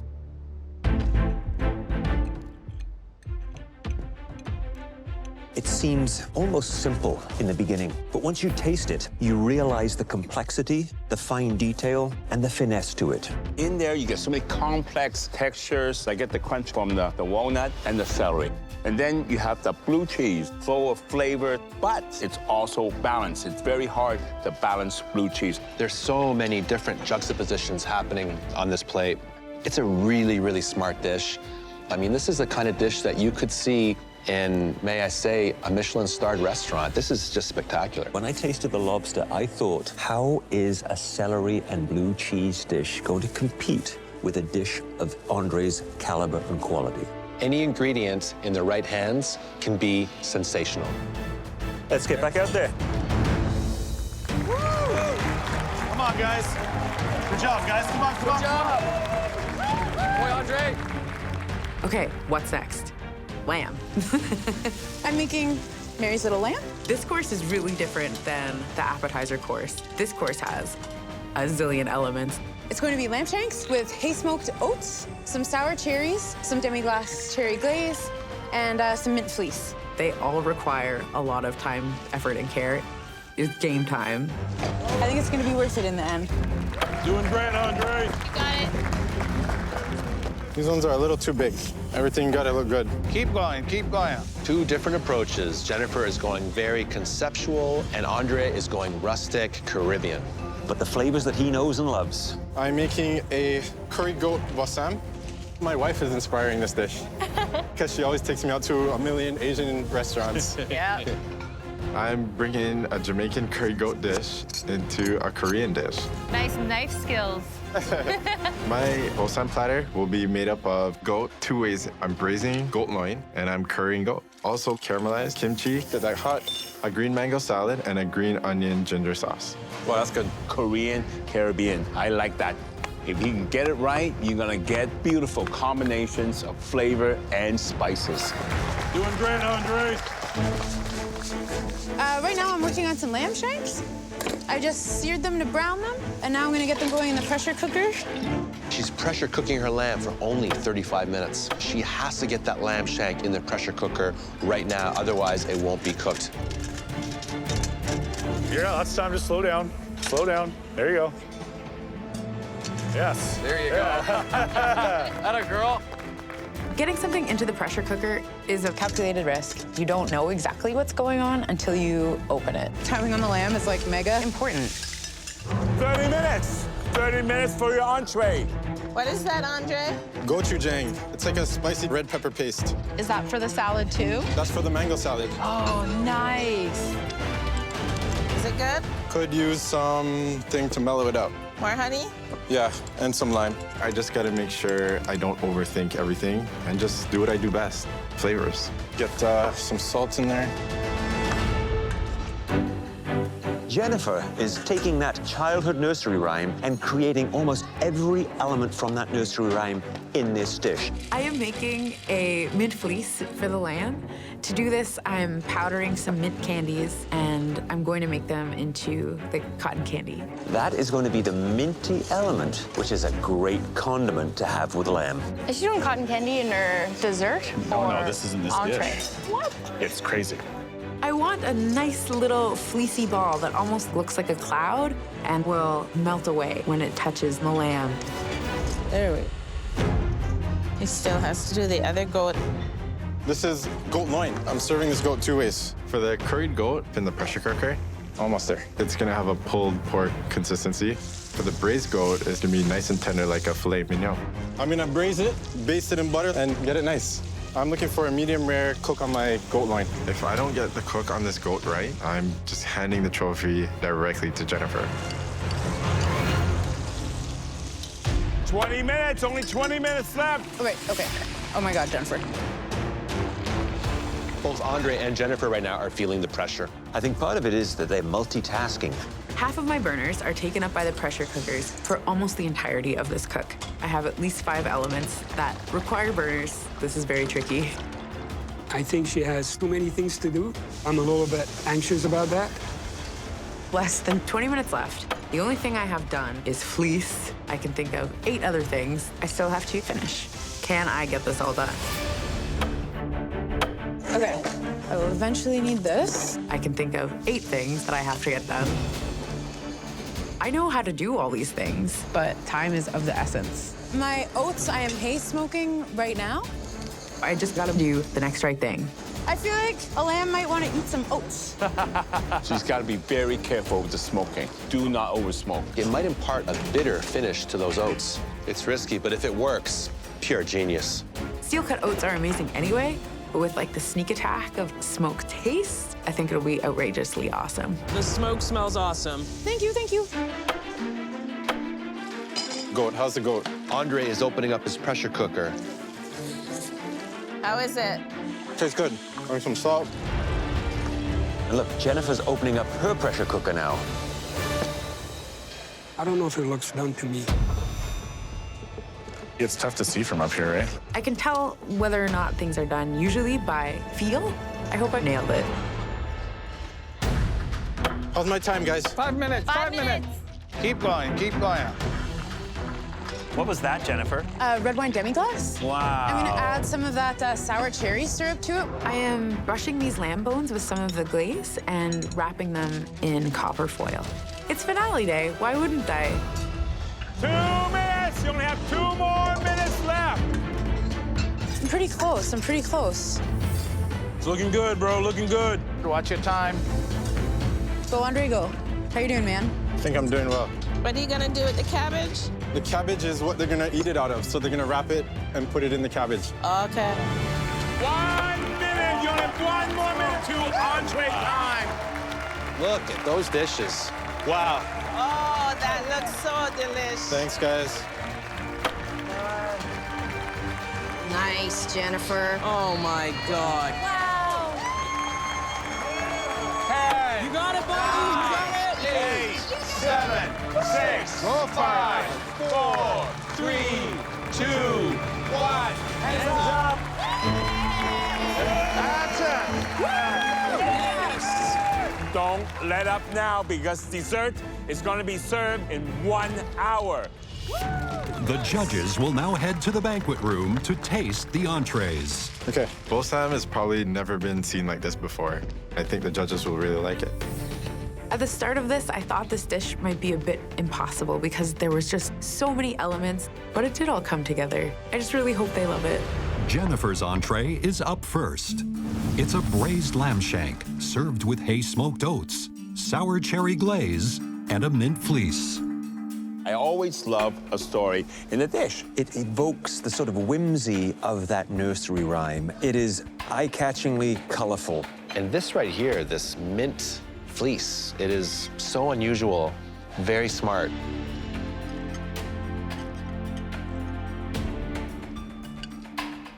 Oh boy. This lamb is undercooked, is slightly rare. Oh man. In the middle, my lamb is slightly undercooked. It's a braising piece of meat. This is not the type of meat that you ever serve medium rare or rare. Claudia, that's too bad because my piece of lamb is beautifully cooked, tender and juicy. Mine was also cooked perfectly. I think we have to consider that both of you had smaller shanks than mine. But the vegetables, for me, are really the star of the show. They're so complex. The carrots perfectly cooked. The oats with that smoke going through them, sensational. I love that combination of meat, fruits, vegetables, starch, all coming together. And the thing is, everything fits. And then you got that plump cherry giving acidity, bit of that juice balancing with sweetness. And finally, I love that mint fleece. There is such a lot of detail in this dish. It's a really good one. Next up is Andre's entree, a curried goat bosam with pulled curried goat, sliced goat loin, caramelized kimchi, and a mango salad in gochujang sauce. First thing in my mind is I really got to dig into this dish. Once you smell that aroma of the curry, of all the spices coming from Korea and the Caribbean, and making it a bosam, okay, something wrapped in lettuce, which is going to take the edge away from the heat, is perfect. Look at the color on the goat loin. It's perfectly cooked, perfectly rested. I am really excited to try this.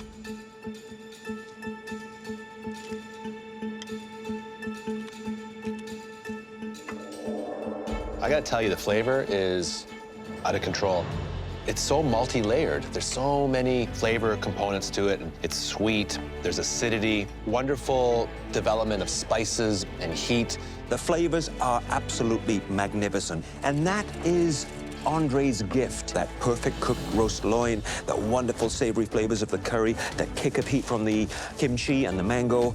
A bit of Caribbean, a bit of Korean mixed together. This dish is fusion at the highest level, and not bad from a guy from Scarborough.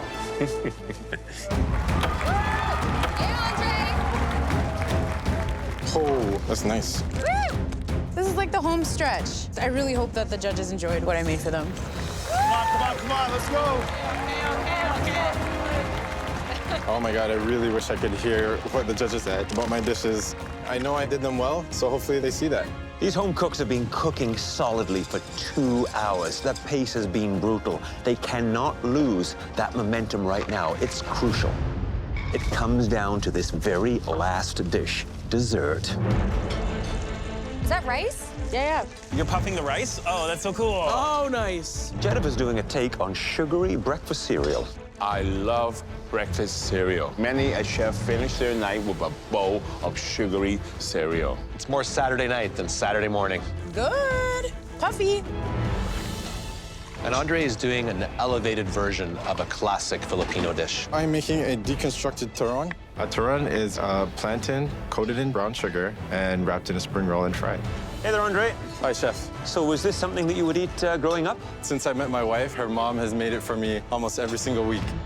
So how are you going to make it really special? The Jamaican part of this is the grapefruit soda snow, and I have a stout and coconut condensed milk sauce here, and I have a nice Irish moss red seaweed ice cream to go with it. They sound like amazing, unusual ingredients all coming together. Yes, Chef. Good luck. This is my first time making ice cream and the grapefruit snow, and yeah, I just hope it turns out well. If I'm going to serve the judges treat cereal in the finale, I better make sure that there's some good technique in that bowl. Let's see what happens here. I'm making a chocolate crumble, meringue marshmallows, a sugar-cured egg yolk with a brulee, chocolate ganache, and tea smoked milk.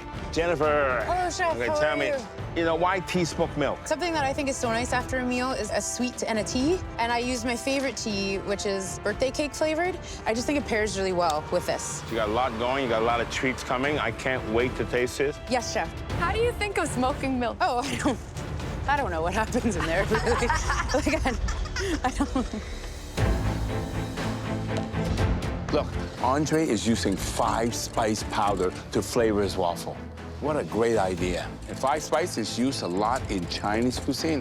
What I love about this waffle is I've never seen a Chinese 5-spice waffle before. 5-spice is similar to allspice. It's quite strong. He's got to be very careful. Use too much, it's going to be bitter and nasty. Okay, that's the last one, man. Both Andre and Jennifer have a multitude of garnishes and ingredients to finish their dessert. They really need to move fast and efficiently right now. I'm just flipping the sugar-cured egg yolks to make sure they all get enough time in the sugar. Putting it onto the sugar, it creates a light skin around that egg yolk so it doesn't burst. I'm going to melt some sugar and do a little brulee on top of it for a bit of crunch. Nice. 10 minutes left for dessert. Keep going, keep going. It is neck and neck in this kitchen right now. They have just under 10 minutes left. This dessert is pretty bold. It looks very simple, but it's pretty complex. Oh, shoot. That one's not ready. I'm gonna refreeze this. My grapefruit ice isn't frozen very solid, and I'm worried that I'm not gonna have enough time. You can see how hard Andre is working. My entire MasterChef journey is riding on this one dessert. Andre and Jennifer are racing to finish a grueling 3-hour finale cook. that will determine which of them takes home a $100,000 prize and the title of Canada's newest MasterChef. The final dish, your dessert, has to be ready in 2 minutes. You got it, Dre, come on. 2 minutes? Got it. Oh, that's nice. Cannot find words to describe how I feel. I've never been so proud of Andre in my life. Come on, Andre. Go for it. Looks great, Jennifer. Just to see Jennifer in her element doing what I've always known her capable of doing is amazing. 1 minute! You have 1 more minute left. Come on, 1 minute. Let's go. Get it out. Come on, guys. Look how soft that ice cream is that Andre's scooping out. It looks gorgeous. Let's go. Wow. These dishes look pretty incredible to me. Yes, Jennifer. 15 seconds. Finish strong, finish strong. 10, 9, 8, 7, 6, 5, 4, 3, 2, 1. Hands up! Amazing. That was incredible.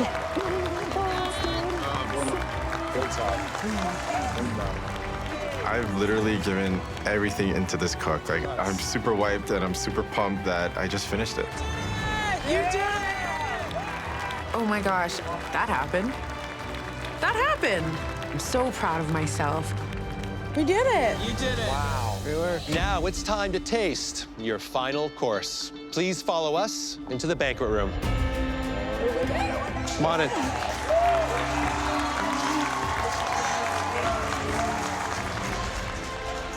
I feel so grateful and excited. Like, emotional roller coaster doesn't quite capture it. It feels like when I used to do track and field in high school, just feel nerves all over. Well, Jennifer and Andre, I bet you're dying to find out what we think of your first 2 courses. Let's start with the appetizers. Andre, your lobster and callaloo rundown was bright, colorful, and packed full of flavor. Wow. You know, I really enjoyed the rundown sauce. I just wish there was more of it. And there was one little misstep on your plate. It was those dumplings. They were a bit tough. Jennifer, after tasting Andre's succulent lobster, we weren't sure how celery was going to compare. But your ants on the log won over even the demon chef. The blend of flavors and textures elevated this dish into something truly unique. And now for the entrees. Fusion done poorly can be more like confusion. But this was not done poorly. You took the best from Caribbean and Korean cuisine and put it onto one plate. I just couldn't stop eating it. I finished the entire plate. Oh my gosh. And there's no better compliment than an empty plate. Oh, thank you. Jennifer, we've come to expect every dish that you create to tell a beautiful story. And this one was no exception. And your flavors, perfect. But there was one problem. Oh, My lamb needed more time in the pressure cooker. I'm sorry, Chef. Right now, I just feel like it's anyone's win, honestly. We both got good reviews.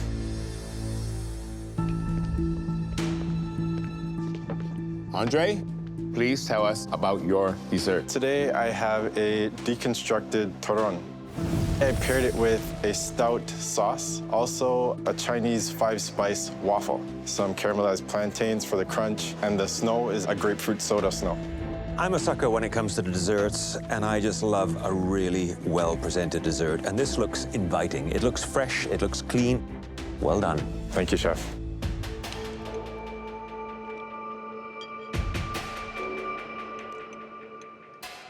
Andre, I love the different elements in here. You have the Caribbeans, you have the Philippines, you have the Chinese all put together. But what I like is the balance of spice as it goes from the ice cream with the Irish moss with the nutmeg. And then it goes to 5-spice into the waffles. And then you end it with the grapefruit. A great blend of spices, of different textures. Just a small tip. It's missing a little bit of salt. Because sometimes on a very rich dish like that, salt can cut it down and bring out more from the spices. Okay. The ice cream It's just perfect. Perfect consistency, flavor, texture. That is a great ice cream. With the backdrop of the wonderful crumbs, which does represent sand in a kind of way. It's part of the Caribbean. It's certainly what I look for when I go to the Caribbean. This dish to me is modern Jamaican. It is really sophisticated, but yet it's very playful. And I see that you really pushed yourself to hit a new height. It's amazing to see just how far you've come. It's amazing. Thank you, chef. Congratulations. Watching the judges taste my dessert was a real treat. It feels great that they understand exactly what I tried to do.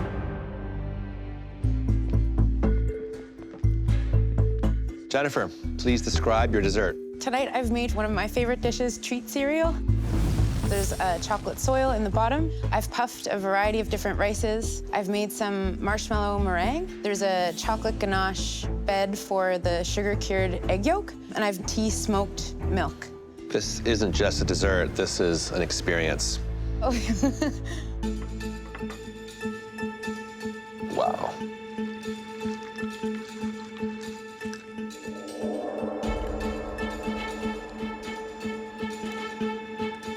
Jennifer, that first mouthful is a bit of a mystery as to what's in there. The second mouthful, it starts to define each flavor and texture. That subtlety of the smoke of the milk, that rich, complex flavor of the ganache, the texture of the puffed rice. There's something grown up about it. If there was one adjustment, one caveat, I would like just a little more sweetness. But it really is a tremendous dessert. Thank you, chef. All these treat cereals that I missed as a kid, the ones I crave, I recognize it all here. So my dream has come true, but in a sophisticated adult way. Thank you, chef. This dessert is absolute creativity. It's somebody who's really mastered technique, flavor. You can't teach this. This is one of the most original desserts I've ever had. Thank you, chef. I kind of just wanted to give them some of the sense of wonder I have felt the entire time I was here. I'm just so happy. Andre and Jennifer, I think it's safe to say that the three of us are floored with the quality of both these meals. We're going to need a few minutes to discuss. Thank you both. Chefs. Thank you, chefs.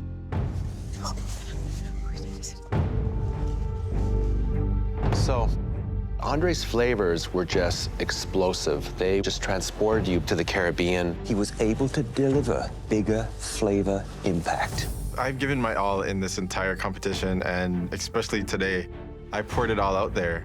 This is the best cook I've had. I want this title because it will change my entire life, and not only mine, my wife's and my entire family. Jennifer had a great story, but also she covered every single taste and everything came together. Jennifer is the most creative home cook we've seen in 6 seasons. Being at MasterChef Canada has changed me. I didn't know that I could do all these things, and I didn't know that I was defined by my creativity. It's hard to imagine life not being different after this, because I'm different. I think we have to consider the culinary journey that both Jennifer and Andre took us on. One just had that slight edge for me. It's really, really tough. Jennifer and Andre, the two of you came here with a dream. You knew you had potential in the kitchen, and you wanted to turn that into a life-changing reality. And now you're both standing here at the end of an epic journey. What you did tonight has earned you the right to change places with us. Amazing. Thank you, chef. Thank you. It is my last day here, and it's the first day that I've entertained the thought of, what if I win? This is nuts, man. I'm so nervous. The suspense is killing me, honestly. Jennifer and Andre, those chef's jackets that you're wearing are a symbol of what you've accomplished and of where you're going. A career in food is unfolding for both of you. Both of you made incredible meals. that we felt privileged to eat. In the end, we decided that one of you took us on a culinary journey that cannot be denied. That home cook will win $100,000, this trophy, and the life-changing title. This year's winner and Canada's new Master Chef is...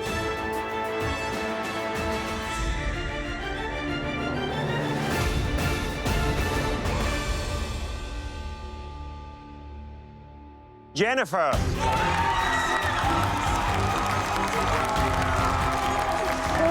You deserve it. Oh my God, Andre.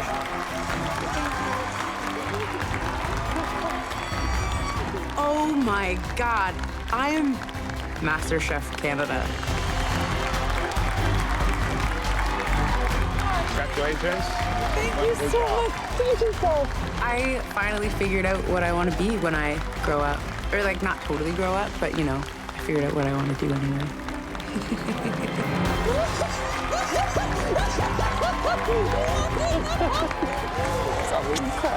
I'm still a winner, honestly. I'm not leaving with the trophy, but I'm leaving with a million skills, new friends, and a new path. You did amazing. Thanks, Alyssa. You should be so proud. I'm definitely not scared to step into the culinary world anymore. Just can't wait to go on it with my dad. It's gonna be great. This whole thing has felt like such a fairy tale for me. I have so much gratitude for like every single part of this.